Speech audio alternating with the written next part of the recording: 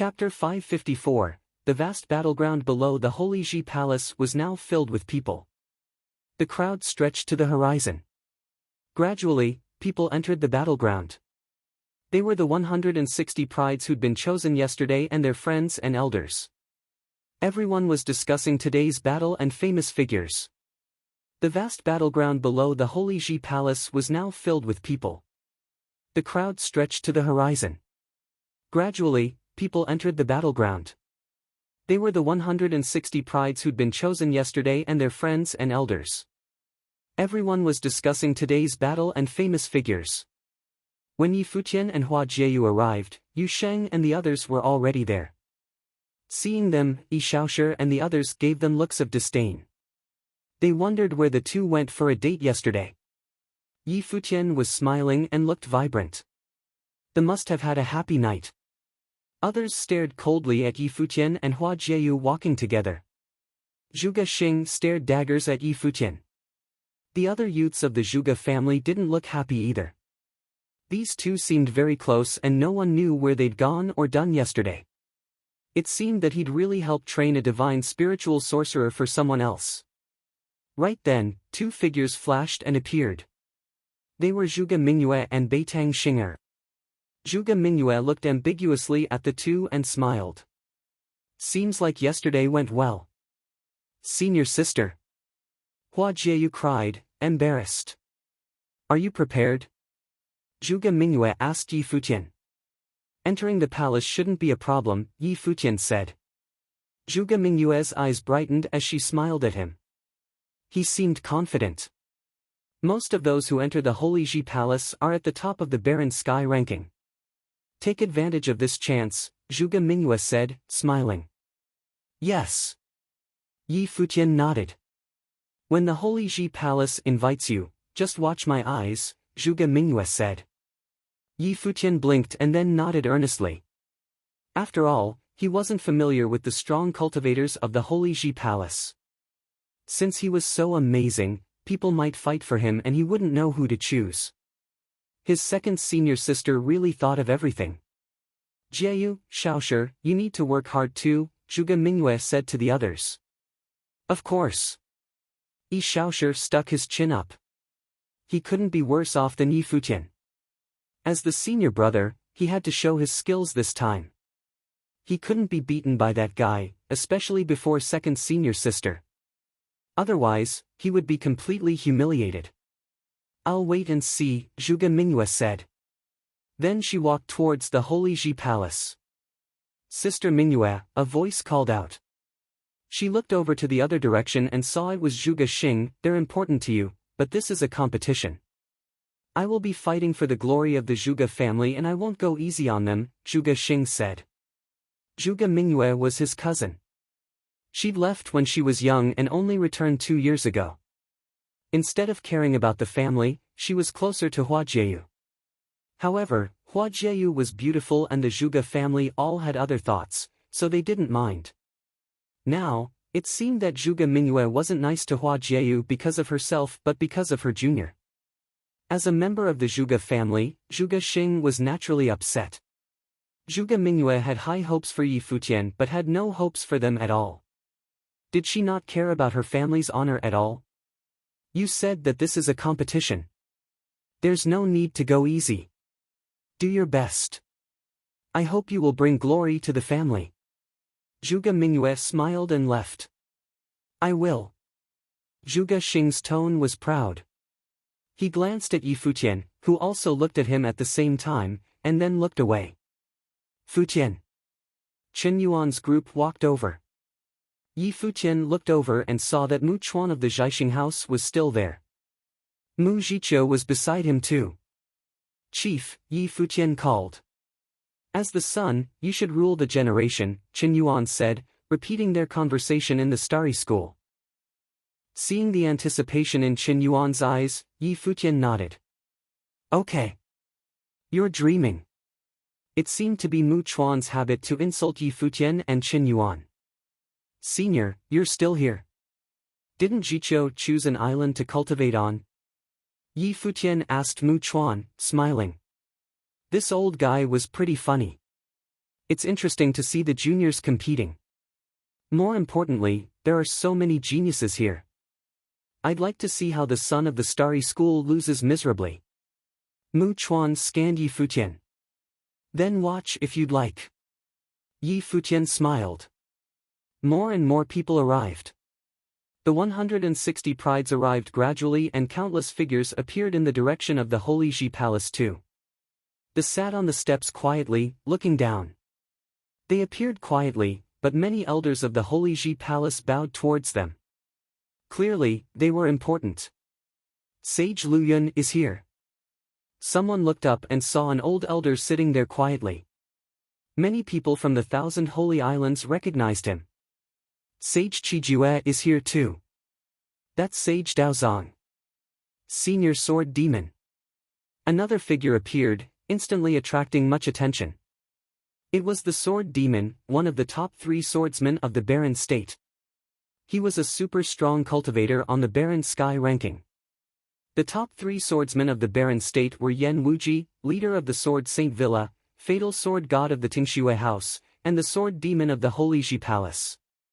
These 3 represented the highest level of swordsmanship in the Barren State.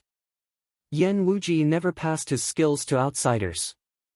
The head of the Tingxue House had fatal techniques and he mostly didn't accept students. Thus, the biggest hope for swordsmen in training of the Barren State was to enter the Holy Ji Palace and become the Sword Demon's disciple. Thus, he was very popular. Many people present had come just for him. Seeing all these legendary cultivators appear, many people were extremely excited. Of course, when Bai Luli, young city lord of the White Cloud City, arrived, he also attracted a lot of attention. Bai Luli's cultivation wasn't as high as those big figures from the Holy Ji Palace, but he was much higher than them on the Barren Sky ranking. Of everyone present, he was the highest at 10th place. The Barren Sky ranking was a list of the top figures of the entire Barren State. One could imagine what being 10th place meant. The 9 before him were all extremely powerful figures who shook the world. 9th place was the fatal sword god, the head of the Tingxue House. 8th was a horribly powerful figure from Alchemy City. 7th was someone from the Holy Ji Palace. 6th was Zhuge Qingfeng, head of the Zhuge family. 5th was the head of the sovereign family. 4th was the city lord of the White Cloud City. Of the top 3, 2 were top figures of the Holy Ji Palace.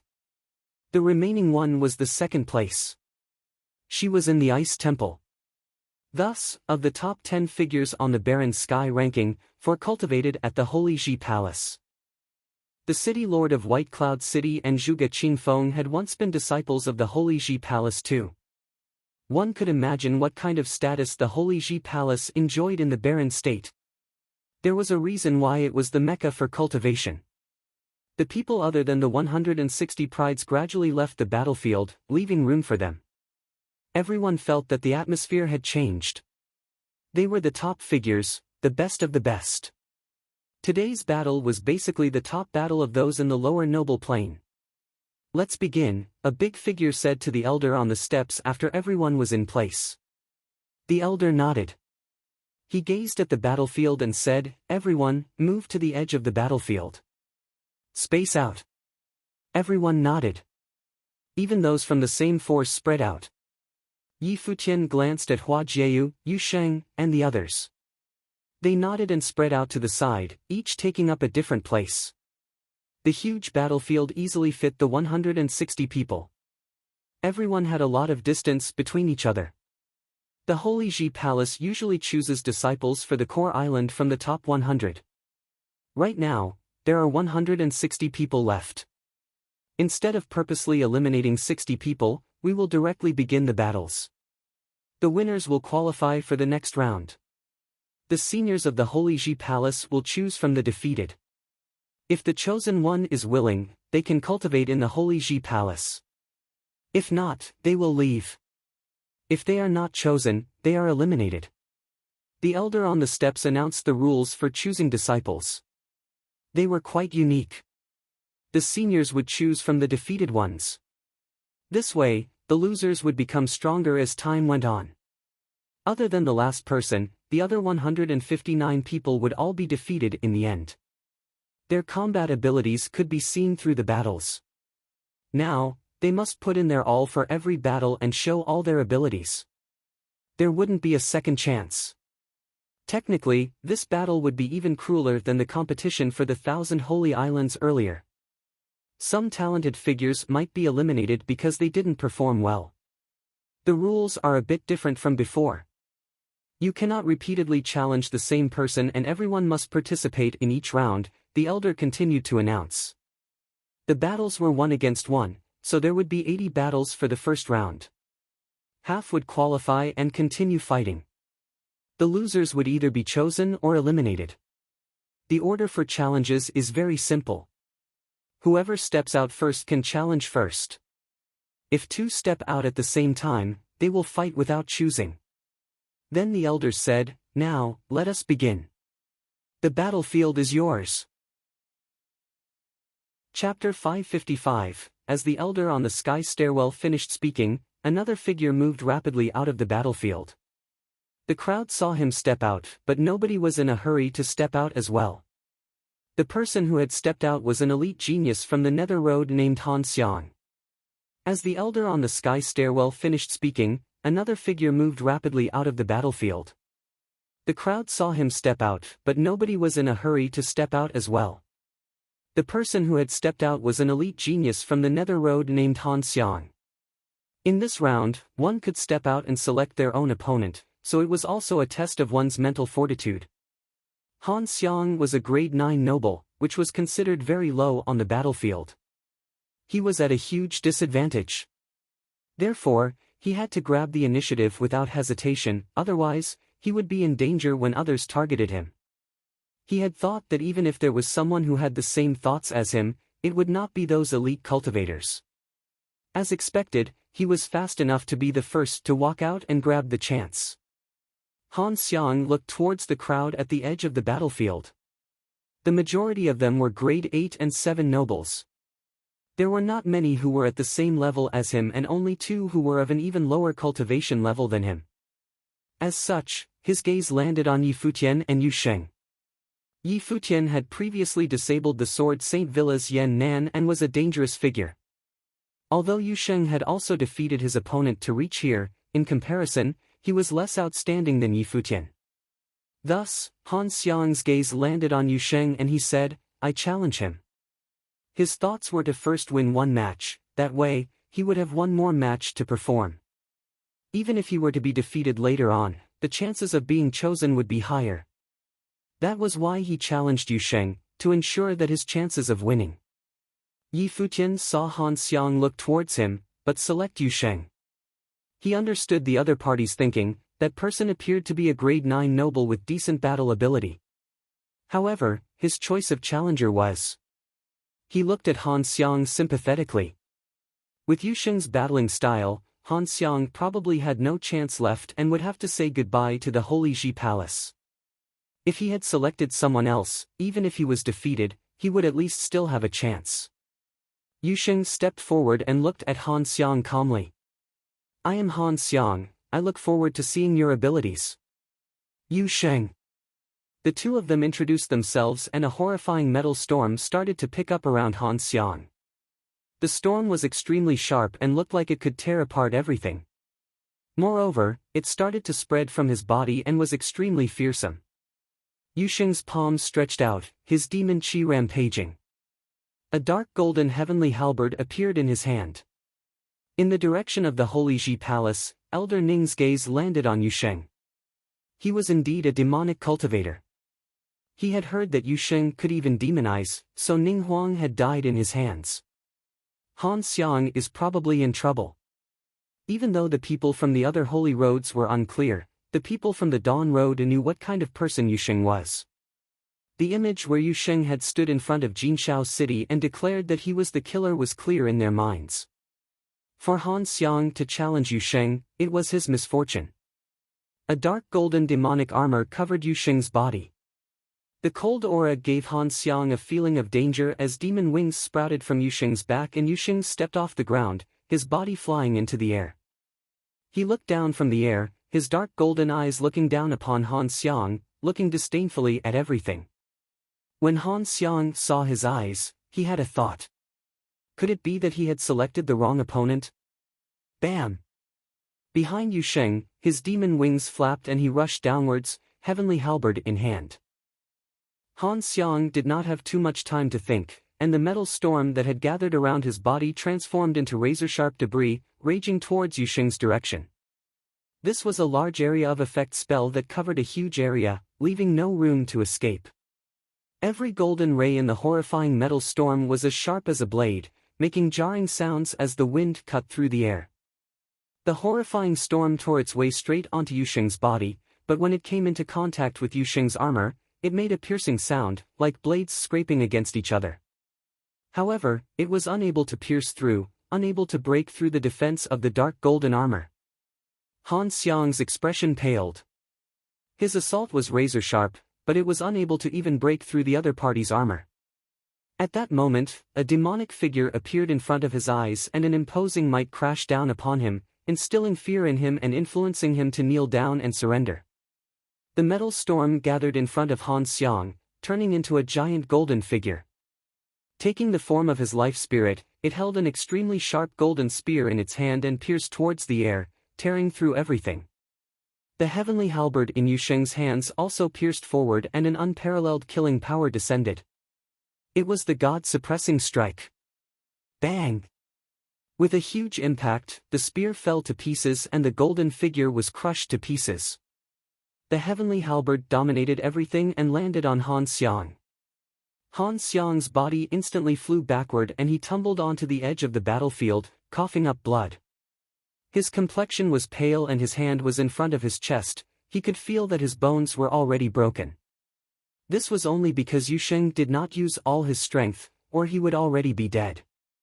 Yu Sheng stood on the battle platform like a battle god, giving the crowd a sense of peerlessness even though the heavenly halberd in his hands had already disappeared. Turning around, Yu Sheng walked back to his position. Han Xiang was still lying there and he looked in the direction of the Holy Ji Palace. Nobody spoke. He was defeated by the Arcana Plane Yu Sheng in one strike, how could he be fancied by the influential figures? He struggled to get up and left the battlefield dejectedly. Many people from the Nether Road looked at him leaving and felt sorrowful. He previously had a chance to enter the Thousand Holy Island, but he had rejected it. Han Xiang was by no means weak and possessed extremely strong battle ability, but he had been defeated in one strike in this battle. It could only mean that his opponent was too strong. Being able to reach here as an Arcana Plane meant that they were definitely extraordinary. Now, on this battlefield, there were no weaklings left. Next, the expert on the sky stairwell said. Another figure stepped out in a flash, and the crowd was stunned to see the person. It was Zhuge Ling, an expert from the Zhuge clan. Now, the Zhuge clan was left with only two people, the strongest Zhuge Xing and the grade 8 noble Zhuge Ling. Although Zhuge Ling was not as strong as Zhuge Xing, he was also extremely horrifying. He had already practiced his 1,000 thundering illusions to an extremely high level. Moreover, he specialized in speed. Even a person like Zhuge Ling did not dare to wait until the late stage to battle. In the battlefield, there were many others who were stronger than him, so he also needed to take the initiative and challenge someone weaker than him. As his gaze shifted, Zhuge Ling looked in a certain direction. Many people's expressions changed. Would it be him again? Previously, Zhuge Ping had already been defeated by him. Was Zhuge Ling going to try now? However, Yi Futian had previously defeated Yan Nan, a grade 8 noble. He was probably not going to be that easy to eliminate. You! Zhuge Ling's gaze landed on Yi Futian. As the crowd had expected, he was challenging Yi Futian. Yi Futian was slightly depressed.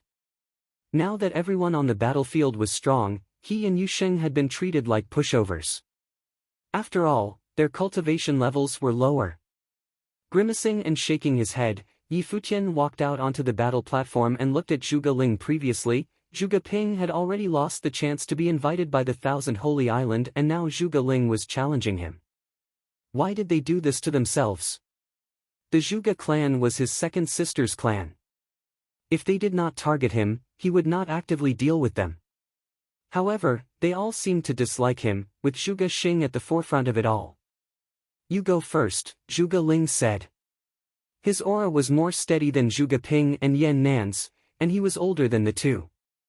So even though his cultivation level was the same as Yan Nan's, his cultivation level was more firm.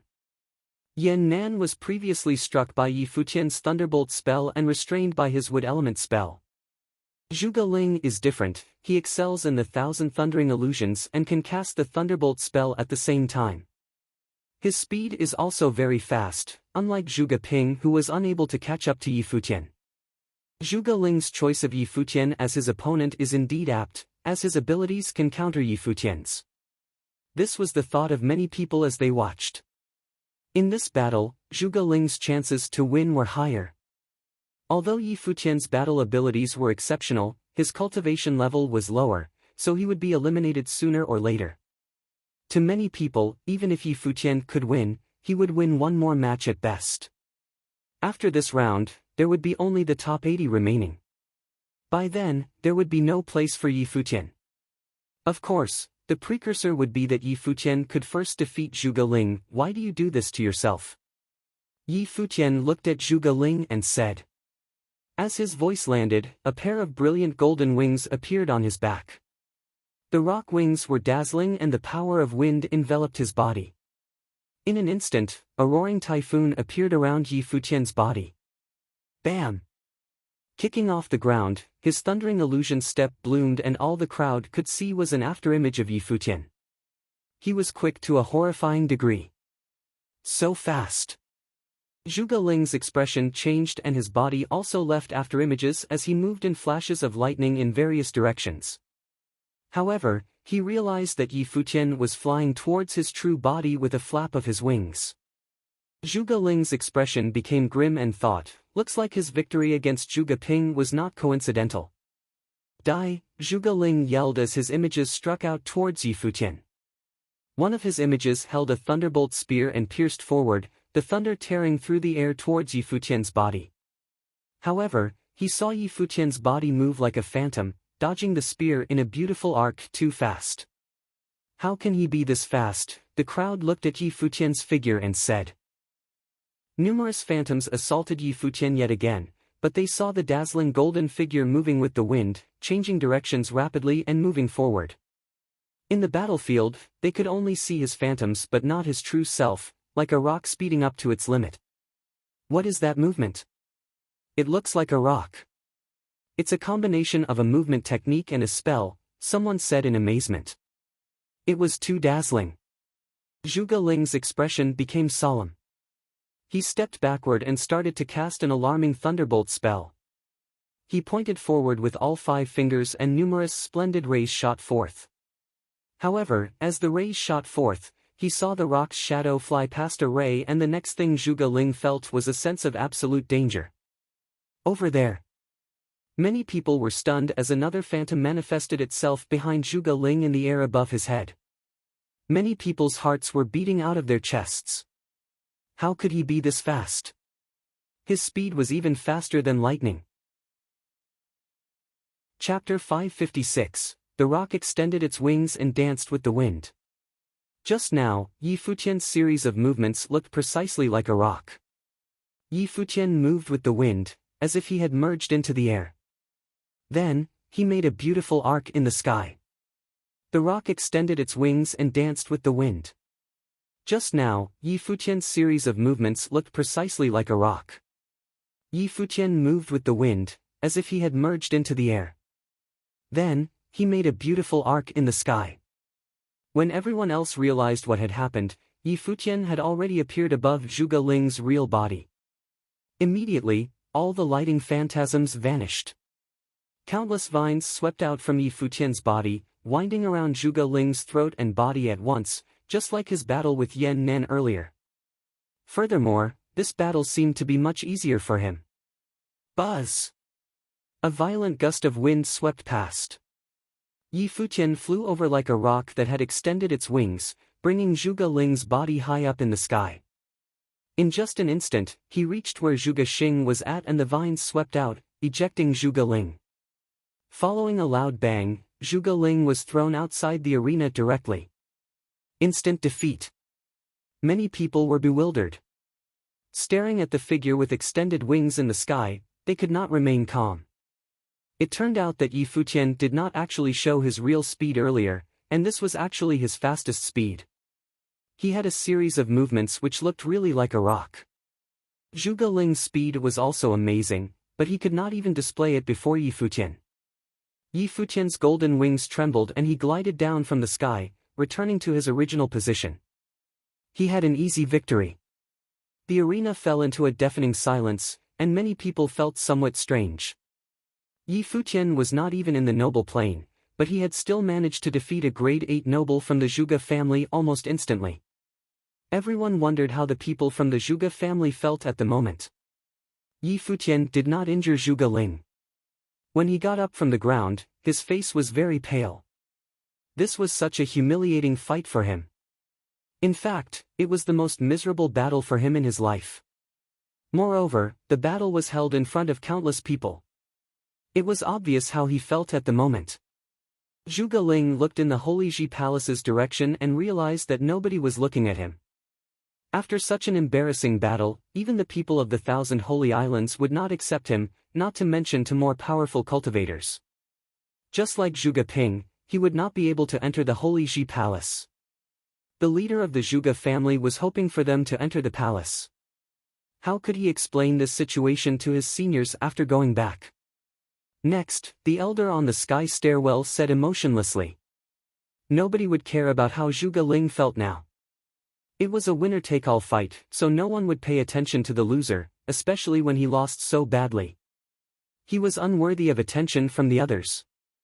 Zhuge Ling's face dimmed. Clenching his fists tightly, he looked at Yi Futian. However, Yi Futian was not even looking at him and only stood quietly at his spot. After the battle, Yi Futian could rest for a long while. Zhuge Ling had challenged him in the second battle and this actually saved him much trouble. Suddenly, two people flashed out at the same time and landed in the arena. They were both stunned and stared at each other. The expression of one of them changed slightly, while the other person seemed angry and scolded coldly, "Idiot." The person who spoke was Yan Zhou from Sword Saint Villa. Yi Futian and Yu Sheng had actually been promoted to the next round. Therefore, Yan Zhou walked out first to avenge Yan Nan as he could still choose Yi Wuchen. However, just by coincidence, someone from the State Road also walked out. According to the rules, the two of them would have to battle. "You're so lucky." Yan Zhou glanced coldly at Yi Wuchen. Then, he walked towards the center of the arena. Around him, sword chi whizzed and followed him along. The person from the State Road who had walked out was a grade 9 noble. Because his level was low, he wanted to take the opportunity to choose someone on the same level. Little did he expect to encounter Yan Zhou. This being the case, however, he could only fight on. Yan Zhou continued walking. Before he even arrived, the other person could already feel a monstrous wave of sword will envelope him. The terrifying will seemed to be penetrating his mind and body. "Scram," Yan Zhou said coldly. Sword chi blotted out the sky and rained down towards his opponent. The cultivator entered a defensive stance in an attempt to block the sword rain. However, the sword chi in the rain converged and turned into an enormous sky-shattering sword which crushed everything around.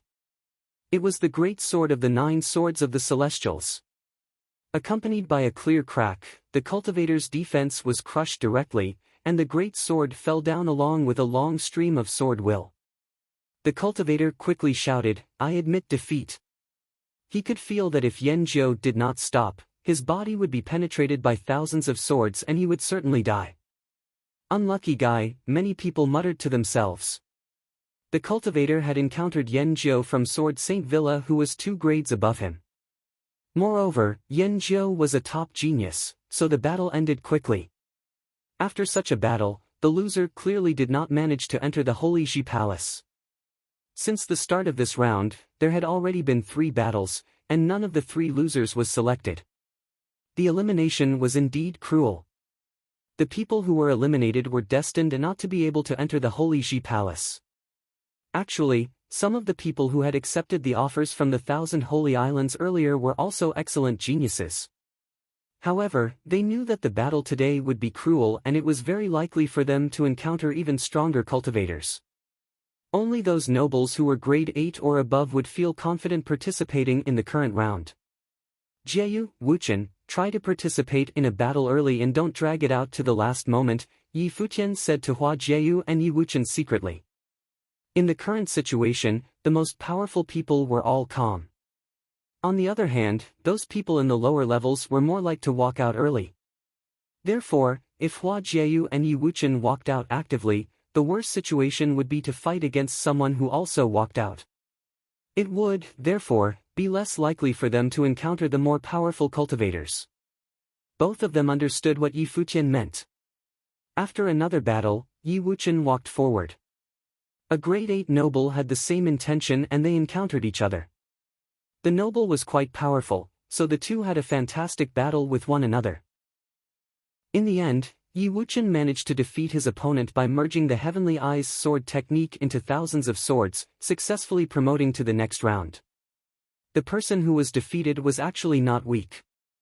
In fact, his combat powerful was pretty strong. However, he was still not selected by anyone from the Holy Ji Palace since he was defeated by someone in a lower level. When Hua Jieyu walked out, there was no one else. She chose one of the only few grade 9 nobles left. At the moment, there were fewer and fewer grade 9 nobles left in the arena. Given that they were on the same level, Hua Jieyu defeated her opponent easily. Divine Spiritual Sorcerer was honored as the ultimate sorcerer, and this was indeed very true. As the battles continued, there were finally unexpected fights between powerful cultivators. Also, some people who looked weak were challenged, but they exhibited unbelievable powers. More and more people were eliminated. In the first round, however, there was almost no one chosen by the powerful cultivators of the Holy Ji Palace. In the assessments held in the past, the powerful cultivators would only choose from the last 100 people left.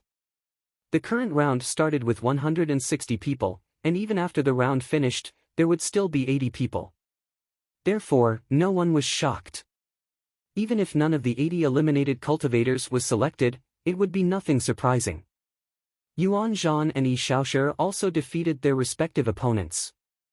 To Yi Futian's surprise, Zui Qianqiu also won his opponent marginally, just like every single battle he had had. In this round, none of them was eliminated. After this round, there were only 80 people left in the arena, reduced from the original 160. 6 people were selected by the powerful cultivators of the Holy Ji Palace.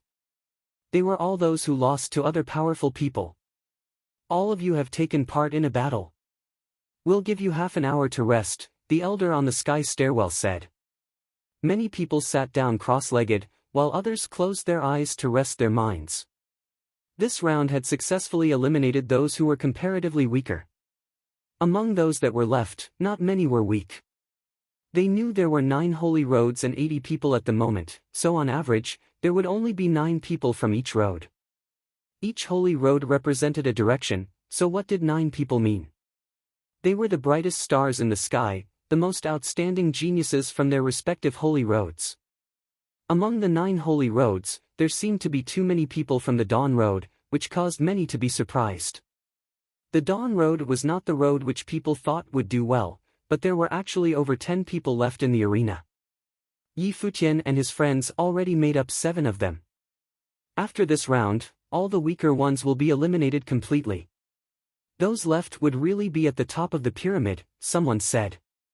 After this round, there would only be 40 people left, chosen from the 9 holy roads across the whole barren state.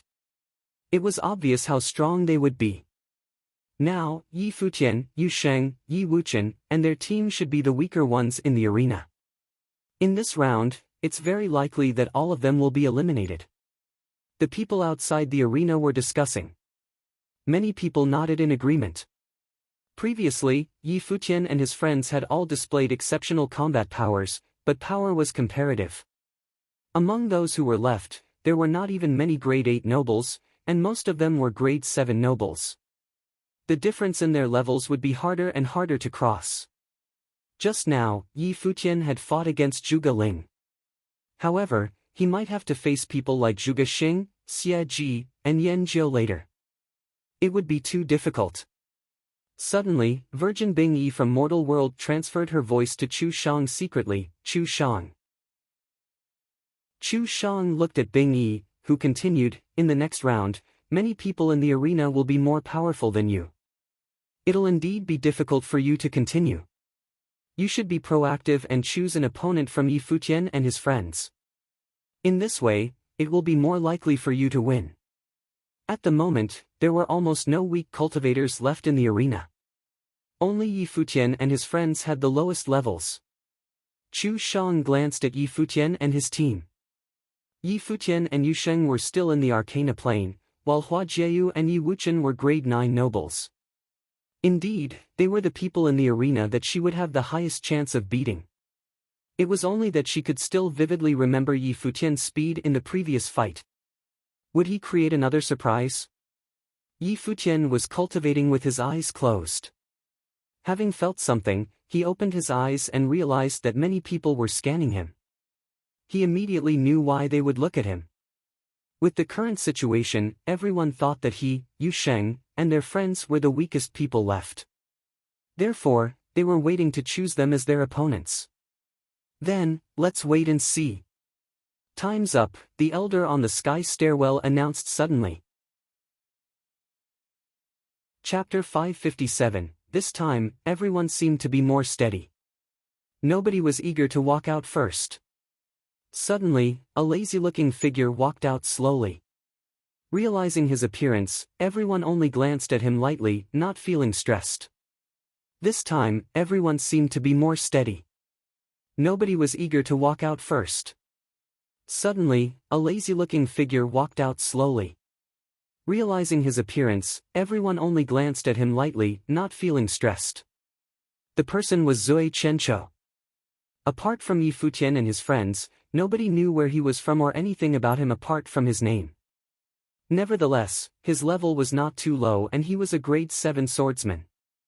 However, his performance in the previous battles was not very bright as he only won his opponents marginally. Therefore, nobody paid too much attention to him. Many people wondered who Zui Qianzhou would choose as his opponent. I challenge Yan Zhou.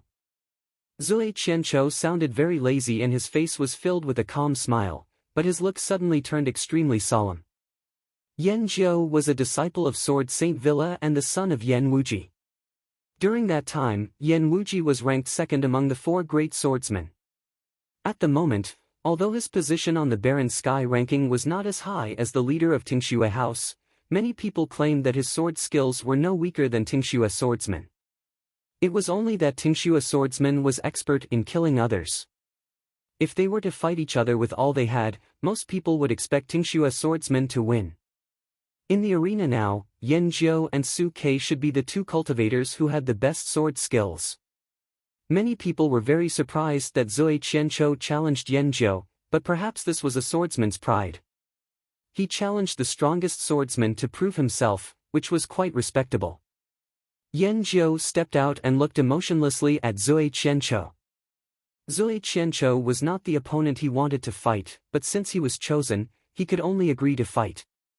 Sword will flew in the air. Just like before, countless sword chi turned into sword rain which filled the sky, charging toward Zui Qianzhou. Zui Qianzhou drew his sword, which was his life spirit. His sword was as thin as the wings of a cicada and was almost transparent. As he drew his sword, a sword veil appeared around him and many gusts of sword chi whizzed out from his body, cutting the incoming rain of swords. In the sky, a great sword appeared in the rain, falling down and crushing everything in its path. It was as if the enormous sword was going to smash Zui Qianzhou's body into pieces.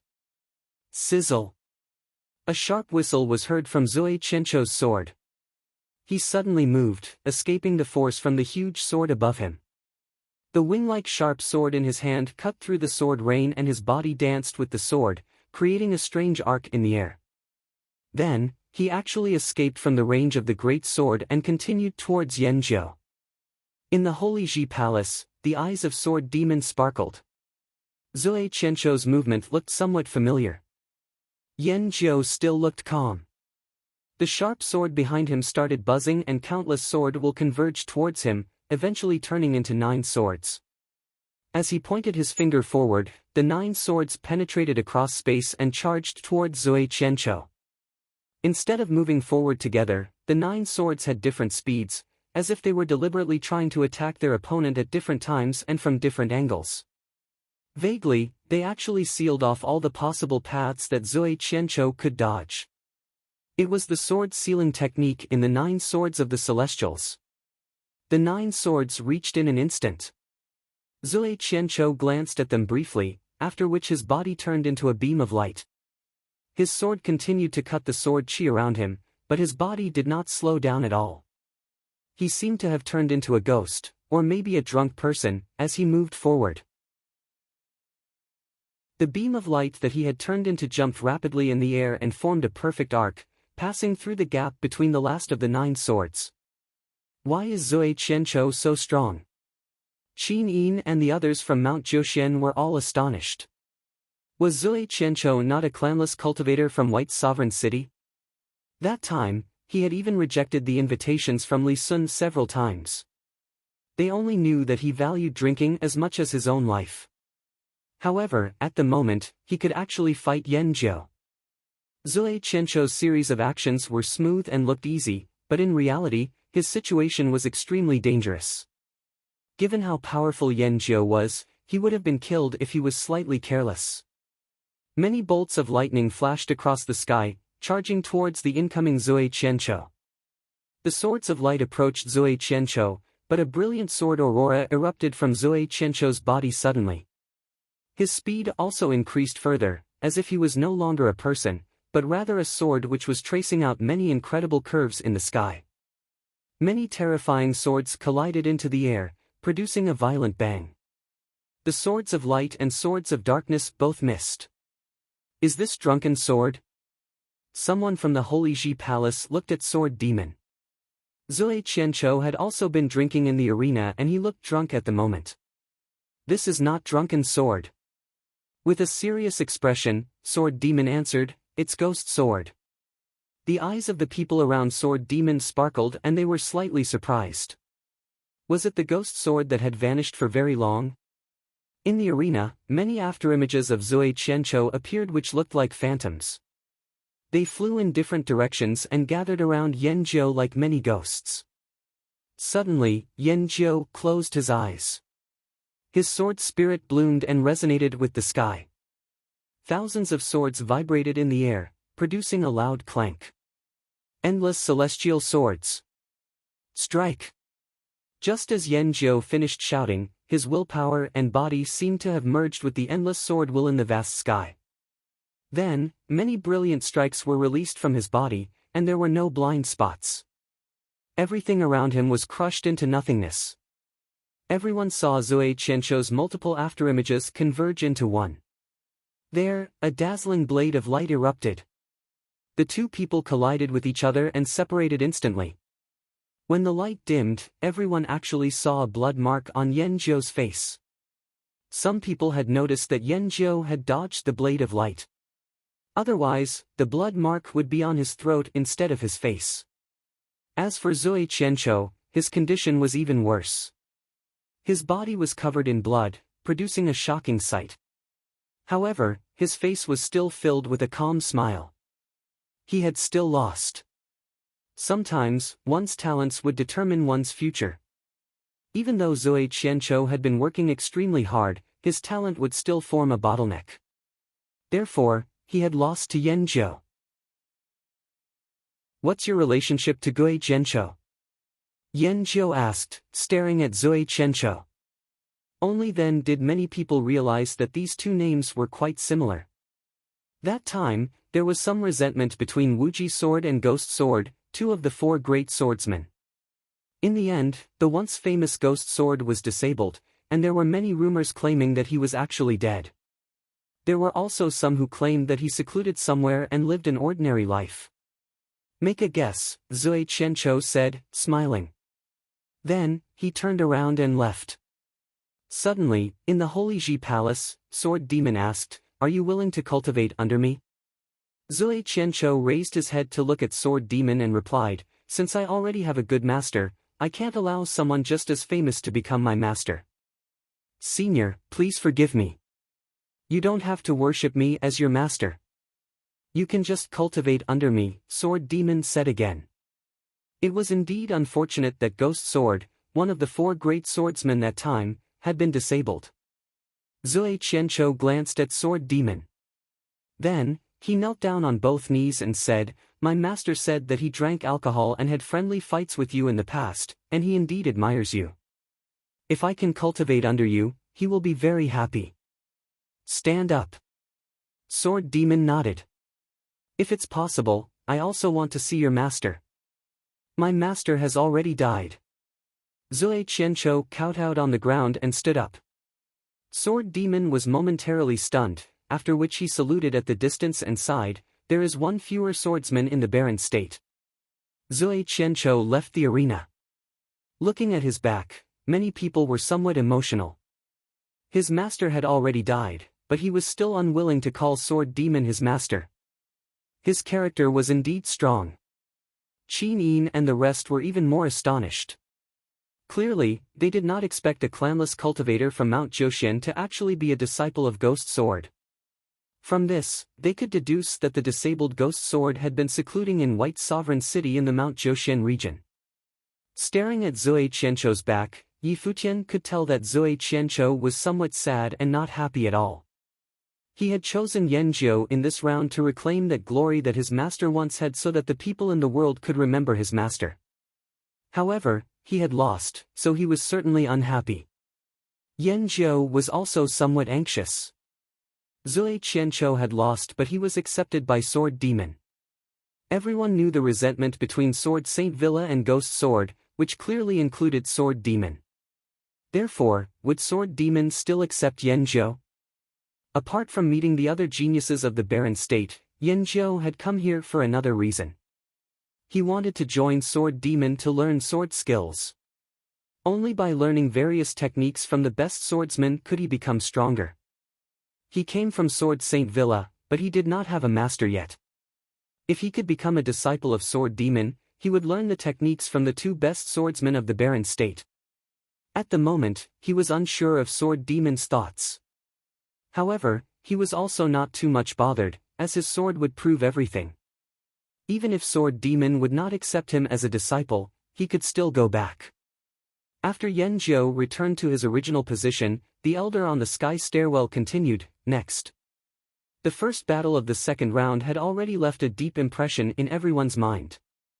The mind-blowing battle between Yan Jiu and Zui Qianqiu also seemed to be indicating the start of an intense competition. Realizing that nobody was walking out, Bing Yi glanced at Chu Shang, who was somewhat hesitant. Then, Bing Yi walked out herself. Bing Yi, the virgin of mortal world, had an outstanding appearance and looked proud and noble. Seeing her appearance, everyone exclaimed in their minds.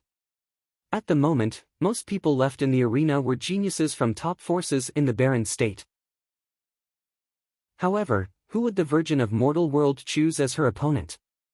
Bing Yi walked to the center of the arena. Looking at Yi Futian, she said, "You have gotten this far. It's time for you to go." Many people stared at Yi Futian. Was it going to be him again? Yi Futian walked out as well. Staring at Bing Yi, he said emotionlessly, "Why do I feel that you have always targeted me?" Bing Yi looked very calm. She had some opinions about Yi Futian, perhaps because he had been unscrupulously judging her in the Holy Road. Furthermore, he had opened 3 major relics one after another. His level was low, but he was able to do what others could not. Now in the arena, he had also reached this round. Nobody knew whether it was a coincidence or if he was just lucky. "I don't have any opinions about you. However, you do not belong to the arena anymore." Bing Yi's expression was very calm. Those who did not belong to the arena should clearly be eliminated. She wanted to see a more powerful arena, one that could compete with her. Yi Futian looked at Bing Yi. When was it Bing Yi's turn to decide who should belong to the arena? Perhaps, she was too arrogant and opinionated to think that she was wrong. She clearly did not care about the feelings of others. Ugly people always bring more trouble. Yi Futian smiled.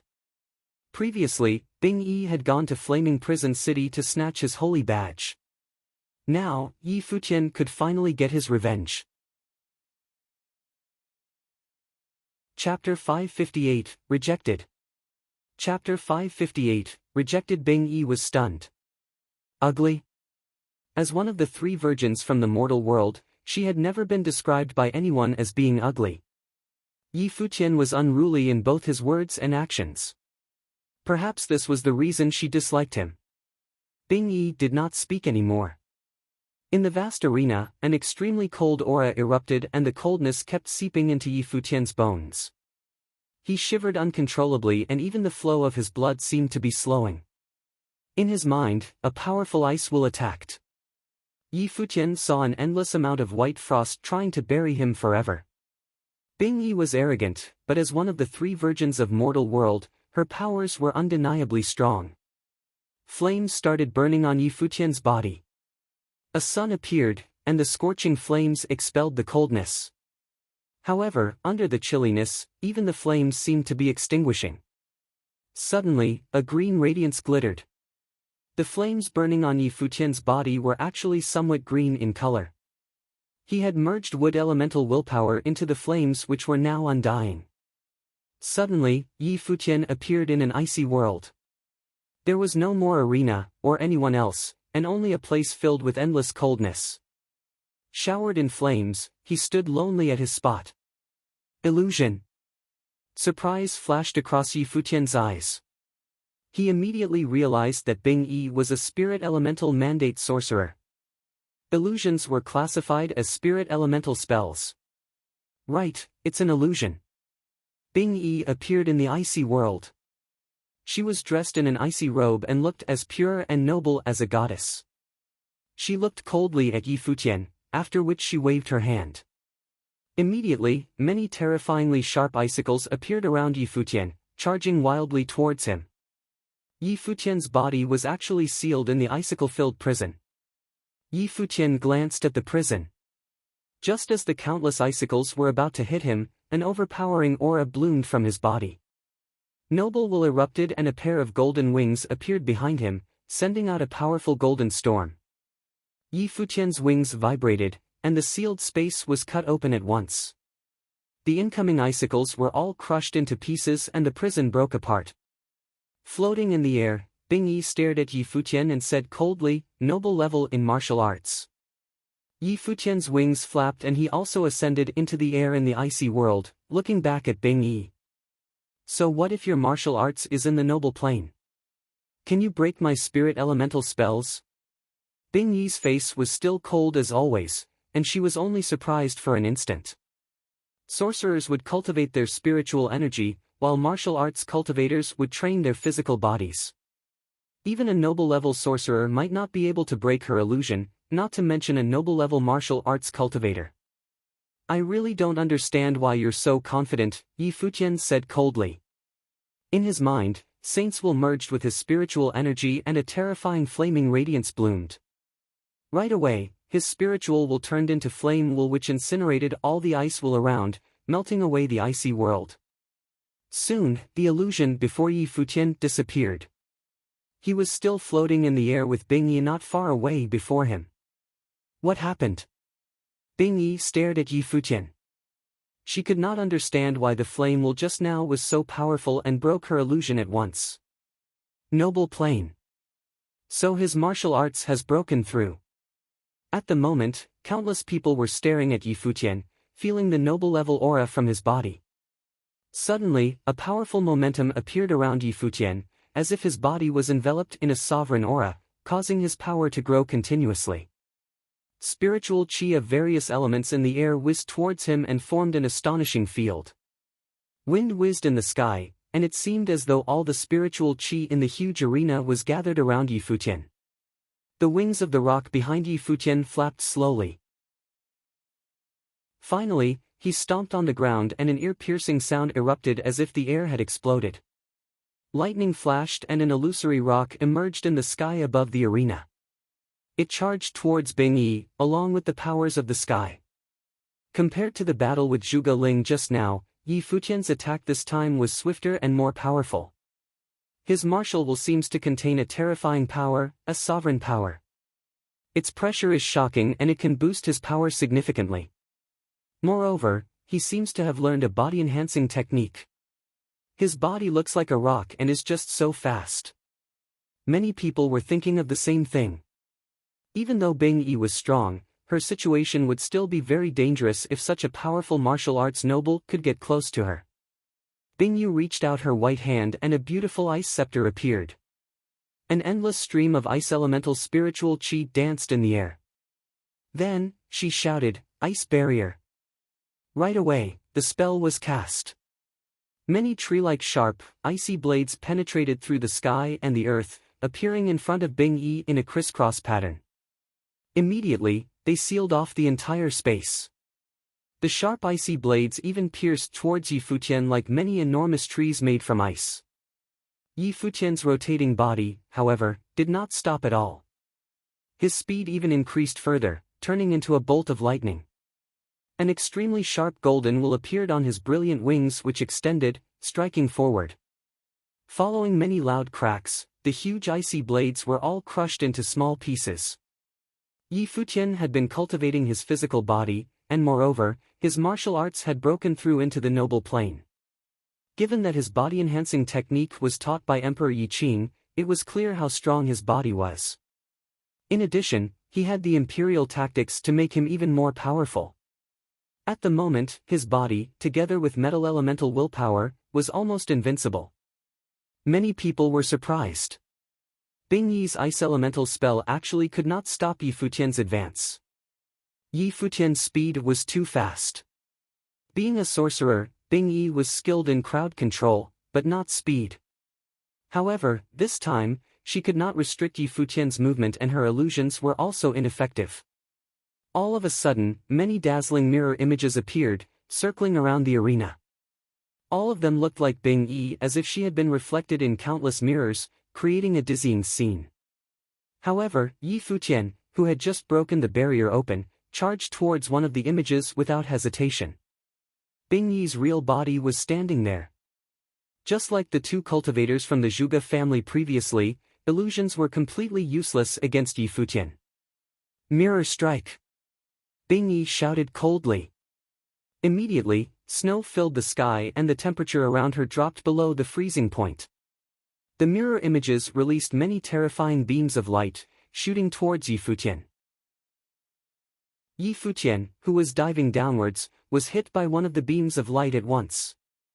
He felt a frightening ice will invading his body and even his blood was freezing. Then, many beams of light shone onto his body at the same time.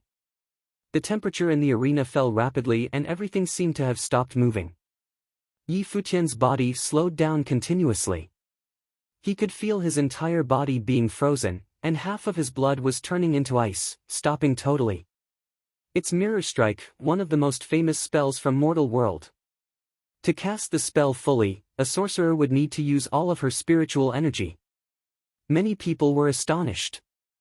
At the moment, Bing Yi's long hair was dancing in the air like many icy blades. Around her, everything had frozen, while the mirror images were still emitting many beams of light. Yi Futian's body was too powerful and his speed was too fast. She had to quickly finish the battle. Cold. Yi Futian only felt waves of coldness seeping into his bones, stopping all the processes in his body. After all, Bing Yi was 2 levels higher than him, and in addition, she had cast such a strong spell. If the situation continued, he would really be frozen right here. An even more terrifying aura erupted from his body. Yi Futian seemed to be moving his fists with a mysterious rhythm. Then, a more overpowering sovereign aura erupted from his body and the flames burning on him became wilder. Boom! Yi Futian's speed increased again. Many cold beams of light continued hitting his body, but they could no longer stop him. Then, Yi Futian stomped his foot in the air and appeared in front of Bing Yi, bringing along an astounding aura. Bing Yi's face turned pale.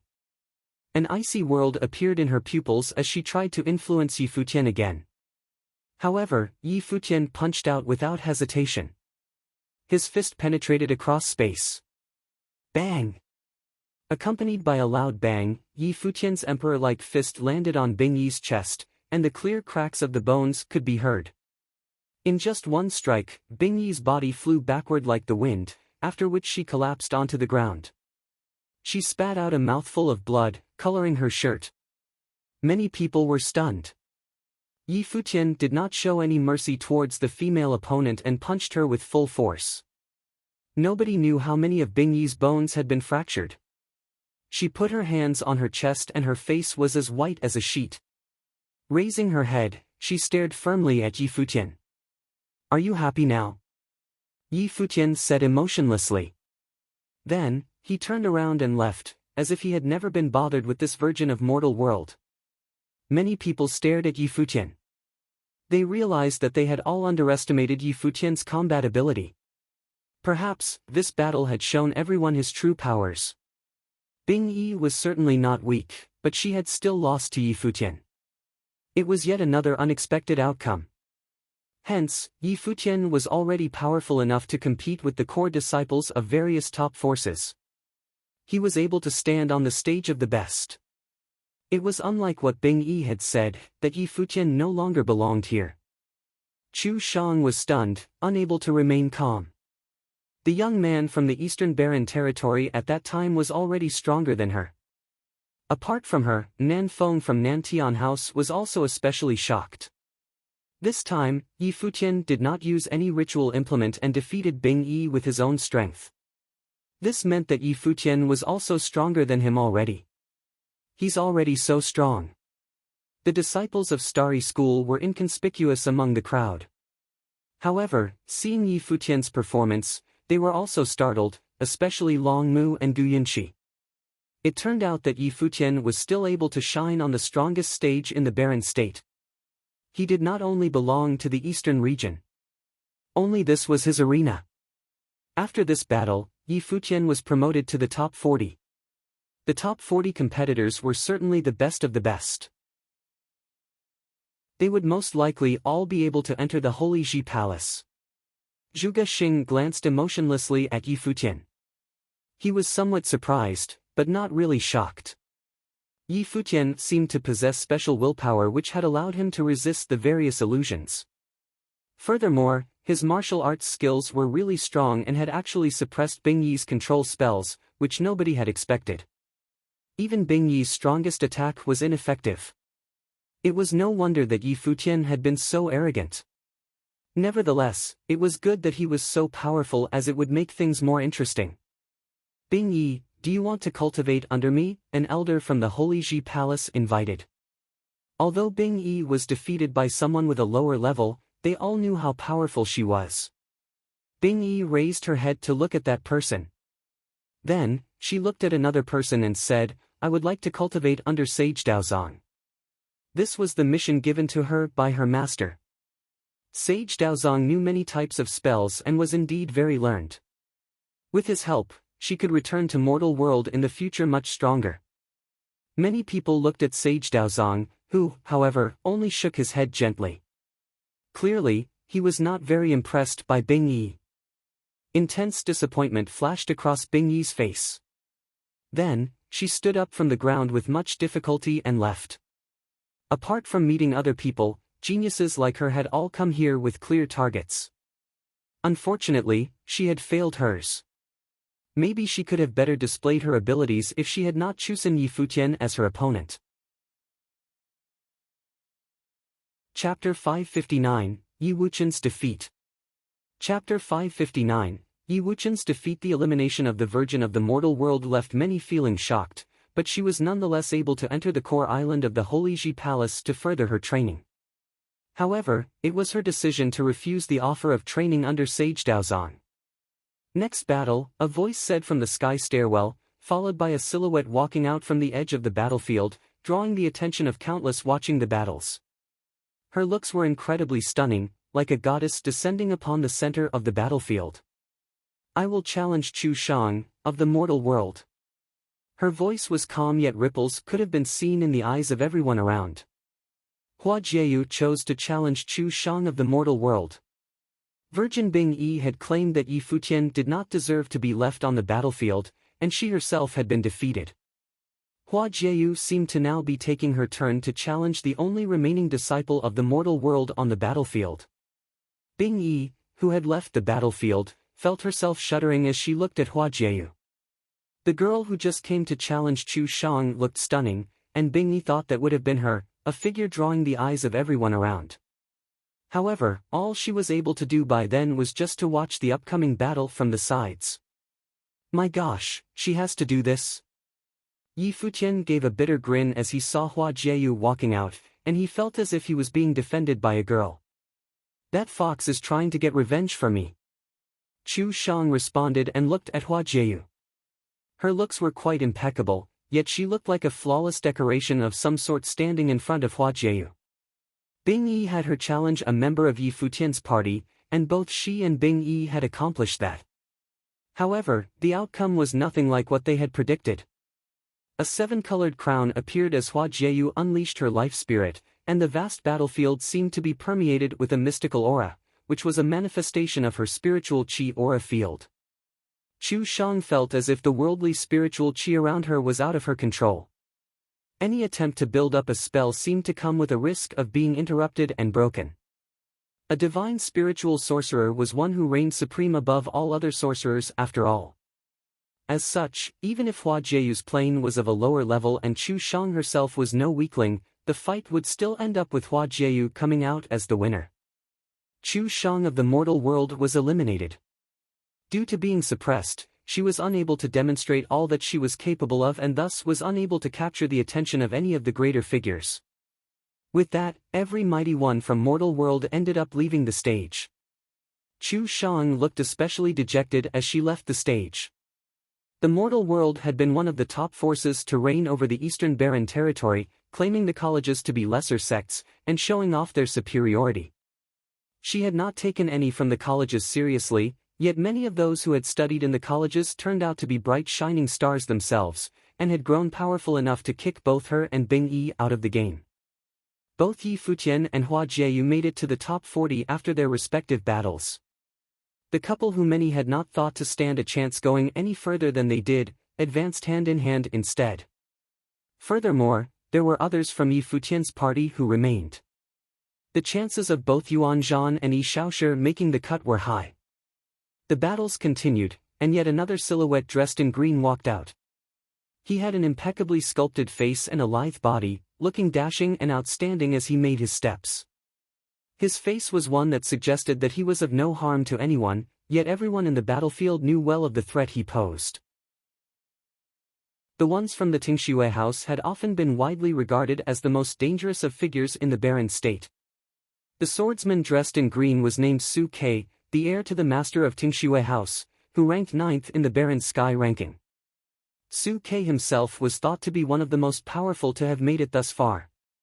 Many who stood in the battlefield felt worried about being picked by Su Kei to be his next opponent at the very second he walked out. No one, not even the genius-level figures, wanted to face Su Kei at such an early stage.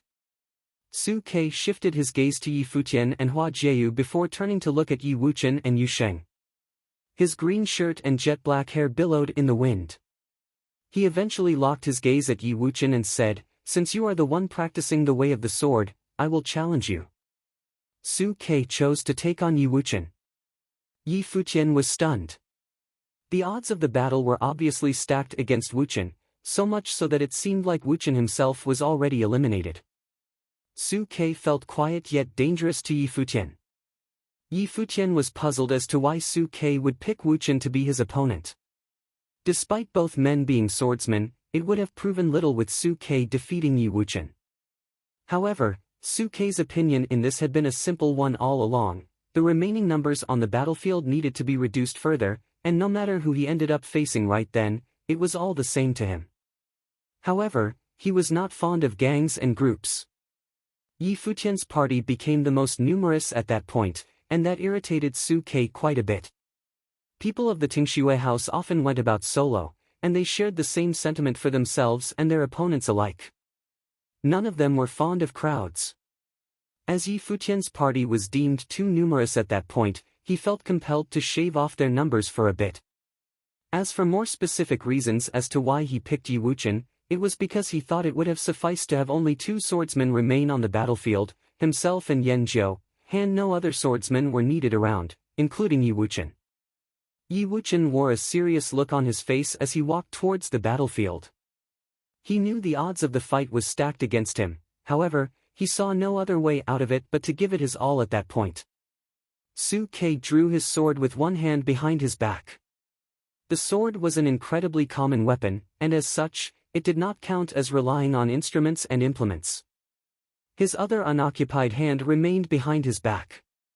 While he said nothing, what he implied was obvious. Yi Wuchen was a one-armed swordsman, and as such, he intended to take on Yi Wuchen with only a single arm. "Make your move. You won't have another chance at it," Su Ke said plainly. Yi Wuchen took his steps and activated his sword aura. Sword flashes filled the air around him, and every conjured sword seemed to be an independent weapon, yet felt like a unit of a whole. Thousands of sword flashes whizzed past, going for their target together with Yi Wuchen's unsheathed blade. The place seemed to be filled with sharp blades. The clanging noises implied that every single sword contained posed a lethal threat like no other, as they went to kill Su Ke. Su Ke made his move in response. Instead of evading or building up a defense, he charged straight into the masses of conjured swords instead. Tingxue House's art of the sword specialized in attacks and was seen used for defense. Their swords were ones drawn only to kill. Su Ke charged without a care into the countless blades conjured specifically for the purpose of maiming him. No one else would have chosen to fight in such ways, yet Su Ke chose to do so. His wrist was seen flickering as he swung his sword about. No one was able to make clear of his movements, as he seemed to have delivered 100 slashes within a mere instant. His imposing sword aura cutting down the torrent of blades coming at him. Su Ke made his move forward as he continued to look like a suspended mirage of sorts. It was as if nothing else would have been able to touch him, so long as he had his sword in his hand. Impressively quick slashes and movements. Many people's hearts were shaking. Su Ke looked like some phantom shifting in and out of the flashes of blades threatened to skewer him. Whenever he ended up, imposing sword aura surged as he continued to close in on Yi Wuchen at a frightening pace. Fearsome sword flashes were emitted from the middle of Yi Wuchen's brow and blinding sword flashes were seen in his eyes. He locked his gaze at Su Ke, and an even sharper whirl of a higher pitch was heard as one blade after and another charged at Su Quebec. Su Ke swung his sword about without any hint of hesitation. Yet that time, he found himself swinging at empty air, while swords made their ways for his head. Illusory swords. A thought flashed in Su Ke's mind as he considered the incoming ferocious blades. He moved his body sideways and drew a string of mirages in his wake. The swords broke the afterimages of his being, and Su Ke quickly emerged at the other side. More illusory swords went after Su Quebec. He knew every sword's trail was phantasmal, and everyone was set up for the kill in one way or another. Su Ke's eyes took a rather peculiar look. He did not bother evading and instead burst with thousands of sword will. The sword in his hand was pointed forward in a simple thrust, the surrounding sword will carving the way out for its advancement, breaking off everything that stood in its way, be it real or illusory. The sword was meant for Yi Wuchen, and it moved like a bolt of lightning. He was overwhelming his opponent with the superiority provided by the difference in plane levels. Yi Wuchen's brow shone with bright, intense colors as his conjured sword will shot for the skies. A small silver sword was conjured, making intense ringing noises as it gathered massive amounts of sword aura between heaven and earth. When the small silver sword blasted with brightness, countless sword auras congealed as one as they rained down in a crazed manner, as if they would combine into a single concentrated sword will of unparalleled strength. A blinding flash burst forth, and the countless sword aura coalesced into one, taking the form of an extremely refined sword intended only for killing. The two sword flashes clashed and incredible sword aura burst right on the spot, tearing everything apart in its wake. The extremely refined sword will from the small silver sword burst right through the opponent's killing sword, and one flash was seen going right for Su Ke's brow. You are a daring one. A ferocious sword flash appeared in Su Kei's eyes as a green sword flash burst from the center of his brow, shattering the incoming sword will. He then thrust out his hand and slapped his killing sword into his opponent's sword will. Yi Wuchen felt as if thousands of sword will with intense killing intent passed right through his body. The small silver sword flew right back into the center of his brow as his body was thrown back. The countless flashes of Su Kei's killing swords remained in the air after a while, ringing. Su Kei waved and dispelled his sword will. You are not bad, but if we were to meet on a true battlefield instead, you would be dead by now. Su Kei spared a glance at Yi Wuchen, before turning around and walking away. Yi Wuchen did not doubt Su Kei's words one bit. His plane was not even near being capable of drawing out Su Kei's full power, and the difference between them had been apparent. Many eyes went on to look at Yi Wuchen, who was an excellent candidate.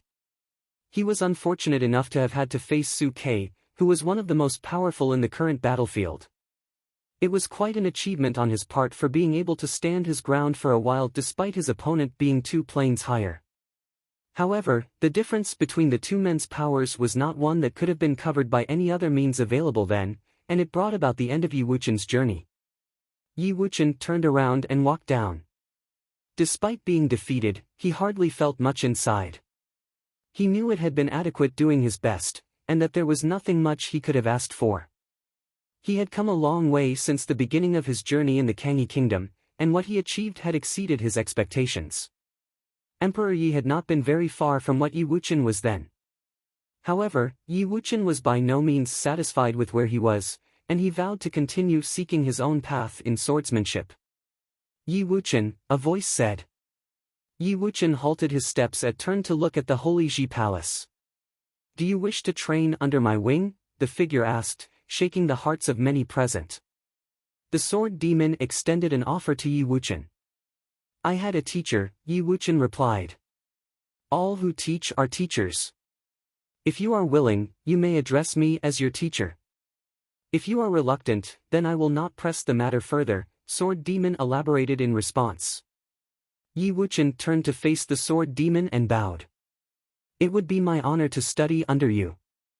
Yes. The sword demon nodded with a smile. Being capable of facing off Su Kei, who was of grade 7 noble plane with only the powers provided by grade 9 noble plane, was seen to be an exceptional feat in itself. Yi Wuchen was able to hold his ground for a moment, despite the disadvantage, instead of shirking, and that spoke volume of his bearing on his path of swordsmanship. While he was defeated, his prowess was not bad.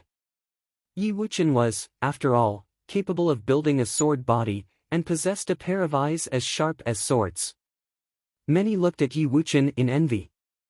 His defeat was far from a humiliating one, for no other reason that he was taken as a student of the sword demon. He was defeated, yet he achieved the dream countless swordsmen dreamed of. As of then, the sword demon had taken in 2 disciples. Yi Futian felt happy for Yi Wuchen. The sword demon had impressive bearing and was one of the top figures in the Holy Ji Palace, and was a mighty one ranked in the Baron Sky ranking. He served as the very symbol among swordsmen in the Baron state, and there was no better path of Wuchen to take than to study under one such prominent figure. The ones of the Sword Saint Villa did not look happy at all. While both Zui Qianqiu and Yi Wuchen became students of the sword demon, Yan Nan of Sword Saint Villa was crippled instead. They had no one else but Yan Zhou left in the battlefield. Chapter 560, Invincible Might. Chapter 560, Invincible Might. The battles raged on, and every battle that took place after that looked intense. There were also times where the odds of winning or losing were even, instead of merely having one side slaughtering the other. Even some top-notch figures chose to fight early instead of waiting till the very end, or scenarios that should have taken place later with some of the most powerful had taken place a little too early. While they were all confident of what they were capable of, they were far from underestimating others around them. All wanted to make it as far as possible in the most prominent area in all of the Baron state. Yi Shaoshi made it through the battlefield, as he was also one of the most noted figures around. However, it was not due to his prowess, but due to his girth. There was no doubt that the cute fatty had the worst figure of all who fought on the battlefield. Many were puzzled by his plumpness. When cultivators reached a certain level, due to their ability to absorb ambient spiritual chi, it was a given that they were able to achieve stunning skin quality and figure. As such, beauties were common among cultivators, yet it was an extremely rare sight for nobles to possess his kind of figure. However, the fatty turned out to be more than what met the eyes, and he was incredibly powerful. The fatty walked into the battlefield with rather clumsy movements. His eyes turned to the direction where Nan Feng, the proud son of the Nantian house, was. Nan Feng's pupils contracted as he returned the gaze. Yi Shaoshi then said in a rather lazy tone, "Someone from the lesser sects of the Eastern Barren Territory has come to challenge the proud son of the Nantian house. The fatty is indeed one to hold grudges." Nan Feng and Nan Yu were among the most pompous ones to have visited the colleges. As Nan Yu did not make the cut, Nan Feng remained the only one Yi Shaoshi was capable of blowing his steam on. It would be rather fun to beat the likes of him up on a stage like this. Zhuge Mingyue grinned at the sight. The fatty has gotten naughty. Nan Hao turned his gaze on Yi Shaoshi. Both Nan Feng and Nan Yu have wanted to make a move against Yi Futian on the Holy Road, and Nan Hao stopped them. He wanted to see what Yi Futian was capable of at the stage they were at now. It was as he had predicted, Yi Futian kicked up quite a fuss after making it out of the Holy Road. What surprised him, however, was that someone from Yi Futian's party had decided to make a move against the Nantian house now. Nan Feng carved his way out with effort as well. He had not expected the likes of Yi Shaoshi to turn out to be so powerful back when the Nantian house descended on the Eastern Barren Territory. With Yi Wuchen being offered a chance to study under the Sword Demon, it was only natural that Yi Futian and Hua Jieyu would have stood a chance to enter the Holy Ji Palace as well. There was little else the Nantian house would have been able to boast about if everyone in Yi Futian's party who had made it this far was all accepted as part of the Holy Ji Palace. "Are you ready?" Yi Shaoshi asked. "Make your move." Nan Feng unleashed an incredibly sharp aura and became encased in silver light, signaling his will to crush everything standing in his path. Boom! The fatty stomped hard on the ground and took to the air, moving like a bolt of lightning and lashing out with his hand at Nan Feng. Gushing, slithering sounds were heard. His arms seemed to continue extending, turning into shiny golden emperor's vines, making their way to Nan Feng. A row of divine arms and ritual implements materialized behind Nan Feng as a bright silver light burst. A dazzling silver spear stood and many others burst forth, lashing out to counter the emperor's vines coming at him. The vines were cut down by the spears gradually, but the emperor's vines grew in numbers in response. It was as if a massive torrent of vines threatened to engulf Nan Feng's body. Nan Feng shouted in rage and the sky became filled with spears. The life spirit behind him released an incredibly blinding ray of light, threatening to penetrate everything standing in its path. Nan Feng took the ray of light in his hand and took to the air. A single thrust with the spear seemed to bring forth a peculiar rhythm. The shadows of the countless spears tore apart everything in their path. The master of Nantian House was known for being the #1 spearman in all of Barren State. The silver spear of Nantian was renowned by all back in its day and fought evenly with the art wielded by Yen Wuji, the master of Sword Saint Villa. The master of the Nantian House was ranked on the Barren Sky ranking because of it. As Nan Feng was a descendant of Nantian House, it was a given that he was no weakling himself, and his fallen god spear techniques was a comprehensive art. Yi Shaoshi's golden emperor's vines were infused with metal elemental spiritual qi, which meant that it was very difficult to break them. Yet, the spears tore at them like they were made out of paper. However, Yi Shaoshi hardly seemed fazed. He seemed to have turned himself into an ancient tree, taking root where he stood. The tree was 10 zhang, 1, tall and was large enough to block out the sky. It was something made entirely out of vines and they absorbed the spiritual qi around in a crazed manner. The golden emperor's vines rained down on Nan Feng below like there was no end. Regardless of how powerful Nan Feng's attacks were, he was determined to bury his opponent in his vines. Nan Feng will certainly lose this one, most who watched the battle thought in their minds. Nan Feng was not powerful enough and was not a match for Nan Hao. With Yi Shaoshi, who had now achieved grade 7 noble plane and a top-class figure, Nan Feng would only be able to counter his attacks at best, and it seemed that Nan Feng would not last much longer under Yi Shaoshi's incessant barrages. It was as they all thought. Nan Feng began to give after a while, becoming increasingly tied up in the golden vines. He was hoisted into the air shortly after, the unsightly scene of which was for all to behold. "I surrender," Nan Feng said with a pale face. "So even disciples of the greater sects give up then?" Yi Shaoshi laughed sarcastically at Nan Feng, who was now bounded so tightly that his face flushed with redness and was in incredible pain. Yi Shaoshi seemed to enjoy embarrassing him, hanging him in midair and watching him struggle instead of simply finishing him. "That fatty is really a mean one." Yi Futian chuckled. "That will do," an elder of the Holy Ji Palace said. Only then did Yi Zhaoshi throw Nan Feng down, coming down from the air and returning to where he stood. Nan Feng looked in the direction of the Holy Ji Palace and saw no response. It was obvious that he had been eliminated, and none of the greater figures took a liking to him. "Continue," a voice said from the sky stairwell. A stout figure, who seemed to have immense strength coursing all over his body, walked forward, looking wild and unruly as he did. Qi Kuang, a member of the Qi clan of the demon gods. They trained in the northernmost regions of the barren state, which was harsh and unforgiving. The region was sprawled with mountains, and if one were to continue moving up north, they would have reached the vast, seemingly endless demon world. There were two top-class forces dominating the area, the demon gods and Taishan Mountain. The cultivators of the region were all wild and unruly.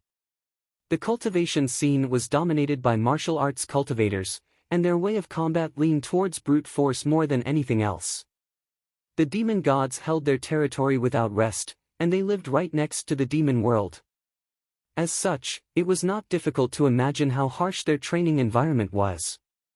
Rumors had it that the place was often invaded by demon beasts from the demon world, and the demon gods often led groups of mighty ones to hunt for demon beasts in the demon world.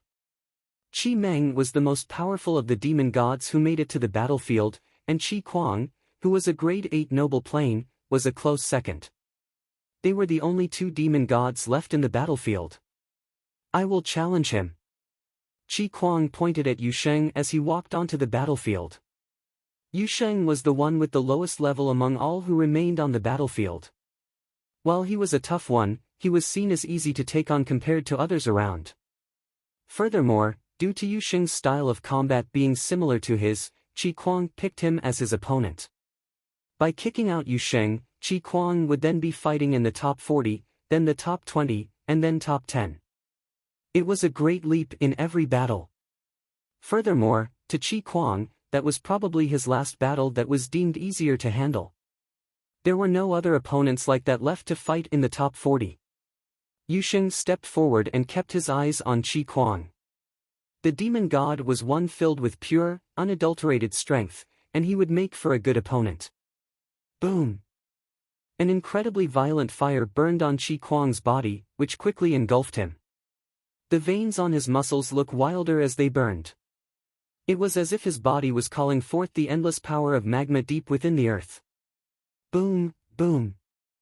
Qi Kuang moved in Yu Sheng's direction. Every step he took was a huge one, and the battlefield shook with it. Dark, golden current flowed and manifested into an armor covering Yu Sheng's body. He became encased in an aura of demonic might as he exuded equally wild and powerful aura. He took his first step with a loud boom and ran. Both loud, powerful bodies were to clash soon. Both men lifted up the arm and lashed out at the same time. Qi Kuang's arm was filled with extremely wild demonic qi, like a fire demon ape out to overpower everyone. Yu Sheng's dark golden arm covered in demonic might instead. Due to being born with immense strength to begin, the air practically exploded when he lifted his arm to attack.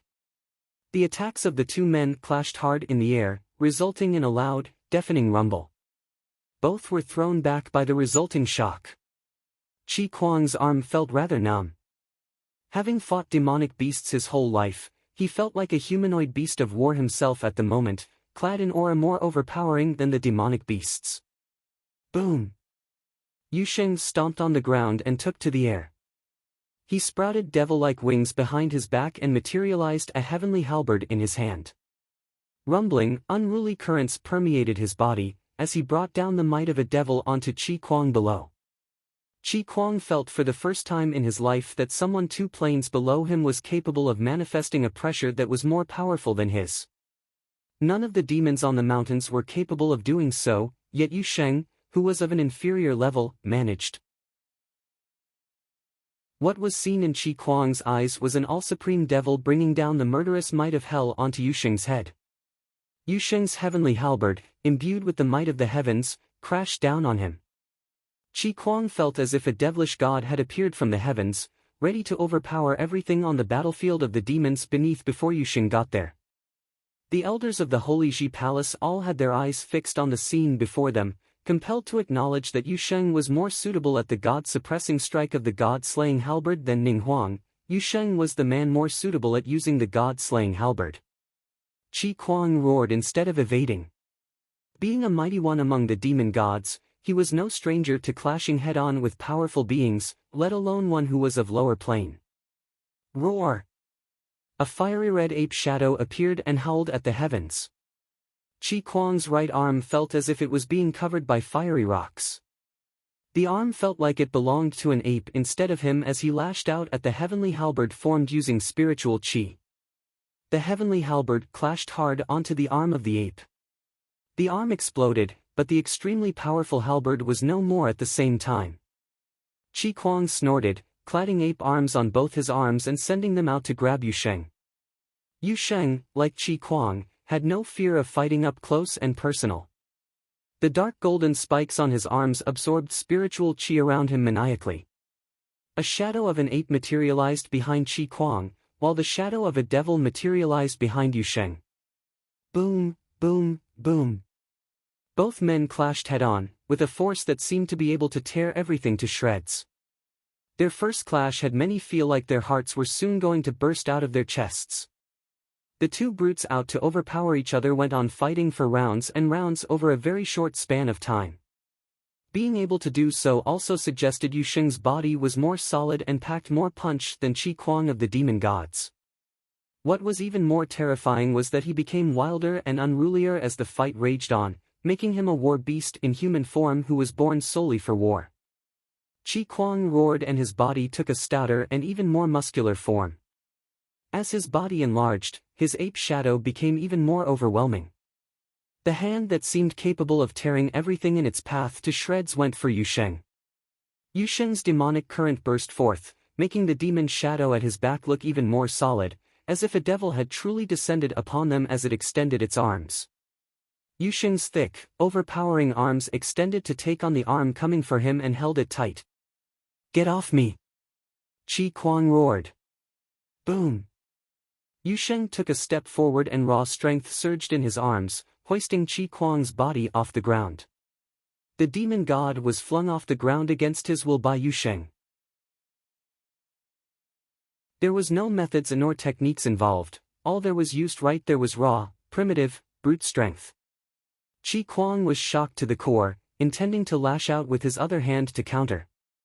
A rumbling boom followed as Yusheng sidestepped and turned his arms, throwing the body of the demon god high into the air, robbing the demon god of his foundation on the ground with which to draw power. "Get off!" Qi Kuang roared, feeling his body spinning in the air.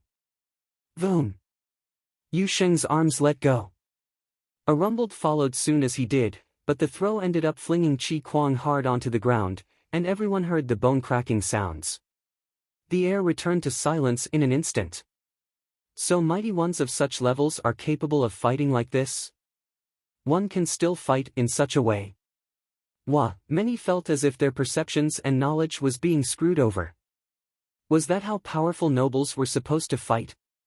However, it remained a fact that the overwhelming power demonstrated shocked the audience to their core. It was all too overwhelming. All tactics and techniques were rendered utterly useless before raw, unadulterated, natural brute strength. The sheer overpowering force demonstrated alone was more than enough to suppress everything else.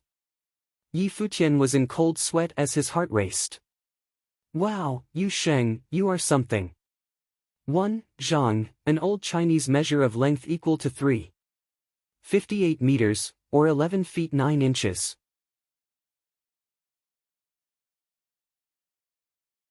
Chapter 561, Fierce Battlefield.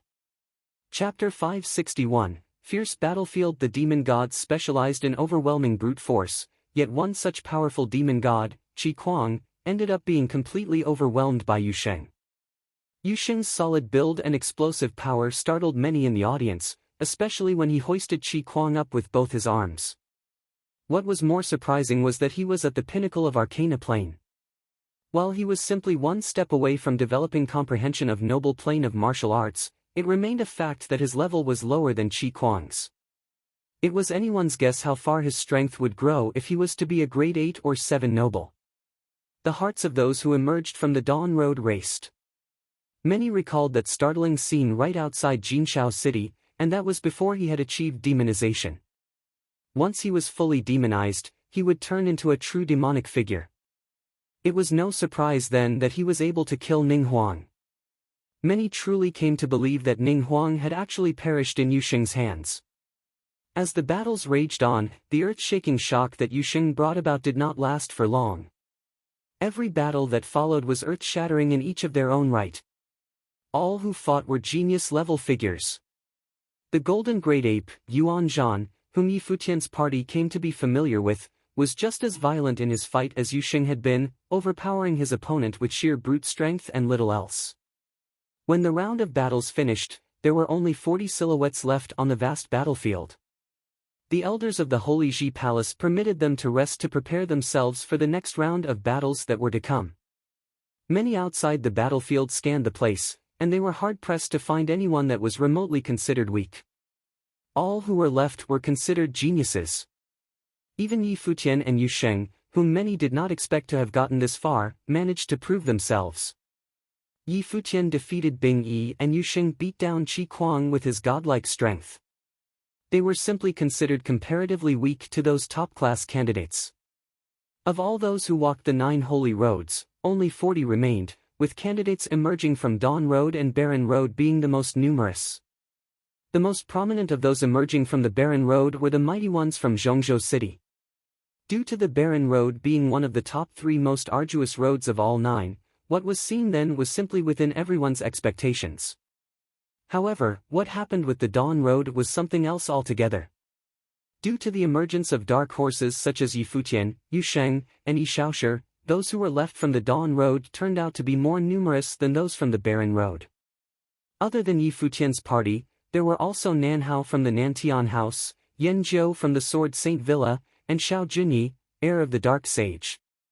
Many had gotten into frenzied discussions as to who would be able to make it into the top 20 after the upcoming round of battles. The ones from Dawn Road were truly surprising. There are more of them than ones from any one of the top 3 toughest roads. Indeed, Yi Futian's party ended up taking 3 places in the top 40. There is also Yuan Zhan from Mount Taixing. But if we are talking about top-tier combatants, the ones from Dawn Road are still nowhere close. The ones in the top 3 will probably still be the ones who will dominate the scene. There are Huang Jiuge, Su Ke, and the others from Barren Road, and then Bai Zhe, the top-class genius from White Cloud City. As for Nether Road, there are Zhuge Xing, Qi Meng, and the others. These are truly top-class combatants indeed. But Xiao Junyi from Dawn Road is an unpredictable one. Yan Jiu, Nanhao, and Yuan Zhan are also very powerful. This year's combatants are truly something. Yang Jian from State Road, descendants of Zhong Clan, and Xie Ji from the Sacred Fire sect from Separation Road, and descendants of Vermilion Bird Street from Travel Road.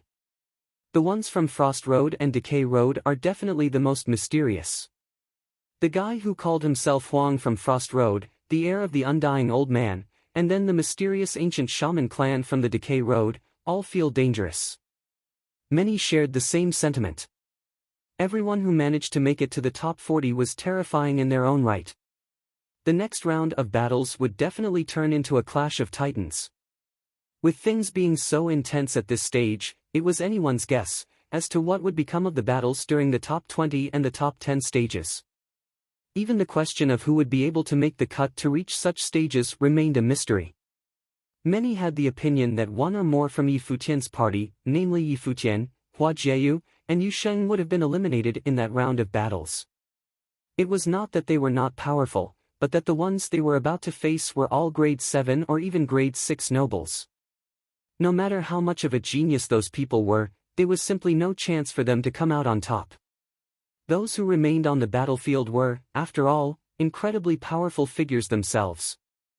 For instance, Hua Jieyu had lost at the hands of Yan Jiu before, and it would have been anyone's guess as to how she would have been able to make it through that round.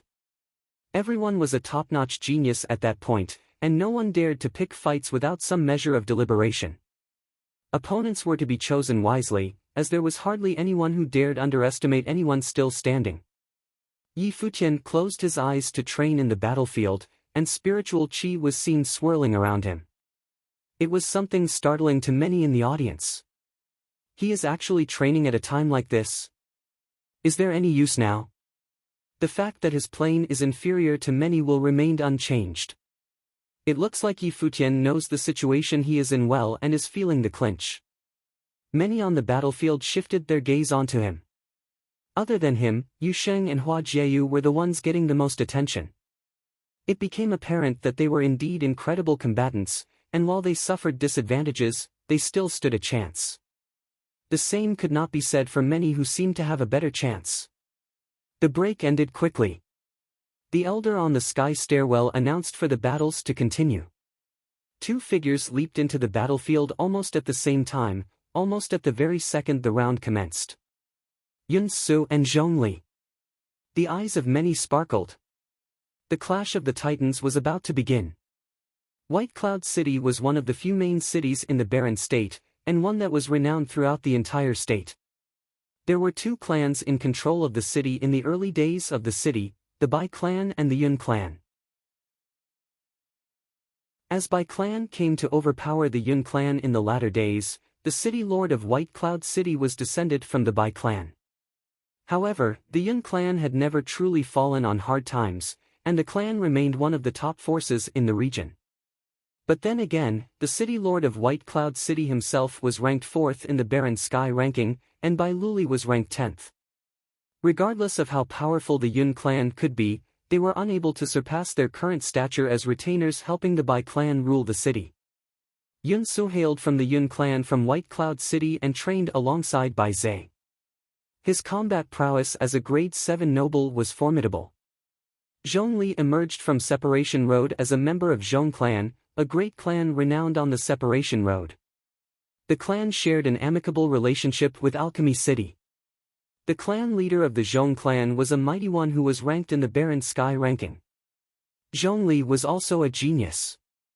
Many speculated that he was probably the most powerful out of all who emerged from Separation Road, and his prowess was thought to be superior to Xia Ji's from the Sacred Fire sect. Cultivators who walked the Separation Road were no stranger to Zhongli's prowess as a genius, and there was no one who dared challenge him. The clashing of both men was bound to be an intense one. As expected, both men did not let their audience down. Their battle turned out to be an earth-shaking one indeed. Yi Futian stopped training and turned his eyes to the battlefield. Golden, great cauldrons were seen in the air on top of the battlefield, and each looked to contain immense power, bringing intense pressure to bear on anything they could target. What was more terrifying was that the golden cauldron at the center was carved with matrix patterns, as if it was a great matrix out to crush anything beneath it. The golden cauldron at the center was Zhongli's Dharma spirit. Inscribing matrix patterns on one's life spirit was akin to bolstering a god which was already powerful, making it something seemingly capable of killing other gods.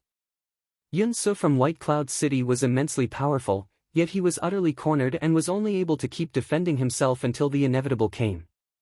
Many turned their eyes at Bai Zhe, who was also from White Cloud City. Nothing was able to be made out of his calm expressions. Despite Yun Su's defeat, he was accepted into the core island of the Holy Ji Palace to train. Zhongli was probably the strongest one from Separation Road, then, Yi Futian said to himself. He was able to feel that Zhongli was indeed more powerful than Xia Ji from the Sacred Fire sect. Two figures walked out at the same time again in the second battle. Both wanted to pick their opponents, yet both ended up clashing with each other. They were Qi Meng of the Demon Gods and the young man from the Immortal Village, the one who killed Duao. The mysterious young man fought a very fierce battle with Qi Meng before being defeated. Many in the audience were impressed at how each and every remaining combatant turned out to be mighty figures, and the elimination of each of the defeated one felt regretful to many. Yi Futian's eyes sparkled. He had indeed felt the pressure on him, and he was wondering when will be the best time for Jieyu, Yu Sheng, and the others to fight their respective battles. The battlefield at the moment was simply too dangerous, and everyone who they were about to fight seemed like insurmountable obstacles.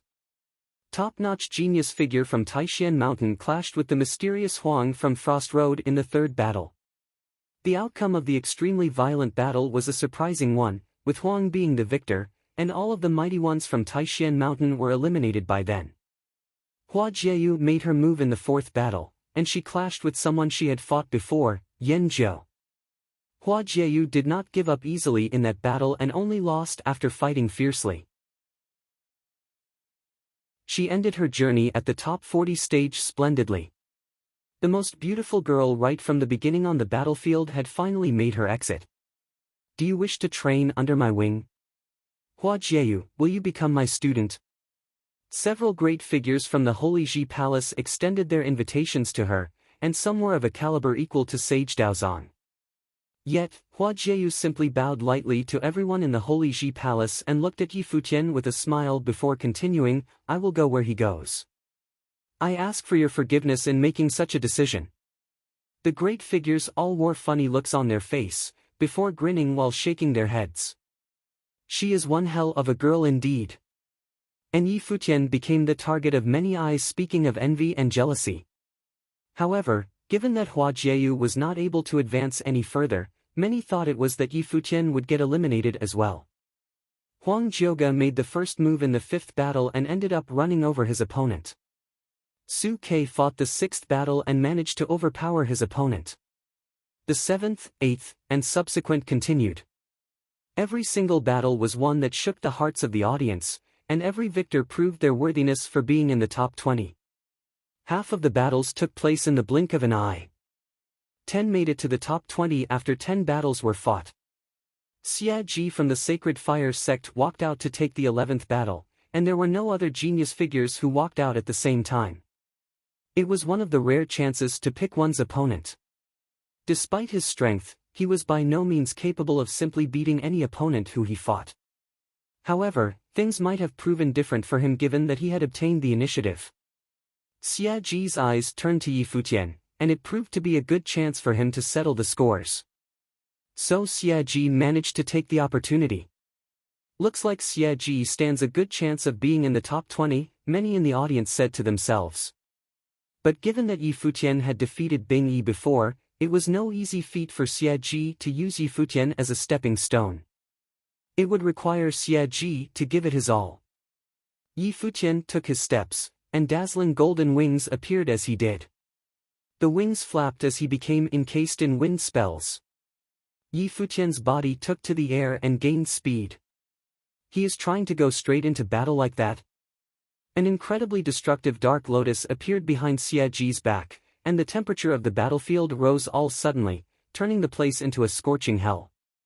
Xia Ji extended both of his arms and raised them high in the air. The dark lotuses came to spread throughout the vast battlefield like an endless torrent. Flames of rage howled, seemingly going to burn everything to the ground. Terrifying dark fire will burst into Yi Futian's mind at the same time. That is the ultimate flame spell of the Sacred Fire sect, the world-burning lotus. The hearts of many raced. It was one of the most powerful flame spells of the Sacred Fire sect, one which placed an enormous, terrifying toll on one's spiritual energy and chi. It was a spell capable of igniting anything within its vicinity. It was said that the holy forerunner of the sect burned a city down with that spell alone. Xia Ji went casting world-burning lotus right off the bat. Was he trying to kill Yi Futian from the very beginning? Phantasmal flames burned throughout the entire battlefield. Even those who were near the edge of the battlefield were able to feel the intense heat, and it was anyone's guess what things were like for Yi Futian, who was surrounded by countless fiery lotuses like that. Xia Ji went for the kill right from the start.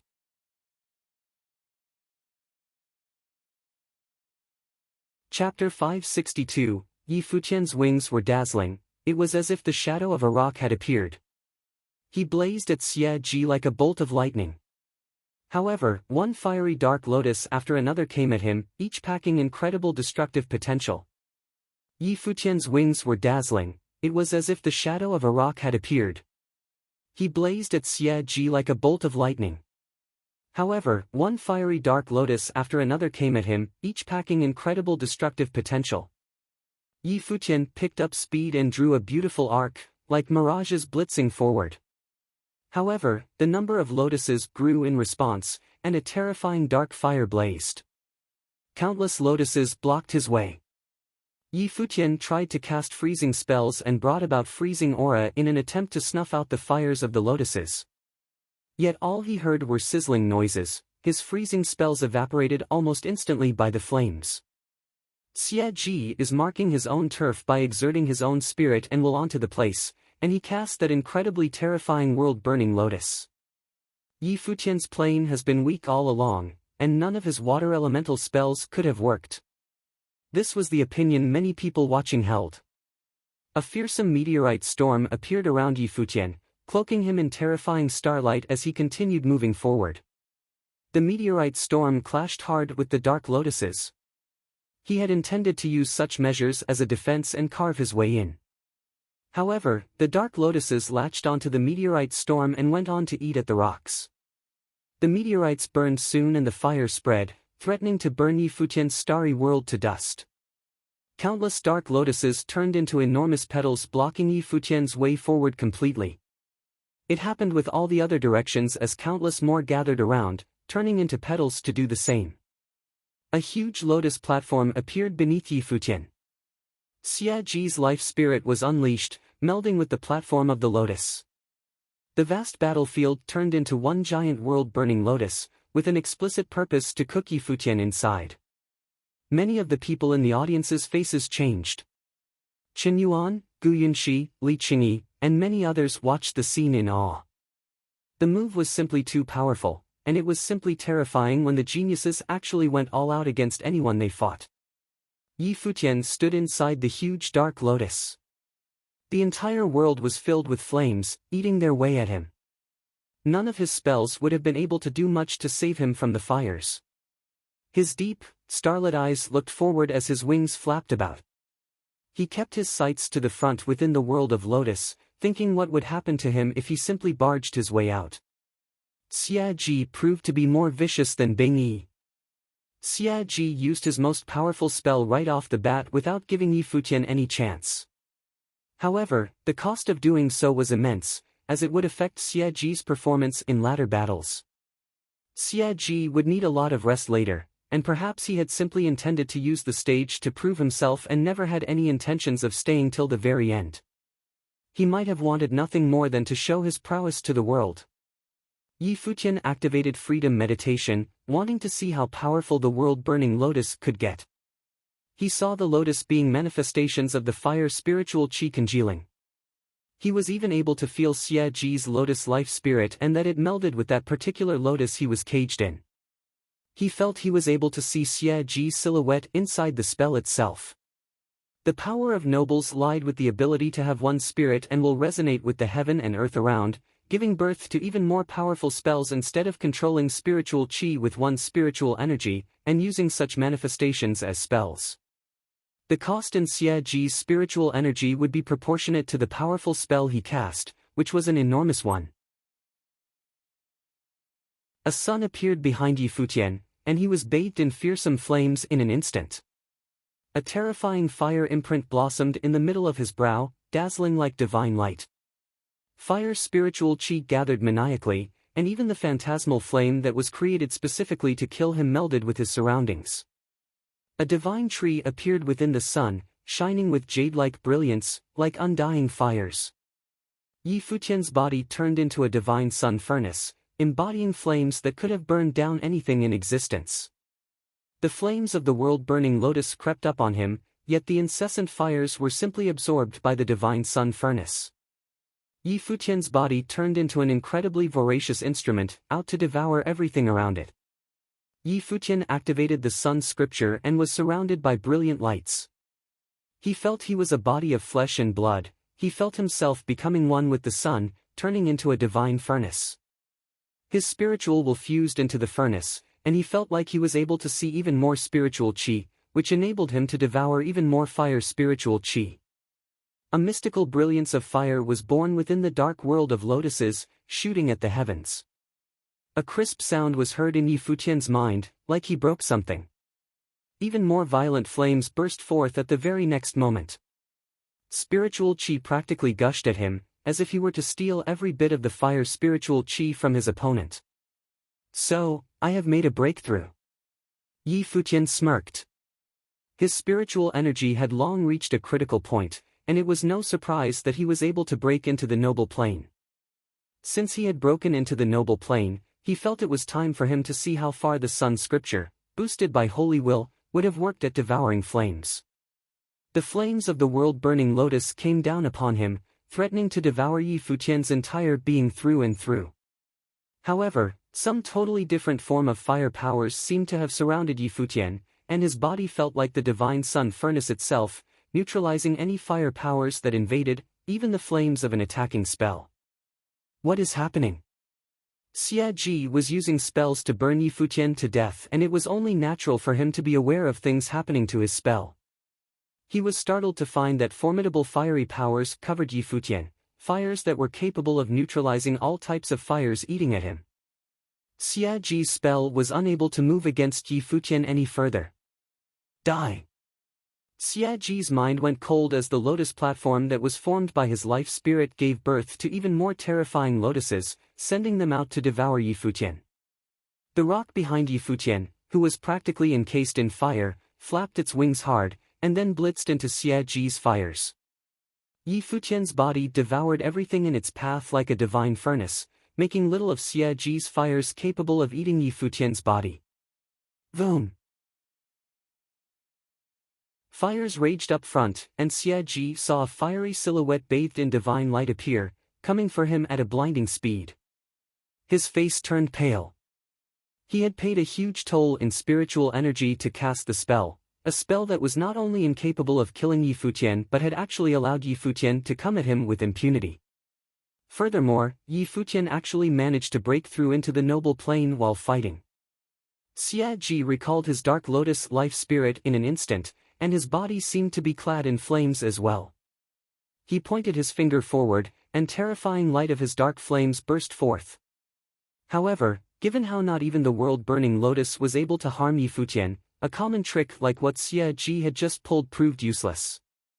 The terrifying silhouette blitzed through the air and made it to him soon. Xia Ji made a snap decision to gather an incredibly huge dark flame palm. Yi Futian's body descended upon him at almost the same time, lashing out with a palm of the sun seemingly capable of melting everything. The flames of different nature clashed with a loud boom. Xia Ji's body was thrown far away and fell to the ground. One of his arms was completely charred beyond recognition, and all meridians within shattered. Yi Futian's attack was infused with not only the terrifying power of the fire but also his strength as a powerful martial artist. Xia Ji stood no chance fighting up close and personal with Yi Futian. The fearsome fiery lotuses disappeared in the battlefield. Only Xia Ji, who was writhing in pain, was on the ground, and Yi Futian remained levitating in the air. Noble plane. Many felt the aura around Yi Futian. A multiple-element mandate sorcerer practicing both martial arts and sorcery, and both sorcery and martial arts had broken into noble plane. Xia Ji's spell forced him to make a breakthrough and the tables turned against Xia Ji in an instant. Yi Futian made it into top 20 after the battle as a grade 9 noble. No one would have expected Yi Futian to be able to make it into top 20. Even if he were eliminated fighting for a spot in the top 20, he would have been able to earn a place in the core island of the Holy Ji Palace. There was little left to the imagination in this regard after the battle.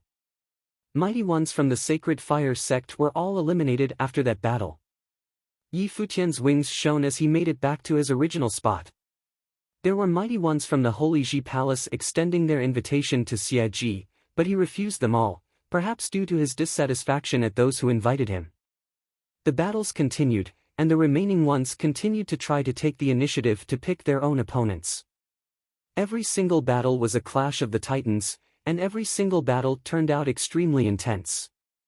Both Yuan Zhan and Yi Shaoshi fought incredibly formidable opponents but were able to beat their extremely powerful combat prowess.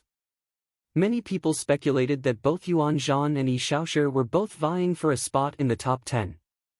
As the subsequent battles kept producing combatants emerging simultaneously, there was no opportunity for anyone to pick Yu Sheng as their opponent until there were only two left on the battlefield, Yu Sheng and a fearsome figure from the State Road, Do Kuei, an heir of a fearsome tribe at the western regions of Barren State.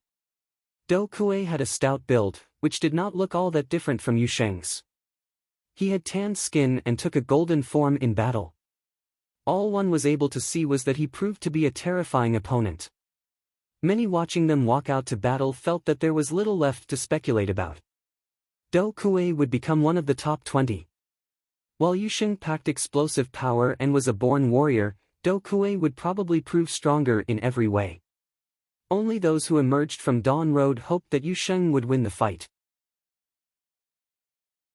You are born with invincible might and specialized wielding metal-type powers, but your level is too different from mine. It's best that you just surrender. It is a pity. If only your plane was higher than it is now. Do Kuei shook his head. The very reason he had come to the Holy Ji Palace was to experience the combat prowess of the myriad of formidable figures present. He saw great potential in Yu Sheng and thought his upcoming opponent would have been a very good match if only he was stronger. It was a pity that Yu Sheng's level was too low, and Do Kuei deemed it rather pointless to fight him. Yu Sheng kept his eyes locked in Do Kuei's direction and said nothing. He unleashed his wild aura and dark golden armor appeared, boiling with demonic might. Boom! Yu Sheng ran in Do Kuei's direction with a heavy first step.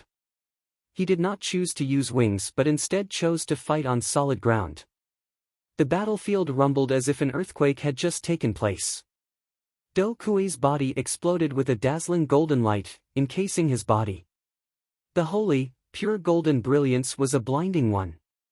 He took a golden form in an instant and even his arms were seemingly made of pure gold. He sidestepped as he saw Yu Sheng coming at him, then punched. The air shook. Do Kuei's fist seemed to have conjured some mystical imprint, clashing hard with the demonic fist that Yu Sheng lashed out. Boom! A golden brilliance blew up on impact, and many witnessed Yu Sheng's muscular body being thrown far away, falling to the ground with a loud thump. That body which was built like a god of war was unable to withstand Do Kuei's explosive power. All of the spots for top 20 were taken in a rather premature manner.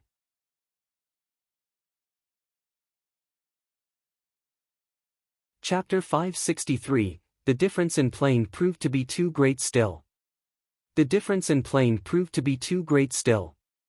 Yu Sheng had made it this far relying on his incredible brute force, and that itself had been an exceptional feat. His opponent, Do Kuei, was one who had similarly explosive power, yet Do Kuei's plane was far higher than Yu Sheng's. It was only natural that Yu Sheng was no match for him. Do Kuei's battle would have been incredibly intense, however, this was only if his opponent were Yuan Zhan instead. Yu Sheng. Yi Futian turned his eyes to his friend. Yu Sheng slowly stood up, and his immensely stout figure stood as upright as it had always been. Many people had funny looks on their faces. That is sure one body of the devil. This one can really take a beating. That incredibly explosive punch of Do Kuei seemed to do little to harm him. Demonic powers of dark gold colors encased his body, and the shadow of a devil was seen behind him. He unleashed a powerful martial will, which felt a terrifying formless demonic current out to overpower everything around it. Boom! He stepped onto the ground and the battlefield shook. Yu Sheng stepped forward, and the rumbling noise reverberated in the ears of the audience, like a humanoid beast of war charging into battle. Do Kuei's expression was cold. His arms unleashed dazzling golden lights with a slight tremble, and ancient Madra appeared on his arms. Rounds and rounds of golden screens radiated outwards like waves, speaking volumes of the domineering power packed within. Boom! Yusheng's feet stomped hard on the ground and took to the air. A dark golden devil halberd materialized on his hands and he brought the weapon down hard on his opponent below. The scene shook the hearts of many in the audience, for it looked as if a devil itself had taken the devil halberd in its hand to crush everything beneath it, making a very loud statement of its dominance. Do Kuei blasted forth with both his arms. The rounds of golden screens turned into countless fists tearing at the space before them, clashing directly with the devil halberd. The conjured halberd quickly shattered with loud cracks as it made contact with the fists. The domineering golden fists went straight for Yusheng's arms. Yusheng was thrown into the air with a loud boom before dropping onto the ground. Boom! A loud noise was soon produced. Yusheng's feet were planted at the edge of the battlefield as his arms trembled and his aura rushed. Howls of his demonic might were heard, and blood was seen at the corner of his mouth. It was evident that he was injured. He stood up once again. The demonic might swirling about his body did not weaken. It became more violent instead. He is still standing after that. Many were rendered speechless, and they were wondering if that fighter of an inferior level before their eyes truly had a body of flesh and blood. Do Kuei's domineering strength was such that even those merely witnessing the fight were able to feel the tremors inside them. Boom! Yusheng made his way forward again, startling many in the audience. This guy is one hell of a lunatic. Do you have a death wish or something? Golden, cold glimmer appeared in Do Kuei's eyes as he burst incredibly fearsome martial will about him. Golden ring-shaped storms seemed to have whipped up around him, spinning maniacally. His body was seen glittering with terrifying golden lights as if madras burned on his body. Boom! Do Kuei no longer simply stood on the ground this time and had finally taken his step forward. The shoes he wore soon turned to dust as soon as he walked. The golden lights exploded under him as if every inch of his body was bursting with sheer, immeasurable force. It was apparent that Do Kuei had had enough of Yusheng's repeated provocations. When the two bodies clashed again, many turned their eyes away. Yusheng did not stand any chance against such violent brute force, and he would end up looking very ugly. A loud boom that shot up to the heavens was heard as the fists of those two men met. Ripples of golden lights tore right through Yusheng's arm. The horrifying madras penetrated through their target and the place seemed to drown in golden radiance, blinding the audience. They saw the golden lights shoot out from Yusheng's back as if the golden lights went right through his entire being. Yusheng! Futian was shocked to his core. What the hell is he doing? If Yusheng had found his opponent to be superior, he could have simply surrendered. If he did not wish to surrender, he could have used demonized powers to fight. Just what was he trying to prove by taking Do Kuei's explosive attacks head-on? I'll grant you death if you so wish. Do Kuei's expression was as cold as ice. He retracted his arms before lashing them out again. The ripples of golden light from his fists tore right through Yusheng's body with a force out to wreck everything, bending his body and sending him flying before, dropping him to the ground in a limp state. Futian was not the only one feeling concerned. Zhuge Mingyue, Yi Wuchen, and the others were all shocked to their core. Does he have no care for his own life anymore? Boom! Yusheng's body dropped to the ground yet again. The domineering aura about Do Kuei was dispersed and he walked towards Yusheng. Would this guy rather fight to the death instead of admitting defeat? We are not fighting a life and death battle here. Is all this really necessary? It'd be a pity if such a formidable warrior were to just perish right here. Yusheng was still clad in demonic might. There was blood on the corner of his mouth, yet the pain he endured still proved tolerable. His father once said that demonic powers were not something meant to exist in this world. The practice of demonic arts was something that went against the heavens' decree. The demonic methods that Yusheng practiced were incredibly domineering, and the pain he had to endure was no less than what he had just suffered. The noble plane was an incredibly critical stage to his cultivation of the demonic methods. He had been unable to break through the barriers of his body, to forge the path linking his demonic powers to the heavens and the earth. With that, the only way there was to achieve such a breakthrough, a wall breaking, was through the use of external force. He closed his eyes and let his demonic art powers course through him. A terrifying force of demonic power ran amok in his body. Crisp booming noises were heard. The body which had been continuously blasted by the golden lights seemed to have broken apart. More parts of his body produced more crisp noises, as if they were being penetrated, the signs of wall breaking told in the annals regarding demonic arts. Dark golden demonic rays burst from his body shortly after. Many saw spiritual chi gather maniacally around him.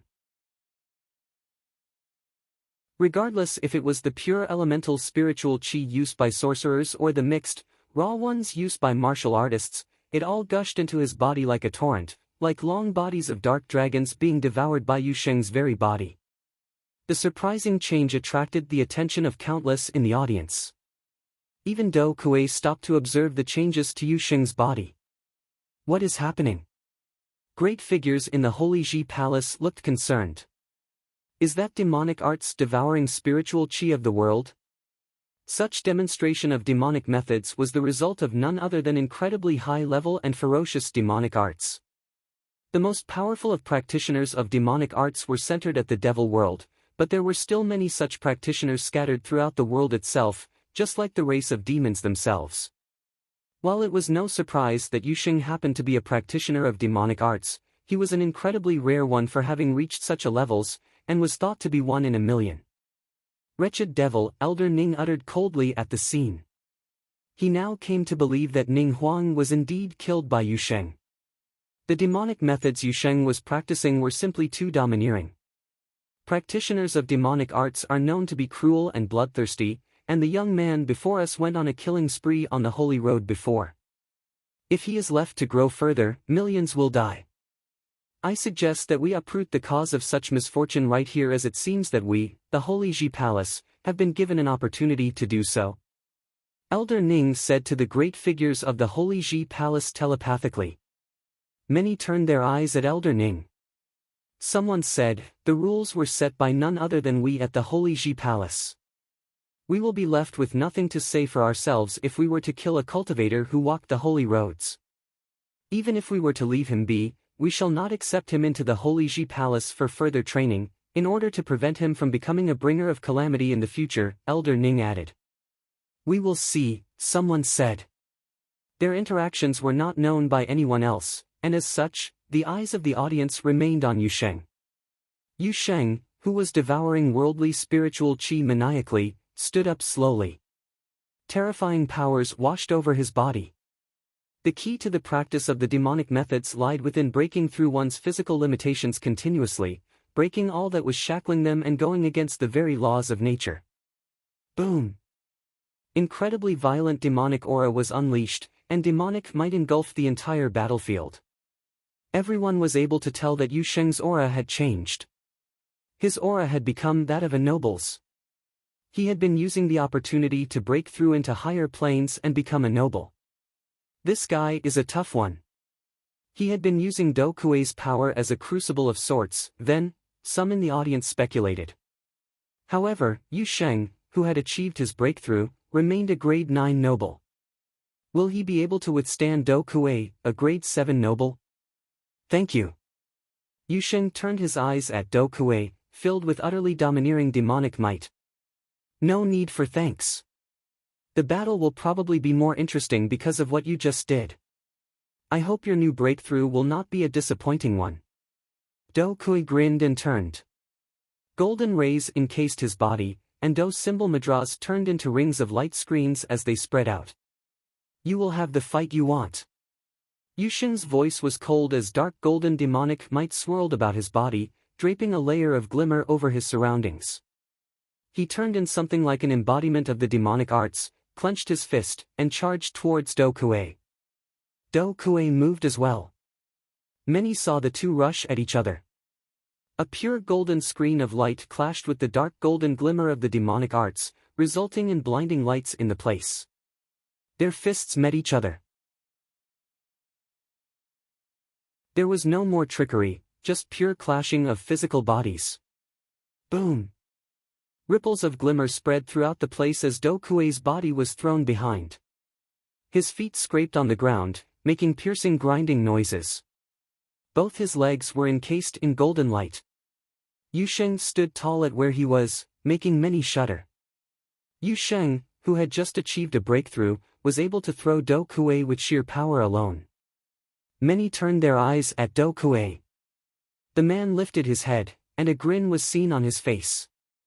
Now this is interesting. He unleashed even higher levels of golden lights as soon as he finished musing to himself.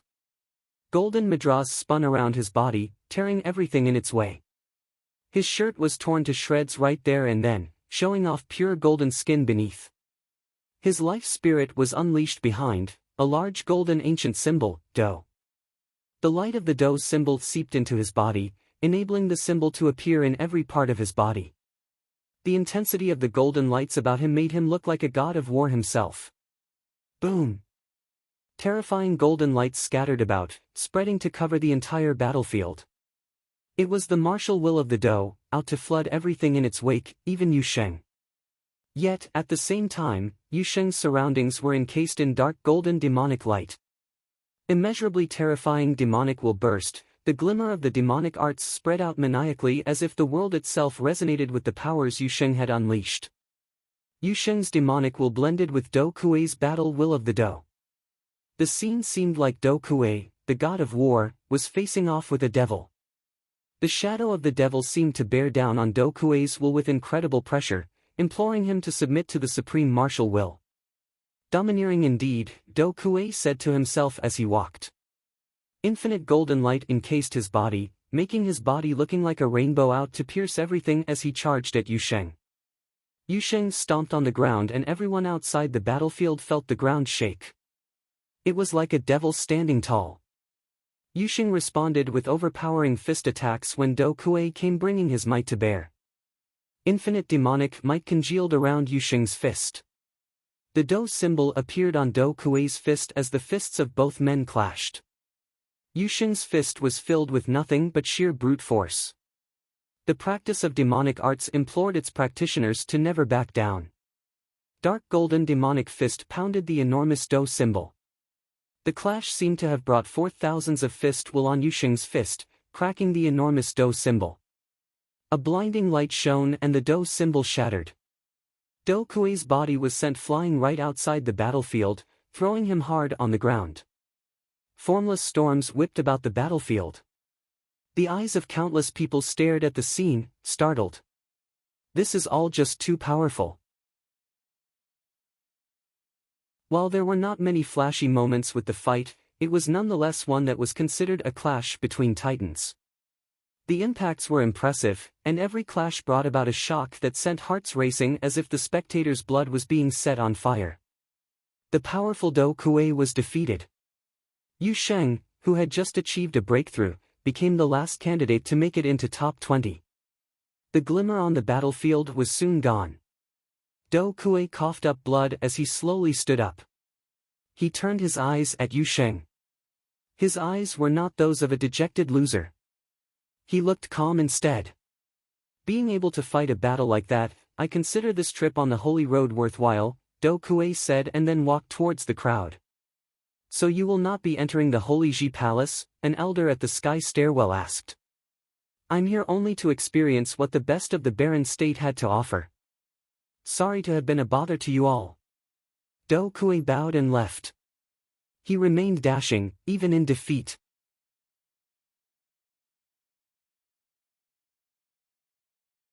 Chapter 564, In the battlefield, there were only 20 people remaining and they were all catching their breath. Battles at this level would definitely cause them to be worn out, so the Holy Ji Palace gave them time to rest after each round of battles. In the battlefield, there were only 20 people remaining and they were all catching their breath. Battles at this level would definitely cause them to be worn out, so the Holy Ji Palace gave them time to rest after each round of battles. Now, among the top 20 in the battlefield, there were 7 people from the Dawn Road, Yi Futian, Yu Sheng, Yi Shaoshi, Yuan Zhan, Xiao Junyi, Yan Jiu and Nan Hao. This caused the crowd to be amazed. Even if the Dawn Road lacked elite geniuses, it was astounding for 7 people to be able to make it into the top 20. Those that were still remaining all had elite battle abilities. For instance, Do Kuei, who had just been eliminated, was extremely strong. Also eliminated were Yun Su from the White Cloud City, Xia Ho from the Xia clan, Xia Ji from the Sacred Fire sect. Many elite figures had already been eliminated, so being able to step into the top 20 was by no means coincidence. They had all fought their way in with their strength.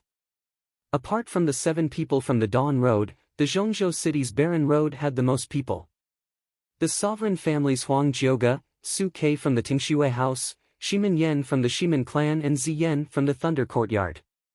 In the other 7 holy roads, the Nether Road had 2 people, Qi Meng from the Demon God clan and Zhuge Xing from the Zhuge clan. The Decay Road had 2 people, the disciple of the Undying Old Man, the girl who called herself Phoenix and the successor of the ancient Shaman clan, Gui Chen. The other holy roads all had 1 person each, namely Bai Zhe from the White Cloud City, Li Xing from the Vermilion Bird sect, Yang Jian from the Yang clan and a mysterious expert from the Frost Road, Huang.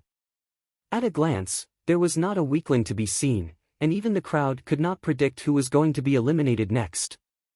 Previously, the 2 who had been shortlisted for elimination, Yi Futian and Yu Sheng, had defeated Xia Ji and Do Kuei.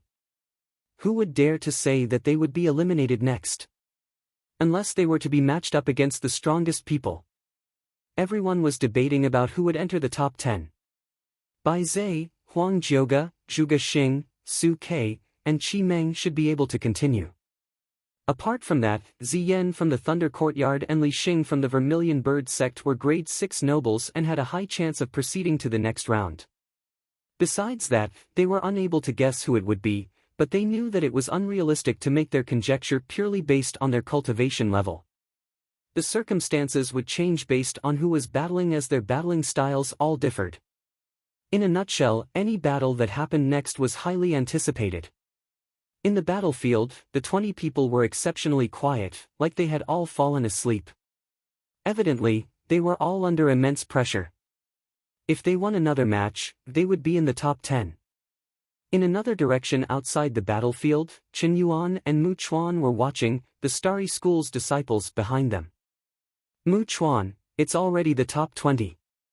Moreover, he only broke through and became a noble plain cultivator not long ago. Do you know what that means? Chen Yuan asked with a solemn expression. This time, Mu Chuan was exceptionally calm and did not rebuke Chen Yuan. The successor that Chen Yuan had picked had reached here merely as a grade 9 noble. How far could he go if he was a grade 7 noble? Chen Yuan had claimed that as the son, he would have to dominate his generation. Did that include the entire barren state? Not just Yi Futian, but Yu Sheng and even Yi Wuchen, who had been eliminated, were all extremely strong. This was an awe-inspiring trio. In time, when they all grew, how far could they go? It was unimaginable. Behind them, Gu Yunxi, Long Mu, Qin Yin, Li Qingyi and the rest were all shocked by Yi Futian and Yu Sheng. They felt as though they could never catch up to the 2 of them and their brilliance. Many people in the Dawn Road felt proud of Yi Futian and Yu Sheng. It looked like Ning Huang's death in Jinqiao City hadn't been by chance. If he could live to see the sight now, he would probably not have forced Yi Futian's hand in the Holy Road. Hua Jieyu watched the battlefield quietly. She had more confidence in Yi Futian than anyone else. From way back when they knew each other in the Qingzhou Academy to the Nandan Nation and the Eastern Barren Territory, there was no one who did not know Yi Futian's name. The Barren State would be no different. The wind billowed and rustled across the battlefield desolately. On the sky stairwell, the elder opened his mouth and declared, "Let the battles continue." As his voice landed, it became exceptionally quiet outside the battlefield and the silence permeated the air. Everyone was controlling themselves, their gazes all focused on the battlefield and anticipating the battles for the top 10. In the battlefield, many people started to look at others, observing their every move. Now, each of them would have to consider who they wanted to pick as an opponent. As the wind rushed past, two figures moved at the same time and descended on the battlefield like flashes of lightning. So fast! The two combatants for the first battle have already appeared, the crowd thought as they focused their gaze on the battlefield. It was the genius of the Shimin clan, Shimin Yen. The Shimin clan had great expectations for him. Today, many of his elders had personally come to watch the battles. Shimin Yen was indeed strong and he had proven himself in his previous battles. However, his expression now was especially grim as he stared down the opponent who had stepped into the battlefield with him. Anyone would be nervous when facing him. It was a young and handsome man, distinguished and elegant. He resembled his brother a little and there were rumors that his potential was not inferior to his brother. He would likely be an influential figure on the Baron Sky ranking in the future. He was only a grade 8 noble, the lowest apart from Yi Futian and Yu Sheng in the battlefield. That was because he was younger than most of them. He was Bai Zhe from the White Cloud City. Nobody had expected him to be the first to step out. The contestant that had been reputed to have the ability to enter the top 3 was the first to appear in the battle platform. Unlike Shimin Yan's serious expression, Bai Zhe was very relaxed and did not show many emotions. It was like he was doing an insignificant thing. He did not care who his opponent was, because no matter who it was, there would only be one outcome. Shimin Yen was no different. The wind on the battlefield started to get more and more vigorous and it started to pick up around Shimin Yan's body. At the same time, brilliant silver rays appeared in the air and transformed into flying daggers. The flying daggers made shrill roaring sounds and a terrifying broadsword wool was infused in them. What was even more horrifying was that the flying daggers had become part of the storm while the storm was rampaging and revolving, as if the silver storm could destroy the entire battlefield on Shimin Yan's whim. Blade storm. The crowd felt the destructive might and was stunned. However, within the terrifying storm, Bai Zhe stood there calmly. The wind billowed at his shirt and made crackling sounds and his shirt was in shreds under the sharp broadsword will, but Bai Zhe's expression did not change. It was like he did not feel anything. At that moment, Bai Zhe's eyes became exceptionally demonic and turned gray. In the next second, a formidable spiritual will surrounded the entire area and rushed into Shimin Yan's brain. Shimin Yan felt like his entire world had turned gray and an immense pressure was crushing down on him. His cultivation level was higher than Bai Zhe's, so his spiritual energy should have been stronger. However, he was being suppressed by his opponent's spiritual energy because Bai Zhe's spiritual energy was different from others. This was Shimin Yan's first time battling with an expert from the White Cloud City. In an instant, he understood how scary it was. The White Cloud City's strongest legacy, the Eye of Devastation. A spirit elementalist. Yi Futian watched the two of them battle and understood that an ice spell expert's foundation was a spirit elementalist. Spirit elementalists specialized in different abilities and were the most mysterious and tricky sorcerers to deal with, especially those that specialized in special abilities. They were often ridiculously strong. Yi Futian had long heard of the White Cloud City, especially his third brother's defeat at the hands of the young city lord Bai Luli. He was observing Bai Zhe's battle and Bai Zhe had not used such a dominant ice spell in his previous battles. Using his freedom meditation, he saw a gray world. That was the noble zone that was created by the spiritual energy of the ice spell that had suppressed Shimin Yan. Die, Shimin Yan roared, as he tried to control his spiritual energy and stabilize it. As he reached his limit, the storm fired countless blades at Bai Zhe. However, spirit elementalists had always been able to counter sorcerers. Shimin Yan's offensive abilities appeared to have been weakened drastically as an invisible gray hand appeared from the horrifying gray world and crushed down upon the storm. Immediately, the storm became chaotic and the daggers flew around uncontrollably. Corporeal spiritual energy. Yi Futian was astounded, as he exerted his freedom meditation. He could feel everything that was happening. The blade storm was revolving rapidly, but none of the attacks were able to reach Bai Zhe. Although they scraped past him, he stood in the eye of the storm calmly and did not move. "You're still a long way away," Bai Zhe casually said. The flying daggers that Shimin Yan had materialized flew backward and pierced Shimin Yan. In an instant, Shimin Yan's body flew backward and he fell on the ground, drenched in his blood.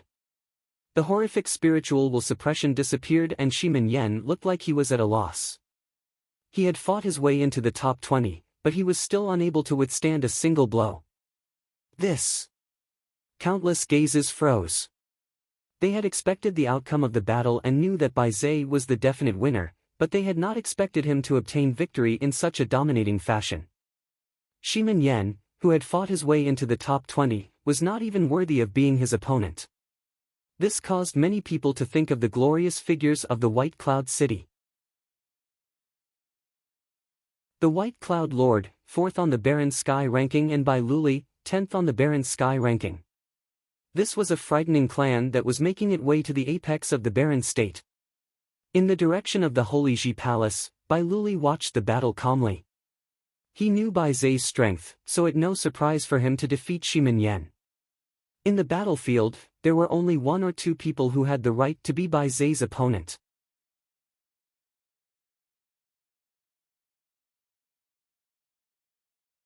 Chapter 565, The first battle's result truly shocked everyone.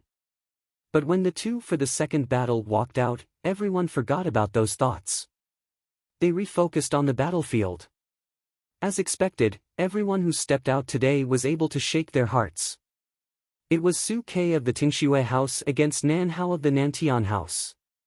The first battle's result truly shocked everyone. But when the 2 for the second battle walked out, everyone forgot about those thoughts. They refocused on the battlefield. As expected, everyone who stepped out today was able to shake their hearts. It was Su Ke of the Tingxue House against Nan Hao of the Nantian House. The heir of the Tingxue House's fatal sword god would battle with the descendant of the Nantian House's silver spear. This kind of battle was practically impossible to see in everyday life. However, every round on this stage was at this level. How could the audience not be shaken? This was probably the attraction of the Holy Ji Palace's triennial test. Su Ke's expression was lazy, as if he didn't care at all. But as the heir of the fatal sword god, his focus was indisputable. If one was fooled by his appearance, the consequences would be ugly. Thus, the moment Nan Hao stepped onto the battleground, he trained his eyes on Su Quebec. He was like a silver spear going directly forward. On the battlefield, murderous intent bloomed instantly. Murderous sword will transformed into a windstorm of murderous aura. It fluttered Nan Hao's clothing. He stood there and felt the extremely murderous sword will ravage above him. He reached out and a dazzling silver spear appeared in Nan Hao's hand. He released his life spirit and a horrible spear that pierced the sky appeared. This spear shone brilliantly and floated upward. Countless spear shadows appeared, pointed towards Su Quebec. Faced with an opponent like Su Ke, even someone like Nan Hao didn't dare to go easy. Everyone in the barren state knew how dangerous the fatal sword god was. All the murderous intent transformed into sword spiritual chi. Whistling, it rushed towards Nan Hao. The silver spear behind Nan Hao shook and countless spear images exploded. Beams of silver light shot out, going straight towards Su Quebec. Every beam of silver light seemed to be a true spear. Their sharpness couldn't be stopped. The air popped scarily, ripping apart the murderous sword spiritual chi, charging towards Su Quebec. Su Ke moved. He transformed into a blurry shadow as countless deadly spiritual chi gathered on his sword. A beam of sword light flew out and some silver light in the sky split apart. It had been cut apart. However, before everyone could see clearly, a sword came from another direction to continue cutting apart the silver light. Under everyone's shocked scrutiny, the endless silver light seemed to be ripped apart at once. No one knew how many fast Su Ke's swords had been or how many swords he'd used. They only saw that sword essence appear behind Nan Hao now. That was the sword of the fatal sword god. It split the sky with one strike. No one could describe how magnificent it was. Yi Futian also stared at the sword. Most people thought that Su Ke had used many swords, but he saw clearly that Su Ke had only used one. This sword had been used flowingly like water, moving according to his body and landing directly before Nan Hao. Futian thought about how he would block that kind of attack. Silver light flashed past Nan Hao's eyes. He stabbed his spear out without any hesitation. Ding! With a crisp sound, the shocking sword shadow finally stopped.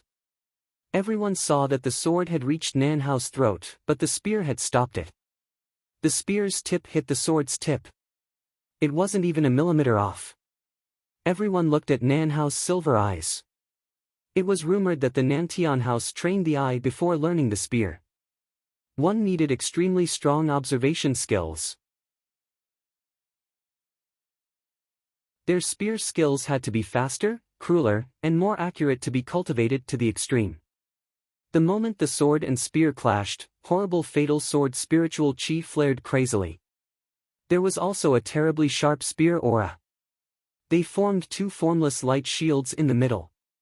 But just then, Nan Hao's life spirit shone brilliantly. He stepped forward and his spear continued forward. A gust of world-ending sharpness burst from the spear. There was a piercing sound. Everyone saw the spear's tip flash blindingly. The sword was crumbling. The god-killing spear technique could destroy everything. The moment the sword began collapsing, wind blew past. The spear seemed to stab directly into Su Kei's throat. His body shattered and scattered with the wind. It was only an afterimage. The sense of danger seized Nan Hao. His eyes shone with silver light. Without hesitation, he swept his spear horizontally. On the side, Su Kei rematerialized. He wasn't holding his sword anymore, but he seemed to be gripping beams of murderous sword will. Su Kei's sword was used to kill. He never used techniques that would just clash with the other's weapon. A horrible sword windstorm rose up around Nan Hao. It even created a murderous tornado that wrapped around him. Everyone saw Nan Hao stab his spear forward. Each thrust was shocking, powerful and fast. But the observers from the Nantian house grew even more serious. Nan Hao's techniques now were growing faster and harsher. This meant that he was under even stronger defensive pressure. Replacing defense with offense, Nan Hao was still in a dangerous environment. Futian stared at this battle. He discovered that Su Kei was using the sword will and spell techniques around him. He rarely used his sword, but it was extremely dangerous whenever he did. As if his every strike could kill, it really made one produce cold sweat. So even though he didn't use his sword much, Nan Hao was still forced to attack wildly in this dangerous high-pressure state. So this is the fatal sword god? Futian thought. Su Kei's sword was completely different from Yan Jiu and Yi Wuchen. It didn't seem as mighty or domineering as Nan Hao's spear. However, Su Kei felt more dangerous than Yan Jiu to Futian. In this kind of battle, Nan Hao will lose with the slightest misstep, unless he can defeat Su Kei, many people thought. The battle lasted for a long time. No one knew how many times Nan Hao had thrust his spear. But in the end, when all the dust settled, Su Kei was beside him and a drop of blood fell from Nan Hao's throat. There was a streak of blood. If Su Kei had pushed his sword in a bit deeper, Nan Hao would have died on the spot. "I've learned much," Nan Hao said. This battle had been suffocating for him. He was always fighting while being repressed and couldn't fight freely at all. However, he'd also learned a lot. He had to think about how to improve his spear techniques when he went back. Then he wouldn't be so passive while fighting against people like Su Quebec. Su Kei won this round. His sword, patience, and grasp on timing were all shocking. The fatal sword god of the Tingxue house was 9th on the Baron Sky ranking and was first of the top for swordsmen. Now, people had an idea why. His sword might not be as strong as Yan Wuji's, but his danger was unmatchable. Many people imagined what a battle between Su Kei and Yan Jiu would be like. If Yan Jiu could fight into the top 10 this round, they might be able to see a fight between the heirs of the Baron State's top 2 swordsmen. The battle continued. The third fight was between Yuan Zhan and Zhongli. As before, they were both strong. Yuan Zhan was physically huge with a burly body. This giant body seemed to be made of gold. His every step shook the battlefield, making people feel pressured. He wasn't the strongest here, but he definitely gave off the biggest pressure. However, Zhongli's eyes didn't change. He was the strongest cultivator from the separation road. He was frighteningly calm. Boom! Dazzling golden light flared outward. Rings of golden light appeared around Zhongli. He was also best at the domineering gold elemental power. The light curtain around him seemed to be covered in ancient characters. He activated his life spirit, a huge golden tripod. It spun in the air and more golden runes flowed out. There seemed to be walls of golden runes around him. Thud! Yuan Zhan stepped out. The ground shook when this golden body walked. He lifted a palm and slapped this giant golden ape hand down towards the wall of runes. The sound of metal clashing spread out. The wall of runes shook and countless runes flashed. However, the wall wasn't shattered. Such strong defense, everyone thought. Yuan Zhan was the beastly golden ape. He had explosive power. Probably only Qi Meng could rival his strength. Zhongli obviously had to defend himself. Roar! The roar spread through the sky. Yuan Zhan's body seemed to enlarge. The huge golden palm continued hitting down. Following the continuous booms, the wall of runes started cracking. However, Zhongli's eyes were still sharp. He stared at Yuan Zhan. Is that the extent of your power? As soon as he spoke, a sound came from the tripod. His life spirit tripod shone with the blinding light of the runes. It instantly protected Zhongli. When Yuan Zhan's next palm arrived, the tripod sound shook the world. The horrible light of runes swept outward. It crashed against Yuan Zhan's body, driving the huge body back. Zhongli stepped forward. All the golden spiritual qi in the world gathered towards him. The gold curtain of light flashed. He sped up abruptly and punched at Yuan Zhan.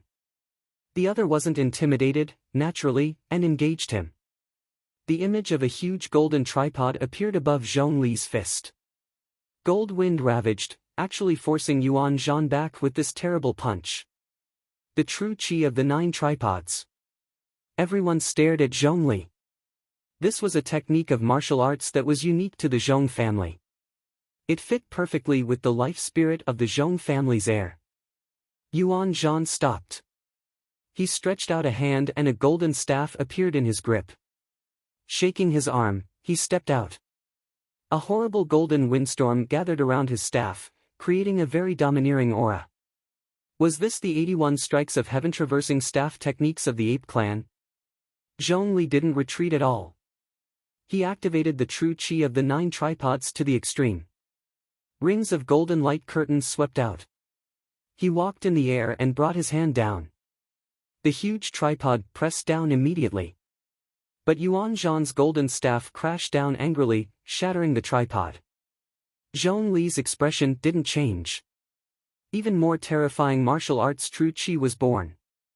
His life spirit flashed with endless light. He punched forward continuously. Every fist contained the image of tripods. Countless tripods pressed down from the sky. Yuan Zhan twirled his staff. The 81 strikes of heaven traversing staff techniques destroyed everything, pulverizing the incoming tripods. He walked forward while attacking, charging towards Zhongli. The tripods kept shattering. The walls of golden runes shattered too. Seeing that the opponent was approaching, Zhongli huffed. His life spirit flew out. Instantly, 9 true tripods appeared above Yuan Zhan's head. Ancient runes seemed to be carved on the bottoms. They surrounded Yuan Zhan's large body. Yuan Zhan's staff continued twirling, but Zhongli didn't stop while attacking with his life spirit. Thousands of tripods shot toward Yuan Zhan at once. Yuan Zhan was trapped, so he could only defend himself wildly. Can Yuan Zhan defend himself? Everyone thought. Zhongli had cultivated his 9 tripods to such a terrifying extent. Yuan Zhan was from the Golden Ape clan and was naturally stronger. Zhongli could only attack wildly. If he lost this round, Yuan Zhan could still defeat Zhongli with his strength. But if Yuan Zhan couldn't defend himself, he would lose. Golden light in the sky slashed down. Every tripod contained immense power. At that time, Yuan Zhan stomped down. Huge power fell on his body, making the golden light flash even more brightly. The staff shadows that filled the sky condensed into one staff that split downward. Clang! The life spirit tripod clanged and actually flew out. The many tripod images before him crumbled too. With the horrible tide of qi, Zhongli's attacks fell apart. Boom! With the huge sound, Yuan Zhan stepped forward again. His might even stronger, he attacked a second time. Clang! The life spirit was driven back. Blood spurted from Zhongli's mouth. The wall of runes was pulverized and the powerful might kept him from standing steadily. But Yuan Zhan kept walking forward. His might was still growing stronger. He was unshakable like a golden ape god that had descended into the world. Such aggressive staff techniques. Everyone's hearts trembled. Yuan Zhan had actually fought back instead of defending himself. This isn't the 81 heavenly staff techniques. The big figures in the Holy Ji Palace were impressed. This seemed to be a stronger version of the 81 heavenly staff techniques. When the third strike flew out, Zhongli used all his energy to maintain the true qi of the 9 tripods, but there was no suspense. He flew out and fell in the distance. It looks like Yi Futian's staff techniques. For those who'd seen Yi Futian fight, their eyes flashed. Many people in the Dawn Road and Divine Sky City had seen this staff technique before. How come Yuan Zhan knew it too? In fact, this suited Yuan Zhan more as if it belonged to him. Had Yi Futian and Yuan Zhan become friends because of this? When the ape clan of Mount Taixing saw Yuan Zhan use the 9 heavenly attacks, their huge eyes shone with gold light. He was so powerful. Yuan Zhan's father's heart trembled.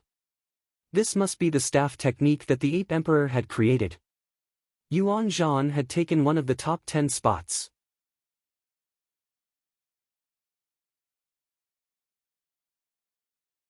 Chapter 566. After Yuan Zhan defeated Zhongli, Xiao Junyi stepped onto the battlefield. No one else stepped out, so he received the rare chance to pick his own opponent. He chose Guo Chen of the ancient shaman clan. He'd come from the withered road. After Yuan Zhan defeated Zhongli, Xiao Junyi stepped onto the battlefield. No one else stepped out, so he received the rare chance to pick his own opponent. He chose Guo Chen of the ancient shaman clan. He'd come from the withered road. Guo Chen was very thin and pretty handsome. However, he gave off a cold and eerie feeling. He seemed very interested in Phoenix, who'd also come from the withered road. His eyes were always on Phoenix. When he stepped onto the battlefield, his eyes grew even colder as he stared at Xiao Junyi. The people who got to choose their opponents would naturally choose the weakest one. Did Xiao Junyi think he was the weakest on the battlefield? Many people were confused as to why Xiao Junyi had chosen Guo Chen. This eerie guy with mysterious power felt dangerous. He couldn't be the weakest. You will die tragically. Guo Chen's lips curled into a cold smirk. Xiao Junyi was calm when he heard this. The moment he stepped onto the battlefield, his handsome features seemed to be as calm as still water. It was as if nothing could move him. He was calm to the extreme, making others feel that he was cold and emotionless. Those from the Dawn Road obviously knew how dangerous Xiao Junyi was. He wasn't just cold, he was cold-blooded. However, one couldn't see that from his handsome features. Ignoring Guo Chen's words, Xiao Junyi produced a bamboo flute. He put it to his lips and began playing. His clothing danced in the wind. With his handsome features and figure, he was like a gentleman. Strands of formless spiritual power seeped into Guo Chen's mind along with the music. They transformed into strands of deathly black air currents that corroded Guo Chen's spiritual energy. Guo Chen's face darkened, making his face seem even eerier. His opponent seemed skilled in dark energy, just like him. Green flames appeared in his spiritual energy. Like will-o-wisps, they seeped into the dark air currents, making the dark air currents jump around. At the same time, there were rustles. Vines curled toward Xiao Junyi. They weren't green and had a strange color. There seemed to be thorns on the vines, making them look like poisonous snakes. They loomed over Xiao Junyi, about to bury him in them. What kind of wood elemental power is this? The ancient shaman clan specializes in evil elemental power. This isn't pure wood elemental power. If the opponent is tangled in it, he'll probably lose his combat ability instantly. Everyone focused on the battlefield. The vines had transformed into cobras that covered the sky, blocking Xiao Junyi's exits. However, he seemed to not feel anything at all. He continued to play his flute. Shreds of black air currents flowed around him, covering his body like a black fog. When the cobra-like vines curled towards him, they instantly turned black. They wilted and turned to dust. Such powerful spiritual chi of death. He must have a lot of blood on his hands to cultivate it to this level. The big figures from the Holy Ji Palace looked at Xiao Junyi. Very few people cultivated the spiritual chi of death. Those who did were known as necromancers. They weren't accepted by the mainstream cultivation world because one must deal with dead people to cultivate it.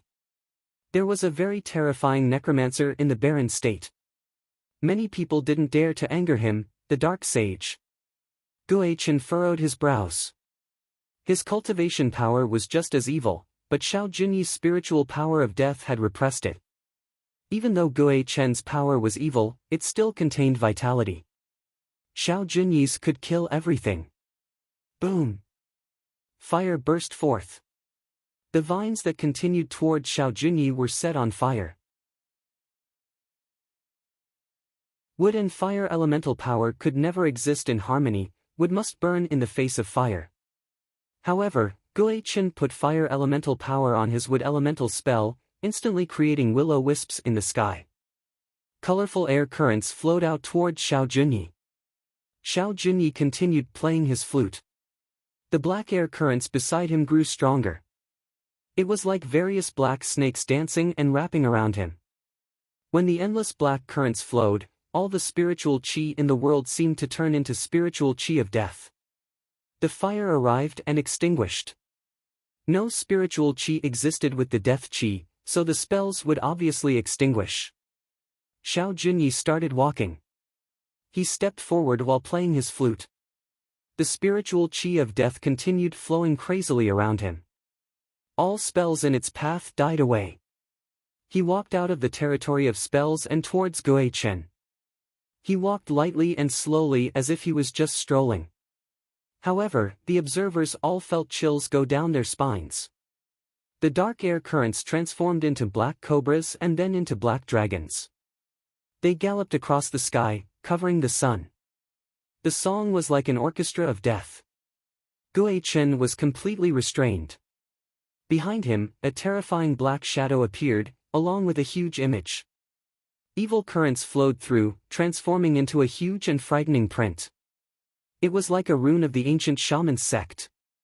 It's the curse of the ancient shaman sect. Light flashed past the eyes of the strong cultivators of the Holy Ji Palace. The image grew bigger and bigger. Destructive power flowed into it. Guichen waved his hand and the curse flew toward Xiao Junyi. The black dragon around Xiao Junyi roared. Endless dark currents passed through the curse, darkening it as well. The next moment, it dissipated to nothing. Guichen's face turned white instantly. Shreds of black appeared under his pallor. It felt as if his entire body was taken over by the spiritual chi of death. His vitality was weakening. "I surrender," Guichen uttered with difficulty. If he didn't surrender, he would die. Xiao Junyi would really kill him. Such a terrifying guy. Many hearts trembled. Xiao Junyi's abilities displayed in this battle were truly frightening. Futian felt that Xiao Junyi had become stronger since the Holy Road. This must have had something to do with his killing on the Holy Road. Too many people had died in his hands and were turned into dead spirits. "Are you the heir of the Dark Sage?" someone from the Holy Ji Palace asked. Yes, Xiao Junyi replied, bowing. Without displaying his abilities, he was polite like a gentleman. I heard you killed many people on the Holy Road. The voice was cold. Murderous abilities are devoid of humanity and yet you cultivate this. Do you know your sin? Xiao Junyi looked up at the strong cultivator of the Holy Ji Palace. He still had no emotions. If you believe that I have sinned, then does the Holy Ji Palace know about its own sins? How dare you, the strong cultivation roared. Xiao Junyi wasn't intimidated at all. He continued looking up at the other and said smoothly, I traveled the Holy Road and did everything according to the rules of the Holy Ji Palace. You opened the Holy Road, allowing strong cultivators from all over the barren state to come and steal the Hoi badges and relics. There was endless fighting. Who here on this battlefield can say that they have no blood on their hands? Do you think that killing 100 people is a sin, but killing 10 people isn't? If I have sinned, then what about the Holy Ji Palace who set this rule? The strong cultivator stared coldly at Xiao Junyi, unable to refute his words. Continue, another strong cultivator said. The elder on the stairs nodded. You two go back. The battle continues. Xiao Junyi was right. Everything followed the rules. If Xiao Junyi was a sinner, then what about the Holy Ji Palace who had set the rules? It was like slapping one's own face. Clearly, Gui Chen hadn't been chosen. It wasn't because he wasn't strong enough. The Holy Ji Palace just didn't want him as a disciple. Xiao Junyi turned and left the battlefield calmly.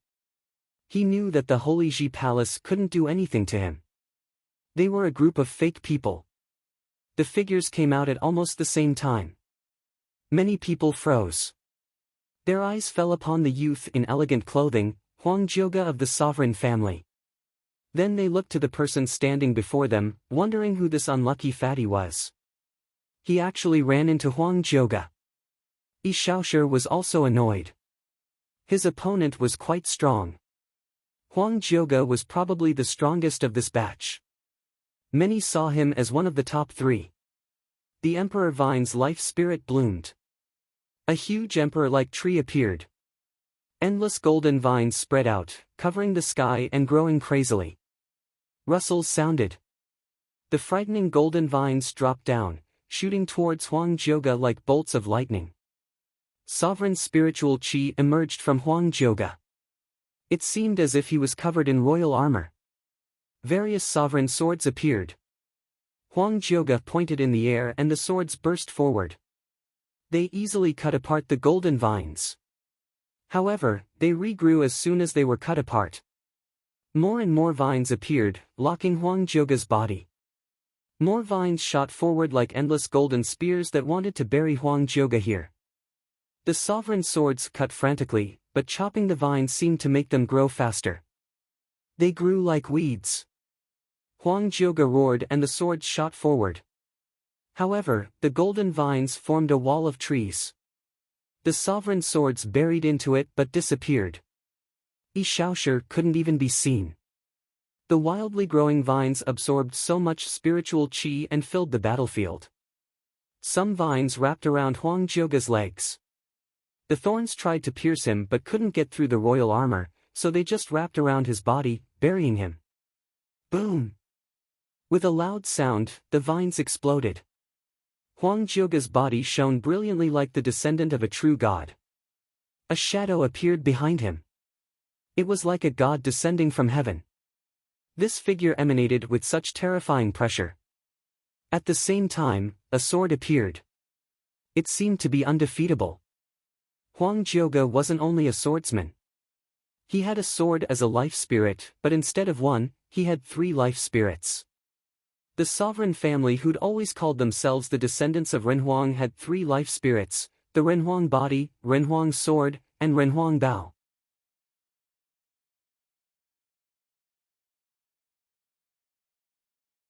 Chapter 567, Huang Jioga was buried by the Emperor's vine attack and he was infuriated, causing him to release his life spirit.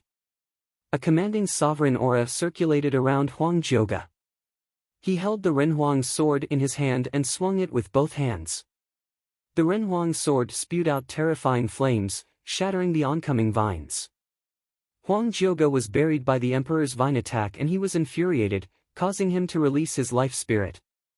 A commanding sovereign aura circulated around Huang Jiuge. He held the Renhuang sword in his hand and swung it with both hands.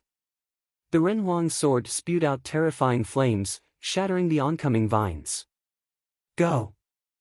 Huang Jiuge's palm struck the Renhuang sword and in an instant, the Renhuang sword transformed into a ray of light that slashed forward, crushing the countless golden vines in its path. Wherever the Renhuang sword passed by, it would reduce to nothingness. The destructive power even caused the vines to be unable to regenerate. Yi Shaoshi naturally felt the killing intent from the Renhuang sword rushing straight towards him. His fat body bounced away and the Renhuang sword glided past and struck the ancient tree, slicing it in half and destroying it. However, the ancient tree regenerated at a rapid speed. The wood element's ability was strong regenerative ability that could not be eradicated. The Renhuang sword transformed into a flash of lightning and continued to rush towards Yi Shaoshi. The life spirit could connect with Huang Jiuge's thoughts, so even after it had left his body, it could continue attacking. Yi Shaoshi raised his arm and fought back. In an instant the golden vines that had shot forth from his hand formed a sturdy barrier, entangling the Renhuang sword. Although the vines were continually shredded, they diminished the forward force of the Renhuang sword, causing it to come to a stop and howl on the spot. However, Yi Shaoshi felt another dangerous aura, like he had been locked on. As his thoughts gushed, he saw the Renhuang bough appear among the vines below. Huang Jiuge pulled the bough open and 9 arrows flew through the air at the same time, piercing through the countless vines. The 9 killing arrows flew in a straight arc towards him. Yi Shaoshi wanted to shout profanities, but he had no time to think. His vines dragged his body back and his round body bounced. The arrows flew towards him and Yi Shaoshi's body rolled around in the air. Before he was out of danger, another threatening aura descended yet again and in the next moment, there was a dazzling light headed straight for him. I give up. Yi Shaoshi's speed increased and he escaped rapidly. The arrows fired through where he had just been. If he had been just a second slower, he would have been shot down from the air. The vines in the area disappeared and where Huang Jiuge stood, the 3 life spirits floated there, shining brilliantly. What strong life spirits! The crowd observed Huang Jiuge's 3 life spirits and were stunned. The name Renhuang was merely given by the sovereign family and their cultivation techniques were all named after the emperor. Many people felt that the clan was overly arrogant and dared to refer to themselves as the descendants of Renhuang, but they had to agree that the sovereign family's experts were indeed strong. That's being too much of a bully. Yi Shaoshi was dejected as he landed on the ground. The bastard actually had 3 life spirits. As he saw how arrogant Huang Jiuge was, he really wanted to beat him up. Yi Shaoshi, are you willing to enter my department to cultivate? At that moment, there were multiple people who opened their mouths to invite Yi Shaoshi. Yi Shaoshi raised his head in the direction of the Holy Ji Palace, then scratched his head, smiled humbly and asked, "Can I discuss it with my second sister first and come to a decision later?" The Holy Ji Palace's experts looked towards Zhuge Mingyue, then smiled and nodded. This little fellow was really sly. The 2 of you, step down, the expert on the sky stairwell said and Huang Jiuge and Yi Shaoshi stepped out of the battlefield. Next, there were only 10 people remaining and 5 slots for the top 10. In the 6th battle, Zhuge Xing and Ziyan from the Thunder Courtyard stepped out. The both of them cultivated in the Thunder element, as the Zhuge clan and the Zhongzhou city's Thunder Courtyard were clans that specialized in using thunder. It would naturally be a violent match. The match would end in Zhuge Xing's victory over the grade 6 noble Ziyan, with his outburst of horrifying combat ability. Although Ziyan was the genius of the Thunder Courtyard, his potential was not the highest among his peers. He was only able to fight his way into the top 20 because of his strength, but that was only because of his cultivation level advantage. When he stepped into the Holy Road, he was already at the pinnacle of a grade 7 noble, then broken through his cultivation level again in the Holy Road, so it was only normal for him to lose to Zhuge Xing. In the seventh battle, the mysterious expert from the Frost Road, Huang, also defeated Yang Jian, causing many people to be surprised. Huang had also exhibited dominant strength in the battle. In the eighth battle, the beautiful phoenix from the immortal village defeated the grade 6 noble Li Xing, fighting into the top 10 as a dark horse. The undying old man's successor Phoenix was the most beautiful lady in the immortal village. She had outstanding potential and ravishing beauty. Her life spirit was the divine bird, the phoenix. It was an undying bird coated in flames, had strong regenerative ability and excelled in the wood element's life ability. In the battle, there were many influential figures in the Holy Ji Palace who were attracted by her abilities and wanted to take her in under their department. After the battle, there were only 4 people left in the battlefield: Yi Futian, Yu Sheng, Qi Meng, and Yan Zhou. This made many people curious. Although Yi Futian and Yu Sheng had exhibited amazing potential and battle ability, why were they this composed? They had not taken the initiative to challenge someone and were still on the battlefield. Now, unless the two of them were to challenge each other, their opponents would be Yan Zhou from the Sword Saint Villa and the Demon God clan's Qi Meng. However they looked at it, it was hard for them to win. At that moment, the 4 of them did not move. Now that it had come down to the 4 of them, they were in no hurry. Yan Zhou and Qi Meng were also not in a hurry. They knew that Yi Futian would not battle with Yu Sheng, so it was up to them to select an opponent each. Who do you want to pick? Yan Zhou looked towards Qi Meng and asked. The rules did not prohibit them from conversing. I choose him. Qi Meng looked at Yu Sheng. Yu Sheng had previously defeated Qi Kuang. I had the same thought too. Yan Zhou smiled and said, since that's the case, I'll go first. After saying that, he stepped out into the battle arena, but his gaze was on Yi Futian. He was waiting for Yi Futian to walk out himself. He had finally found a chance to battle with Yi Futian. Get the fuck out here, Yan Zhou said nonchalantly and officially challenged Yi Futian. Yi Futian stepped forward and into the battle arena. Your strength surprised me, but this is as far as you go. Yan Zhou looked at Yi Futian and said. This person that had dared to snatch his relic in the Holy Road really gave him a huge surprise.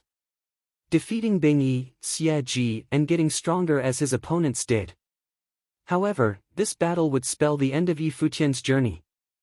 As his voice landed, sword wills manifested in the air and moved in tandem with his arm, the sword qi circulating around his arm. Yi Futian could defeat Bing Yi and Xie Ji and could counter their spells, causing them to be unable to crush him while he attacked them at close range. However, he was different.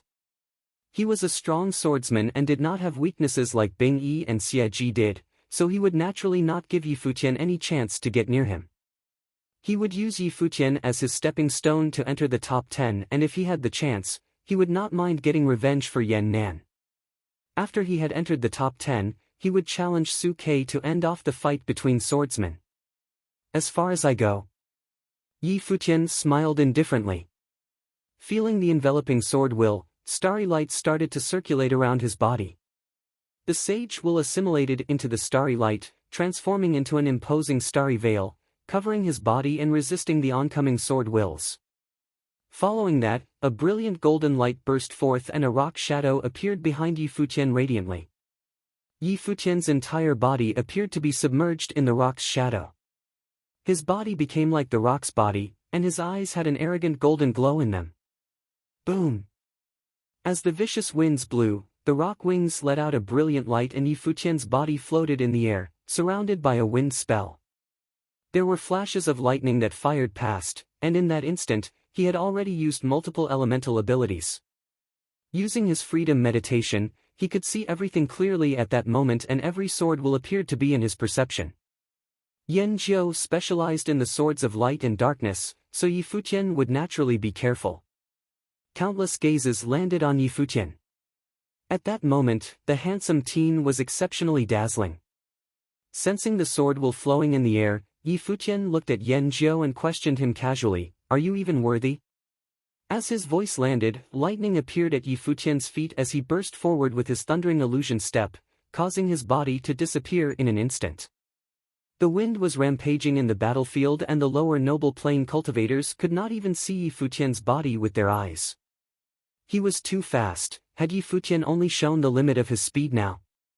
Yan Zhou's expression paled slightly, like he had felt something. His finger pressed down upon the air in front of him without hesitation, and the countless sword chi concentrated at the direction of his finger and slashed forward. In the next moment, he saw a flash of light descending and a palm crush down. The golden palm gave off a dominant feeling and the sword chi were shattered in an instant without impeding the movement of the palm. Bang! With a huge sound, the palm landed, yet it appeared to have landed on a sword veil, causing it to be crushed to pieces.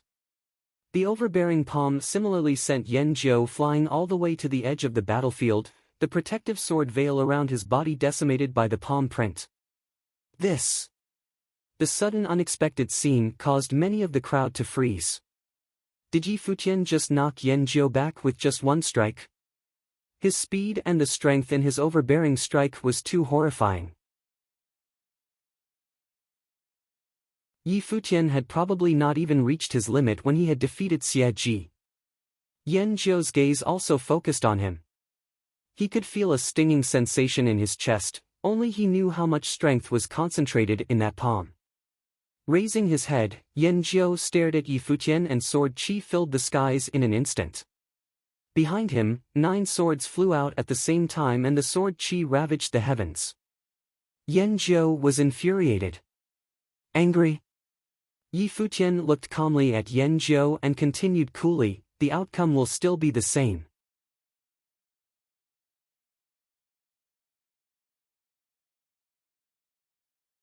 Chapter 568, Yan Zhou's eyes seemed to be filled with swords. In his eyes, there were only many blades of light. Yan Zhou's eyes seemed to be filled with swords. In his eyes, there were only many blades of light. The outcome will still be the same. Of course, it would be the same. How was it possible for Yi Futian to defeat him? The flow of sword will seem to have slowed down, but the murderous aura only grew stronger. The 9 swords behind Yan Zhou clanked and his body also turned into a sword. Unleashing a sword technique with his hands, he shouted coldly, "Attack!" Right away, the sword chi that had filled the sky poured towards Yi Futian. Even more terrifyingly, there was a dazzling sword among the endless sword chi. The sword looked like a beam of light and vanished from its original spot within a flash. It was precisely the sword of light. At the moment, Yi Futian was sensing his surrounding with his spiritual energy. Every single strand of sword chi was displayed clearly in his mind. Then, an extremely cold aura was released from his body.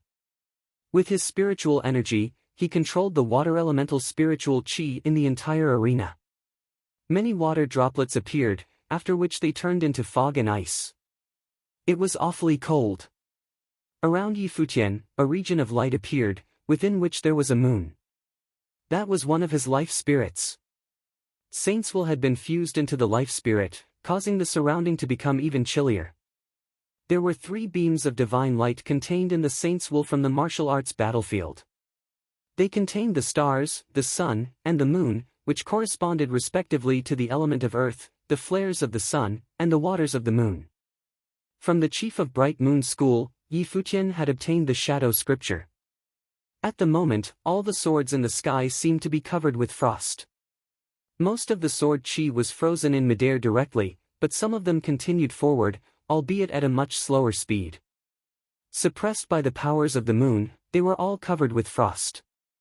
Suddenly, Yi Futian started walking in the air and actually stepped towards the incoming sword of light before him. He activated the thundering illusion step and his golden wings vibrated out of a sudden. Just like an actual rock, he made a brilliant arc in the sky and passed beside the sword of light. The extremely fast blade of light was however dodged by him easily. It could not even slow him down, not to mention killing him.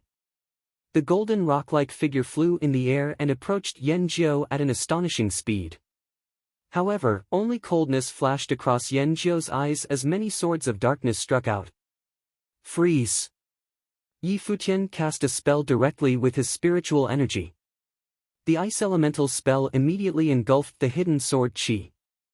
Without even looking at Yan Zhou's attack, he flapped his wings and soared upwards into the sky, after which he continued his advance towards his opponent.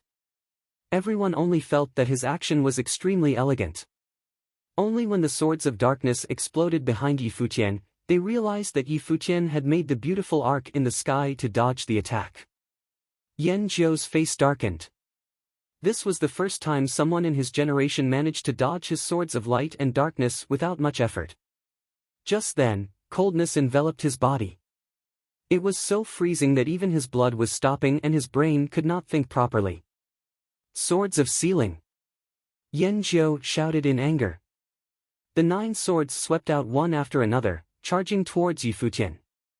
They seemed to have formed a simple sword matrix which sealed off Yi Futian's path. Idiot, someone said suddenly.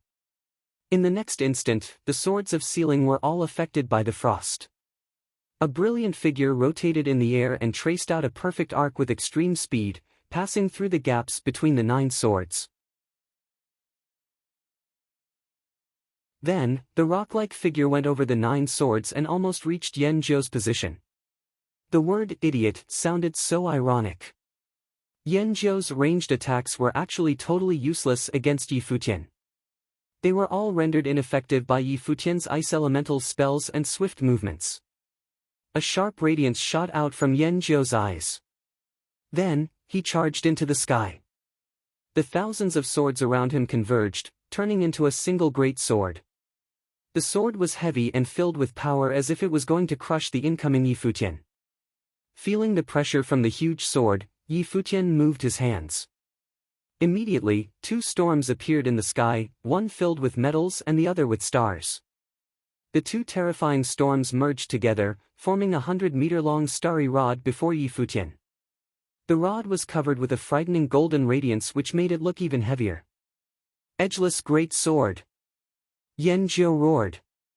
Holding the hilt of the great sword, he pushed it towards Yi Futian. Sword chi whizzed in the air as the enormous sword fell down, attempting to eliminate Yi Futian who was below. The huge wings of the rock behind Yi Futian flashed. He held the starry rod up with one arm, his body filled with a violent power. In the sky, an astonishing starry radiance appeared, circling around the long rod. Go! Yi Futian struck out the starry rod which soon collided with the falling great sword. The endless sword will flowing around the great sword and the starry radiance circling around the rod collided wildly into each other, producing an ear-piercing sound. To make things grander, the huge sword struck downwards and collided with the sky-shattering rod. At once, an appalling storm was generated at the point of contact. The starry rod was penetrated slowly, sending out wild waves of starry light and golden radiance. At the same time, the terrifying sword was also broken into 2 and torn apart gradually. Both of them did not show any mercy. With a sharp look, Yan Zhou continued pushing the broken sword down, while Yi Futian struck the rod upwards. The great sword and the starry rod created violent explosions and were crushed bit by bit. The entire region was filled with a catastrophic force. As the sword and the rod were destroyed, the gap between the 2 was also closed slowly. Air! Countless people stared at the scene, shocked. Yi Futian was actually fighting head-on with Yan Zhou. He used aggression against Yan Zhou's aggression. It was too crazy. Moreover, the 2 forces in the arena were really horrifying. The 2 were about to collide with each other. The great sword was crushed and the starry rod was also broken. Then, the 2 appeared before each other in the destructive storm. Yan Zhou's look was still cold. Although Yi Futian was strong, he had never thought that he would lose to Yi Futian. He was from Sword Saint Villa and had come to the Holy Ji Palace so that the name of his clan would spread to every corner of the barren state. The swordsmen in Sword Saint Villa were the best. This was only the battle to enter the top 10. How could he lose? How could Yi Futian stop his advance? An infinite amount of sword will circled around Yan Zhou's hand. His entire arm turned into a sword which penetrated across the storm and struck towards Yi Futian. Opposite him, a brilliant golden radiance bloomed from Yi Futian's body. It looked as if a golden rock was charging towards Yan Zhou, and also as though many stars were flying towards him. Yi Futian punched forward directly. Golden light glittered as his body was covered with the image of the rock. In his fist, there seemed to be the howls of dragons, the roars of apes, and the radiance of stars. Yi Futian had been cultivating his body-enhancing technique. He had also once rebuilt his meridians and bones with his life spirits. With such a powerful physical body, he would clearly not be afraid of fighting with Yan Jiao head-on. Bang! Following a loud bang, all the sword chi was crushed. The defense on Yi Futian's first was broken, but Yan Jiao's body was blown backward. Just when Yan Jiao was about to fly out of the arena, he roared and pressed his finger behind, stopping his momentum by force. He gave a muffled humph and some blood appeared at the corners of his mouth. In addition, his arm was also shaking gently and he even felt that his bones were about to break. Countless people were frozen, wildly astonished. If it was only a coincidence that Yi Futian had managed to repel Yan Jiao for the first time, then how about now? Yi Futian had injured Yan Jiao. Yi Futian had multiple life spirits and was talented in various elements. Was this dark horse going to continue and enter the top 10? Yan Jiao closed his eyes. Sword chi flew throughout his body. Then, the sword chi ascended into the air and all the swords gathered around him. The 9 swords converged into one, and many beams of light flashed in the sky. At this instant, Yan Jiao's body seemed to have been replaced only by swords. All the sword will in the arena flew towards Yan Jiao's body, causing an illusory sword to form outside his body. It was as if his entire body was enveloped in the sword. Endless celestial swords, convergence. This was the strongest strike in the 9 swords of the celestials. Although Yan Jiao was far from being able to unleash the full power of the attack, it was still terrifying enough. All the sword will around him seemed to have been drained. The power of the strike would be unimaginable. At the moment, the wings behind Yi Futian were flapping slowly. Suddenly, he ascended into the sky, sketching an elegant curve. Dancing in the air, he created many violent currents. An invisible force was formed in the sky which converged on Yi Futian's body. It included the powers of wind, the element of metal, and the might of stars. As time passed, the force grew in intensity. Gradually, an astounding storm appeared around Yi Futian. At the same time, another starry rod appeared in his hands. Bang! Yi Futian struck the rod towards the sky and space itself vibrated violently. Everyone's heart beat with the strike. Then, the rod continued dancing in the air and Yi Futian's momentum seemed to be becoming stronger. Bang! Yi Futian struck out the rod again with much force. Many people could feel the power contained in the technique Yi Futian was using.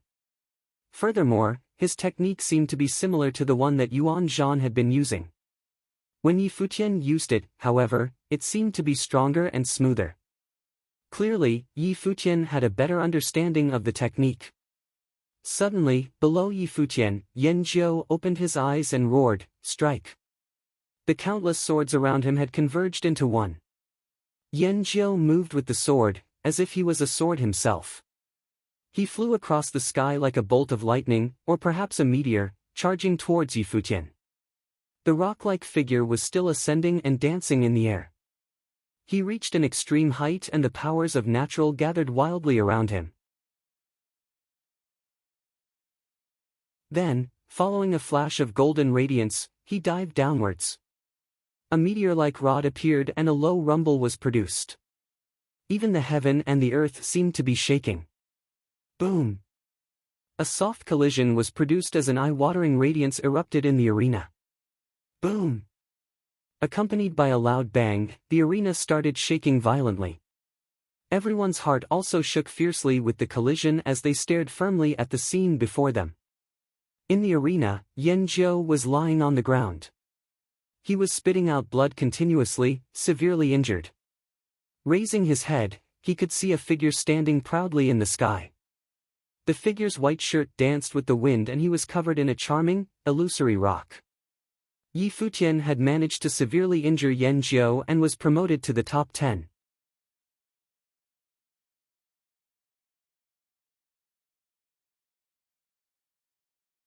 Chapter 569, 569 Transformed Yusheng. 569 transformed Yusheng. In his previous battles, Yi Futian had seemed to have taken advantage of the situation. He knew many abilities and could always find a way to suppress his opponent. Therefore, although he was certainly not weak, many people felt that he was not too strong either. This being the case, before the battle began, many people thought that Yi Futian was going to lose. However, he had totally crushed Yan Jiao in the battle, from the start to the end.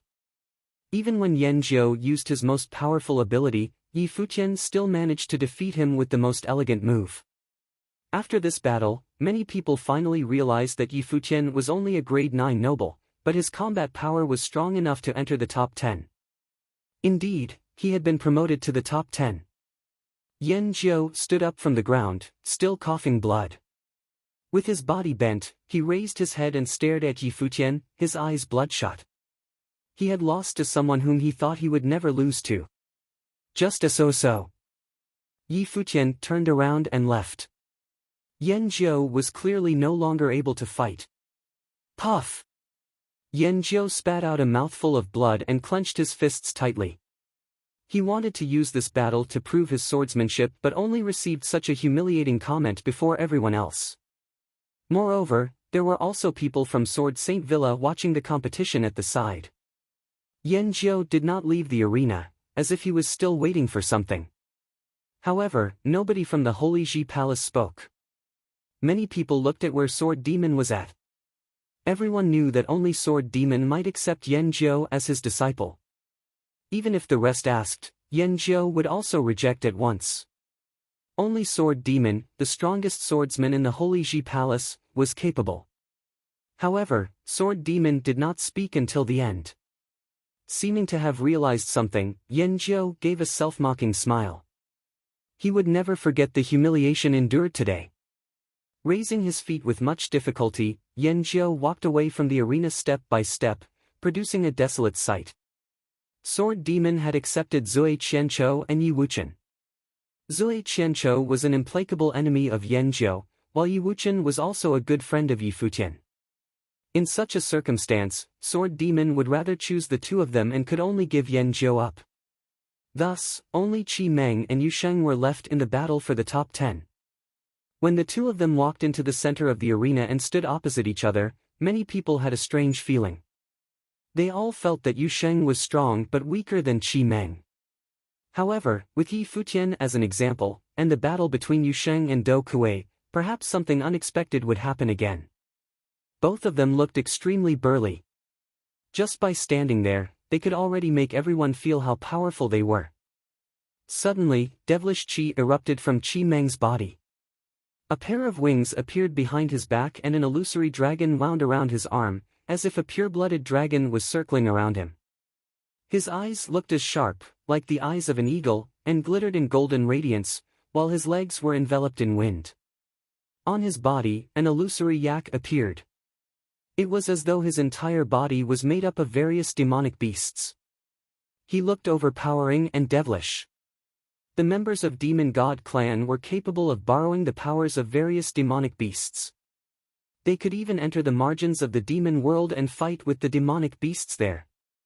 Therefore, they had many abilities which otherwise only belonged to demonic beasts. "Let me feel your power," Qi Meng taunted, staring at Yusheng. Then, he walked forward. Yusheng's body was covered with a dark golden demonic light.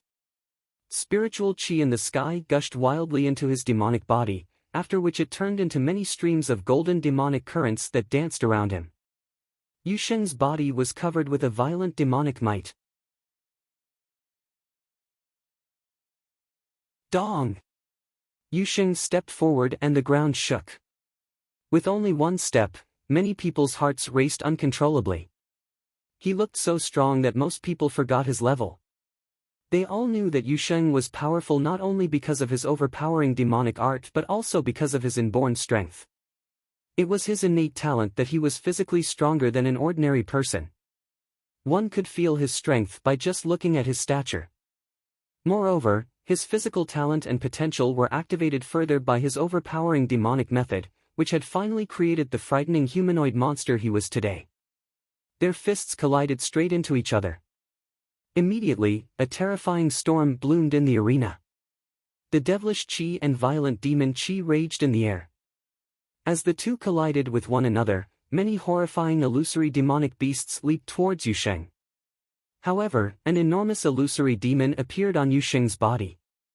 Immediately, the demonic beasts were suppressed firmly on the ground, as if they were kneeling down. At the same time, the demonic light on Yusheng's fist was actually consuming the devilish chi on Qi Meng's body. As Yusheng activated his demonic method, he started engulfing all the powers around him. Qi Meng punched out his left fist, which actually turned into a giant rock. With its sharp claws ready, the rock charged towards Yusheng's head. Immediately, Yusheng withdrew his right fist, after which he swept out his left arm. His demonic might penetrated through everything, crushing the illusory rock. Then, his fist landed on Qi Meng's left arm, producing a violent bang. Qi Meng, however, did not stop. His right hand punched out again with much force. This time, it was the power of the elephant. Under the attentive stare of everyone, the two fought wildly with each other in a close-range battle. As they fought, their bodies also ascended into the air. They battled from the ground into the sky, and an appalling storm was created around them. The audience noticed that the illusory demonic beasts that Qi Meng released during his attacks could not harm Yusheng at all. Yusheng was so strong that he could break everything by force. Bang! Following a loud bang, the two separated from each other for the first time. Spiritual Qi rolled on Qi Meng's body and ascended into the air. Then, his life spirit appeared behind him. It was a catalogue that seemed to contain thousands of drawings of demonic beasts. These drawings seemed to be able to move on their own, and they were filled with an imposing devilish Qi. This was the Demon Refining Catalogue, a life spirit that only core disciples of Demon God Clan could possess. From Qi Meng's life spirit, many intimidating demonic beasts charged out directly. They included rocks, elephants, golden lions, stone apes, pure-blooded dragons. At this instant, all the drawings in the Demon Refining Catalogue seemed to have come alive. The thousands of demonic beasts in the sky trampled and rushed towards Yusheng's body.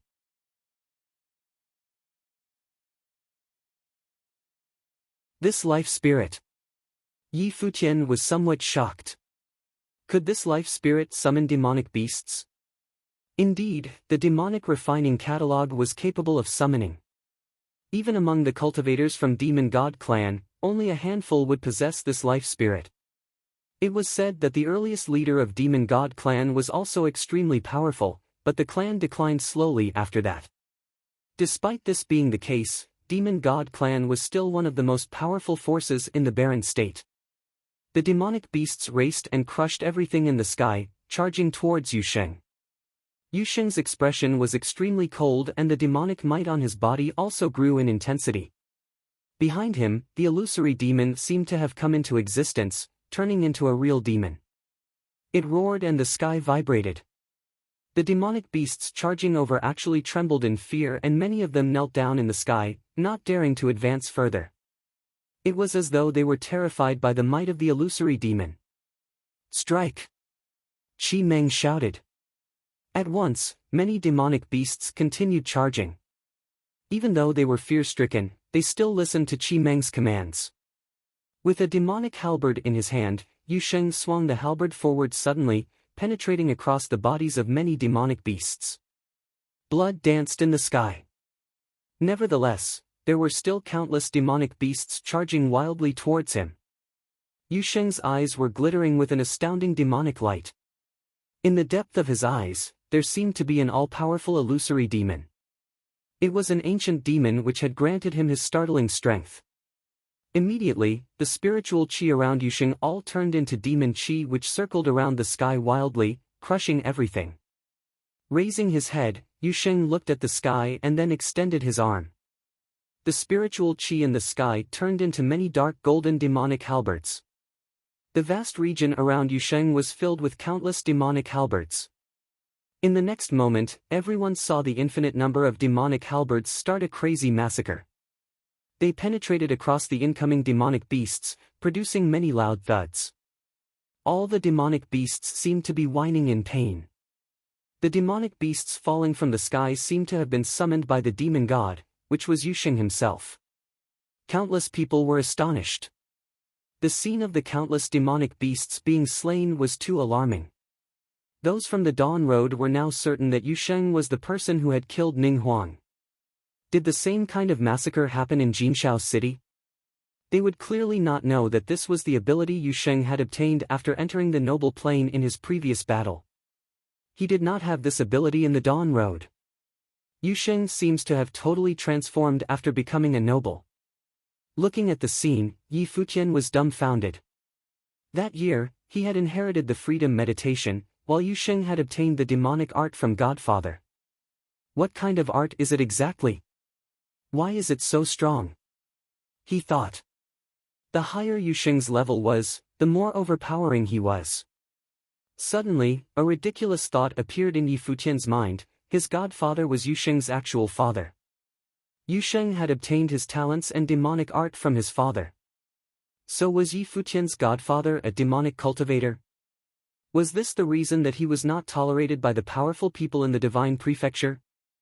In the depth of the Holy Ji Palace, there was an extremely tall palace.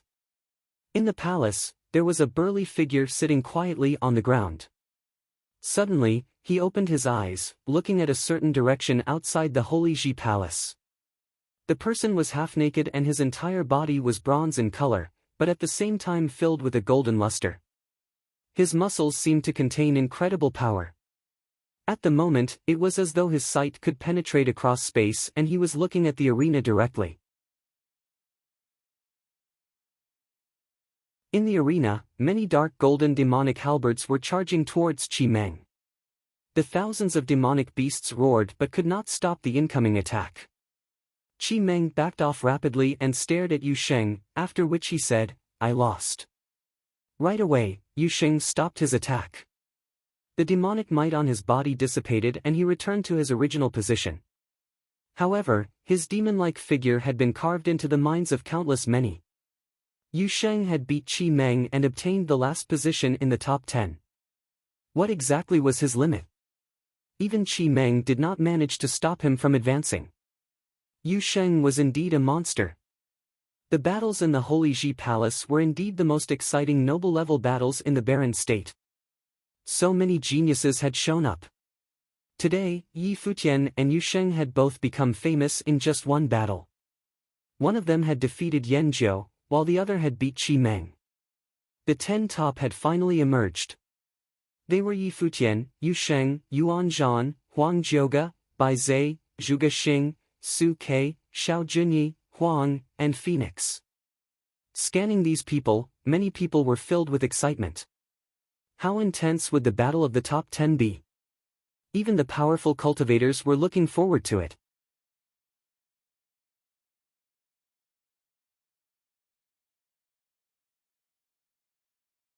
Chapter 570, On the Sky Stairwell, the elder from the Holy Ji Palace looked towards the remaining 10 people and said, "After battling for 1 day and 1 night, the battling ends now.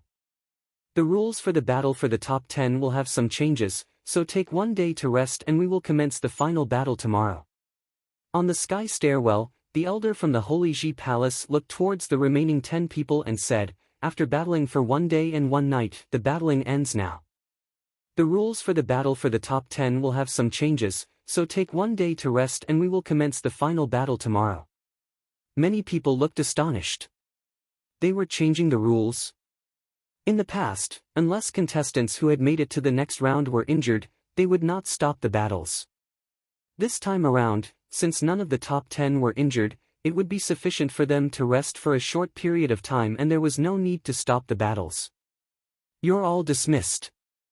The 10 of you and those who didn't challenge anyone, come up here." The expert on the sky stairwell continued saying. Yi Futian looked in the direction of the Holy Ji Palace, then turned around and looked for Hua Jieyu.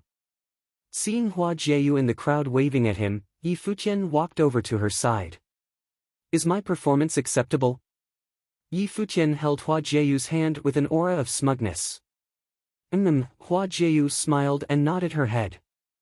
"Hey, Don't forget about what you promised me, Yi Futian reminded, as though he had kept sleep on his mind all along. Did I promise you anything? Hua Jieyu tilted her head and looked at Yi Futian. Why did she not remember anything? Let's go to second sister and ask her to be the judge, Yi Futian said dispiritedly. Hua Jieyu glared at him. This fellow, how could he ask second sister to be the judge on this type of matter? Yu Sheng, seventh brother, Yi Futian shouted. Yu Sheng and the rest all walked over and the group traveled in the direction of the Holy Ji Palace while the rest of the top 10 also made their way over. In the direction of the Holy Ji Palace, Zhuge Mingyue saw Yi Futian walking over and asked softly, "How is he?" Zhuge Kanyang looked at the figure who was walking forward and said calmly, "Indeed, he's not bad." The performance of the cottage disciples had stunned him. It looked like the cottage's mysterious teacher was indeed an impressive person to be able to teach such a group of outstanding disciples. Yi Futian walked to their side, looked at Zhuge Mingyue and asked, "Second sister, what's going on here?" Previously, his second sister had asked him to notice her hints, but it now seemed that there had been some changes. Let's see what the Holy Ji Palace has to say about it, let's go over together. Zhuge Mingyue walked forward, smiling. She placed her hand on Yi Futian's head, caressing it and saying, "Little brother's performance is worthy of praise." Yi Futian was a little dejected, only his second sister could stroke his head like this. Many people looked over at them. Zhuge Mingyue and Yi Futian appeared to have a very close relationship, to the extent that they could have such intimate interaction. Zhuge Xing was also there. He looked at Yi Futian and Hua Jieyu, appearing peeved. He looked coldly at Yi Futian. Yi Futian's gaze also swept across Zhuge Xing. This fellow appeared to be very unhappy. "Jieyu," Zhuge Xing looked towards Hua Jieyu and called out, seemingly doing it on purpose to provoke Yi Futian. Yi Futian frowned, a ruthless gleam appearing in his eyes. Similarly, Hua Jieyu frowned as well. She had previously told Zhuge Xing that she did not wish for him to appear in front of her. Now, Zhuge Xing was still addressing her in that way. It was evident that he was doing it on purpose. "You will be the next Yanjiu," Yi Futian told Zhuge Xing silently. "I'm waiting," Zhuge Xing replied emotionlessly. In another direction, Bai Zai's gaze also looked towards them. His gaze stopped for a moment on Hua Jieyu, then he bowed to Zhuge Kanyang and Zhuge Mingyue as a display of respect. Zhuge Kanyang returned the bow while Zhuge Mingyue did not show any signs of acknowledgement. Previously, Bai Luli had brought Bai Zai to look for her and Hua Jieyu, but she had rejected him. The two of them were not even acquainted with Hua Jieyu, why would they look for her? The White Cloud City's descendants had the Eye of Devastation as their life spirit and were all terrifying spirit elemental cultivators. They could use spiritual chi directly from the air as well as invade other people's spiritual will. Many people even claimed that the White Cloud City had the barren state's strongest spirit elemental cultivators. Hua Jieyu was a divine spiritual sorcerer and had a similar ability to the Eye of Devastation. The cultivators from the White Cloud City would naturally be very interested in Hua Jieyu as a divine spiritual sorcerer.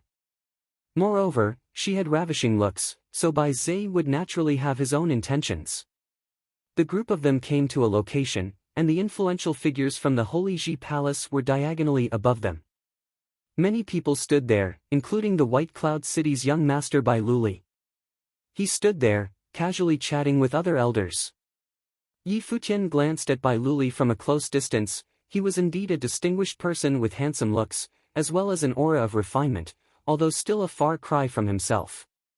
Of course, Yi Futian's gaze was not friendly. After all, this person was his third brother's love rival. Bai Luli appeared to have felt Yi Futian's gaze and looked towards him, then smiled faintly and nodded at him.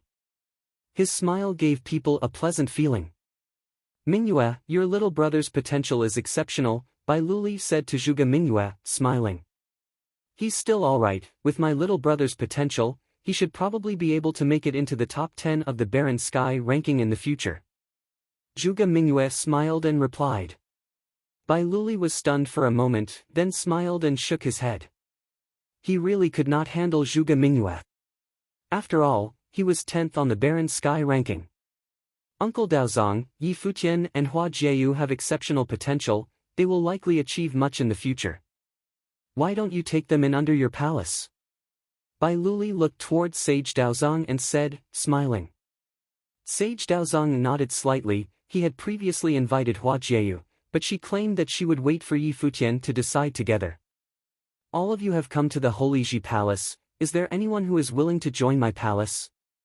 If you are willing to enter my palace, I will pick you tomorrow, Sage Daozong said to Yi Futian. Yi Futian had a glint in his eye and felt odd. If there was an elder who was inviting him, he would naturally ask his second sister to pick for him. Although Bai Luli was expressing goodwill towards him, he was unwilling to accept it. With Bai Luli's relationship with his third brother, if he accepted it, wouldn't it be the same as accepting a favor from Bai Luli? How would he face his third brother in the future then? I will consider it seriously, Yi Futian bowed and said. Although he had his own thoughts, he did not want to directly reject an influential figure from the Holy Ji Palace. That would be inappropriate conduct. Sage Daozong is personally inviting you and you still want to consider? A cold voice said from the side. Sage Daozong looked at the person who was speaking and chided while smiling and shaking his head. Ning Xian, it's fine. His surname is Ning. Yi Futian looked at Ning Xian and understood why. You have all crossed the holy road to arrive here all the way in the top 10. It has not been easy for all of you. If there is anyone who wishes to enter a palace, or are you all here to train yourself? Sage Daozong looked at the crowd and asked casually. Of course, it's alright if you do not wish to say. We're just chatting casually here. Teacher has said that Sage Daozong has a wealth of knowledge and has numerous insights in cultivation, thus he ordered me to come to the Holy Ji Palace and follow Sage Daozong in my cultivation. A voice sounded out and the crowd turned towards it. Their gazes landed on the beautiful lady from the immortal village. Her aura was subtle. Although her clothes were simple, she appeared to be beyond the mortal realm. If she dressed up, she would definitely be a captivating beauty. Is your teacher the undying old man? Sage Daozong asked.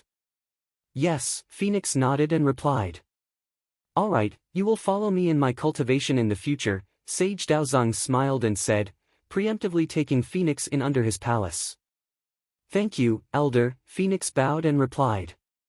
The house master has claimed that my swordsmanship is not complete, and has asked me to learn from Elder Sword Demon. Will Elder Sword Demon grant my wish? Su Kei looked at the Sword Demon and asked. Yes. The Sword Demon nodded and Su Kei thanked him. You are the disciple of the Dark Sage? Someone looked at Xiao Junyi and asked. Yes, Xiao Junyi nodded and replied. Why have you crossed the holy road? To kill people and refine your technique? The person asked again. If Elder is unhappy about that, I can leave and not participate in the remaining battles, Xiao Junyi replied. The Holy Ji Palace will not undermine its rules, Sage Daozong said, and Xiao Junyi did not reply. What about you? Who is your master? Someone looked towards Yusheng and asked. Many people looked towards Yusheng. This fellow cultivated in overbearing demonic arts and many people were curious towards his origin. Yusheng did not say anything. He evidently did not want to say that his demonic teachings were from his father. Now that his cultivation level was getting stronger and he had a deeper understanding of his methods, he also wanted to know what kind of person his father was. The people from the Holy Ji Palace did not continue pursuing the matter. Bai Luli looked at Huang Jioga and asked, smiling, the people from the sovereign family have never entered the Holy Ji Palace to cultivate, are they interested this time around? We have no interest in doing so, Huang Jioga replied in a straightforward manner, then continued, I have come only to see what standard the Holy Ji Palace's disciples are at this time around. If you are willing, I can introduce you to a good master, Bai Luli smiled and said. Huang Jioga glanced at him. As the descendant of the Zhongzhou city's sovereign family, he naturally understood Bai Luli's status in the Holy Ji Palace. His words had the intention to get on Huang Jioga's good side. As long as he agreed, he might even be able to cultivate under that person's palace. However, even with Bai Luli's temptation, he did not say anything. He believed that the sovereign family's techniques were not inferior to any factions.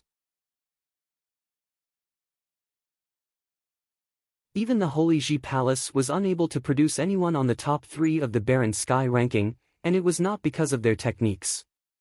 He would naturally achieve that goal of his. Alright, there will still be people watching the battles tomorrow, make sure you give your best performance. Sage Daozong smiled and left. Many of the influential figures from the Holy Ji Palace followed suit. Yi Futian did not understand the purpose of this conversation, but Zhuge Canyang and Zhuge Mingyue did. It seemed that many influential figures from the Holy Ji Palace had already unified to form a certain will. After they had left, Xiao Junyi, Yuan Zhan, Phoenix, and the others all turned around and walked downwards, but Bai Zhe walked to Zhuge Mingyue, bowed and said, "Previously, I had asked my brother to bring me along to visit, but it was a pity that I was unable to meet second young mistress and Miss Jieyu. Now that I have met you both today, the two of you are indeed stunning." Zhuge Mingyue looked at Bai Zhe, not knowing what he wanted to say. Bai Zhe continued and said, "My brother is the cream of the crop in the barren state. Now that I have seen second young mistress splendor, I feel that the two of you indeed match." Zhuge Mingyue's eyes narrowed and many people looked towards them. Although the entire barren state knew about Bai Luli and Zhuge Mingyue, Bai Zhe was trying to bring it up. "Bai Zhe!" Bai Luli shouted at him.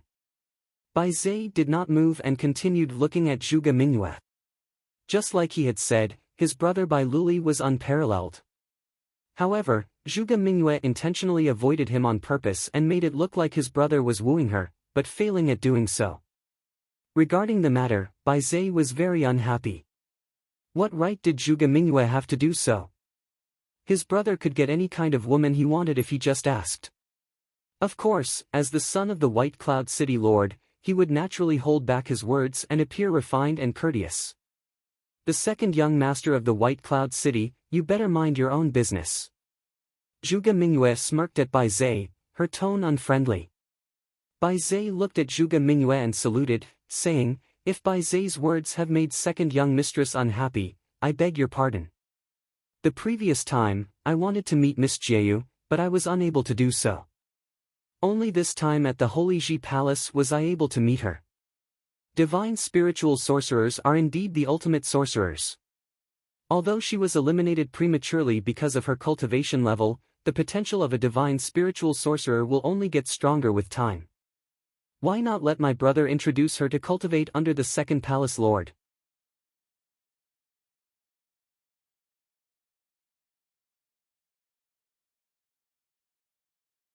Chapter 571. Everyone looked troubled hearing Bai Zhe's words. There were obviously deep meanings behind his words after all. Even Zhuge Xing looked at Bai Zhe funny. So even someone like Bai Zhe has thoughts about Hua Jieyu, huh? Everyone looked troubled hearing Bai Zhe's words. There were obviously deep meanings behind his words after all. Even Zhuge Xing looked at Bai Zhe funny. So even someone like Bai Zhe has thoughts about Hua Jieyu, huh? Only Holy Sage Pavilion had 2 pavilion lords, and one of the lords was the lord of the Holy Ji Palace itself, who had stopped getting involved with affairs of the place, leaving the other lord to practically run the place. The Holy Sage Pavilion, sitting high atop the Holy Ji Palace, reigned supreme over all in the Holy Ji Palace. 2 of the top 3 in the Barren Sky ranking, specifically the one ranked first and third, were of the Holy Sage Pavilion, which in turn referred to the 2 pavilion lords. The 2 who reigned supreme over all cultivators in the barren state were none other than the 2 lords themselves. It was because of them that the Holy Ji Palace enjoyed extremely high status in all of the barren state, being called the sacred ground of the barren state. The influence of sacred grounds in barren state usually extended only to its surrounding region. Even one as formidable as the Ice Temple at the southern regions of barren state. The Holy Ji Palace's influence, however, encompassed all of barren state instead. Bai Luli was a student of the Holy Sage Pavilion and he enjoyed supreme status in the Holy Ji Palace. Bai Zhe supposedly would have studied under the second pavilion lord as well. As such, Bai Zhe's intentions in having Bai Luli recommend Hua Jieyu to study under the second pavilion lord were all too obvious. If Hua Jieyu was to take one such favor, Bai Zhe would have stood a good chance at getting her to be his. Yi Futian knew of such maneuvers all too well, and he stared at Bai Zhe with cold eyes. Having made it this far on her own, there is no need for recommendations from others in Hua Jieyu's case. She would be able to make her own decisions. Your goodwill, while appreciated, is unnecessary. Zhuge Mingyue glared at Bai Zhe, with eyes as cold as Yi Futian's. Everyone knew that Yi Futian and Hua Jieyu were lovers, and Hua Jieyu stated clearly that she would follow wherever Yi Futian went. Yet Bai Zhe stated in front of everyone that he intended to recommend a teacher to her, an action saying that he was completely ignoring Yi Futian's presence. Many thought the actions of the second son of White Cloud City to be unbearably arrogant. Despite being a peerless figure and had a measure of arrogance to him, Bai Luli knew prudence to a certain extent, nonetheless, and behaved amicably. Bai Zhe, however, was clearly a polar opposite. How about we ask what Miss Hua herself to think about it? Bai Zhe paid no heed to Zhuge Mingyue's coldness at the matter. There were simply too many who revered or feared the Zhuge family, and many naturally showed the same measure of respect or fear towards Zhuge Mingyue. However, White Cloud City needed to show no such sentiments to anyone other than a select few in the Holy Ji Palace. His father, the city lord of White Cloud City, ranked 4th on the Barren Sky ranking, and his brother, Bai Luli, ranked 10th. Bai Zhe turned to look at Hua Jieyu as soon as he finished. Miss Hua, my life spirit, the Eye of Devastation, works in ways similar to your practice as a divine spiritual sorcerer. If we were to train together, we would be able to encourage each other to improve, which would, in turn, benefit our respective practices. Furthermore, the second Pavilion Lord is a mighty one ranked 3rd in the Barren Sky ranking. It is an opportunity like no other for you to be able to study under him. Many turned their eyes at Hua Jieyu. Train together, encourage each other to improve, words that sounded polite and appealing, but Hua Jieyu knew what those words truly meant. The appeal was even greater due to the fact that it would be the 3rd strongest figure in the ranking who would be tutoring them. If Hua Jieyu was still single, she would have said yes without a doubt, for few were able to resist such a compelling offer. However, due to Yi Futian's presence, Bai Zhe's words sounded overwhelmingly condescending, an attempt to take another guy's girlfriend right in front of him. Yet, the obscenely arrogant second son of White Cloud City did not seem to care for such matters, ignoring Yi Futian who stood right beside her. He cared not for Yi Futian's incredible talents, for Bai Zhe deemed Yi Futian to be just another face in the crowd. Crunch. A crisp noise was heard as Yu Sheng took a step forward, seemingly fully ready to talk with his fists. Yu Sheng, Yi Futian called, and Yu Sheng halted his steps, yet his eyes remained on Bai Zhe. Bai Zhe spared a glance at Yu Sheng and smirked, returning his gaze to Hua Jieyu. Hua Jieyu took hold of Yi Futian's hand and looked at Bai Zhe, smiling slightly and said, "It is indeed a rare opportunity to be able to study under the second Pavilion Lord. But, just how am I able to study with someone as ugly as you around?" She turned around and left with Yi Futian in tow. Yi Futian turned and smirked at Bai Zhe. "See you tomorrow." Bai Zhe was dumbfounded. Ugly? Bai Zhe looked funny seeing both of them leaving the scene. The world of cultivators called couples among their ranks to be path companions. The term referred to individuals who complemented each other in terms of abilities and thus, were suitable partners for each other in training. Love was trivial in comparison. He was of the opinion that Hua Jieyu was a suitable path companion for him. However, women were creatures driven by emotions, and he believed she failed to comprehend the true meaning of the term. Yet, he was hardly bothered. He simply reached out in an attempt to claim what he deemed to be a suitable path companion without hesitation. With Hua Jieyu not having such comprehension and readiness to do so, he saw it fit to not pursue the matter further. Women were aplenty, beauties who should have only existed in the heavens or even goddesses. One could get their hands on whoever they fancy if they proved powerful enough. So Yi Futian, see you tomorrow indeed. Maybe he just thinks too highly of himself after beating Yan Jiu. And Yan Jiu is hardly worth mentioning compared to someone like me. In the last battle fighting for a spot in top 10, Shimin Yan was unable to even withstand one look from Bai Zhe. The second son of White Cloud City indeed, Zhuge Mingyue quipped with a smile before leaving the scene as well. Bai Luli yelled at his brother, "Bai Zai, you are going too far." Bai Zai turned around and walked towards his brother, lowering his head for a bit. While he behaved in an exceedingly arrogant manner in front of others, Bai Zai tried to behave himself in front of his brother.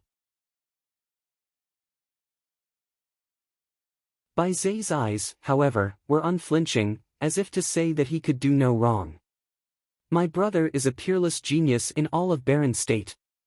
Even someone like Zhuge Mingyue should have bowed before him. That was what drove him to behave as he did today, and it was like a thorn at his side." Many from the outside world were oblivious to it, but great figures knew well that his brother, Bai Luli, was more than just the young city lord of White Cloud City and a genius ranked 10th on the Barren Sky ranking. He was also one that earned unanimous praise from all the great figures in the Holy Ji Palace. Bai Zai knew well what lied in his brother's future, number one in all of the Barren State. Zhuge Mingyue walked as Yi Futian's party left. "Second sister," Yi Futian called. "You know little of what is going on in the Holy Ji Palace." The palace lord, the figure who reigned supreme in all of Barren State, had disappeared for years, not getting himself involved in mundane affairs. Now things are managed by the second pavilion lord who is ranked third in the Barren Sky ranking, while the second pavilion lord himself is Bai Luli's teacher. "I never expected you to be able to come this far when you first embarked on your trip to the holy roads. That was quite a shock to your second sister, me." Zhuge Mingyue smiled and continued. "As such, expectations towards you are no longer what they used to be. I intended for you to study under one of the sages here, but things are no longer what it was before. If things don't turn out in your favor, I'd advise you to not enter the Holy Ji Palace." "Not enter?" Yi Futian asked while looking puzzled. "You have clashed with Bai Zai, and enrolling into the palace wouldn't necessarily be a good thing for you anymore. You may not be clear of Bai Luli's status in the palace, but my old man told me that Bai Luli has had the higher-ups in the palace reach some kind of consensus, and that is making him the heir to the place," Zhuge Mingyue elaborated. The shock was clear in Yi Futian's eyes. "So that mighty one who ranked 10th on Barren Sky ranking has earned approval from the rest of the Holy Ji Palace then?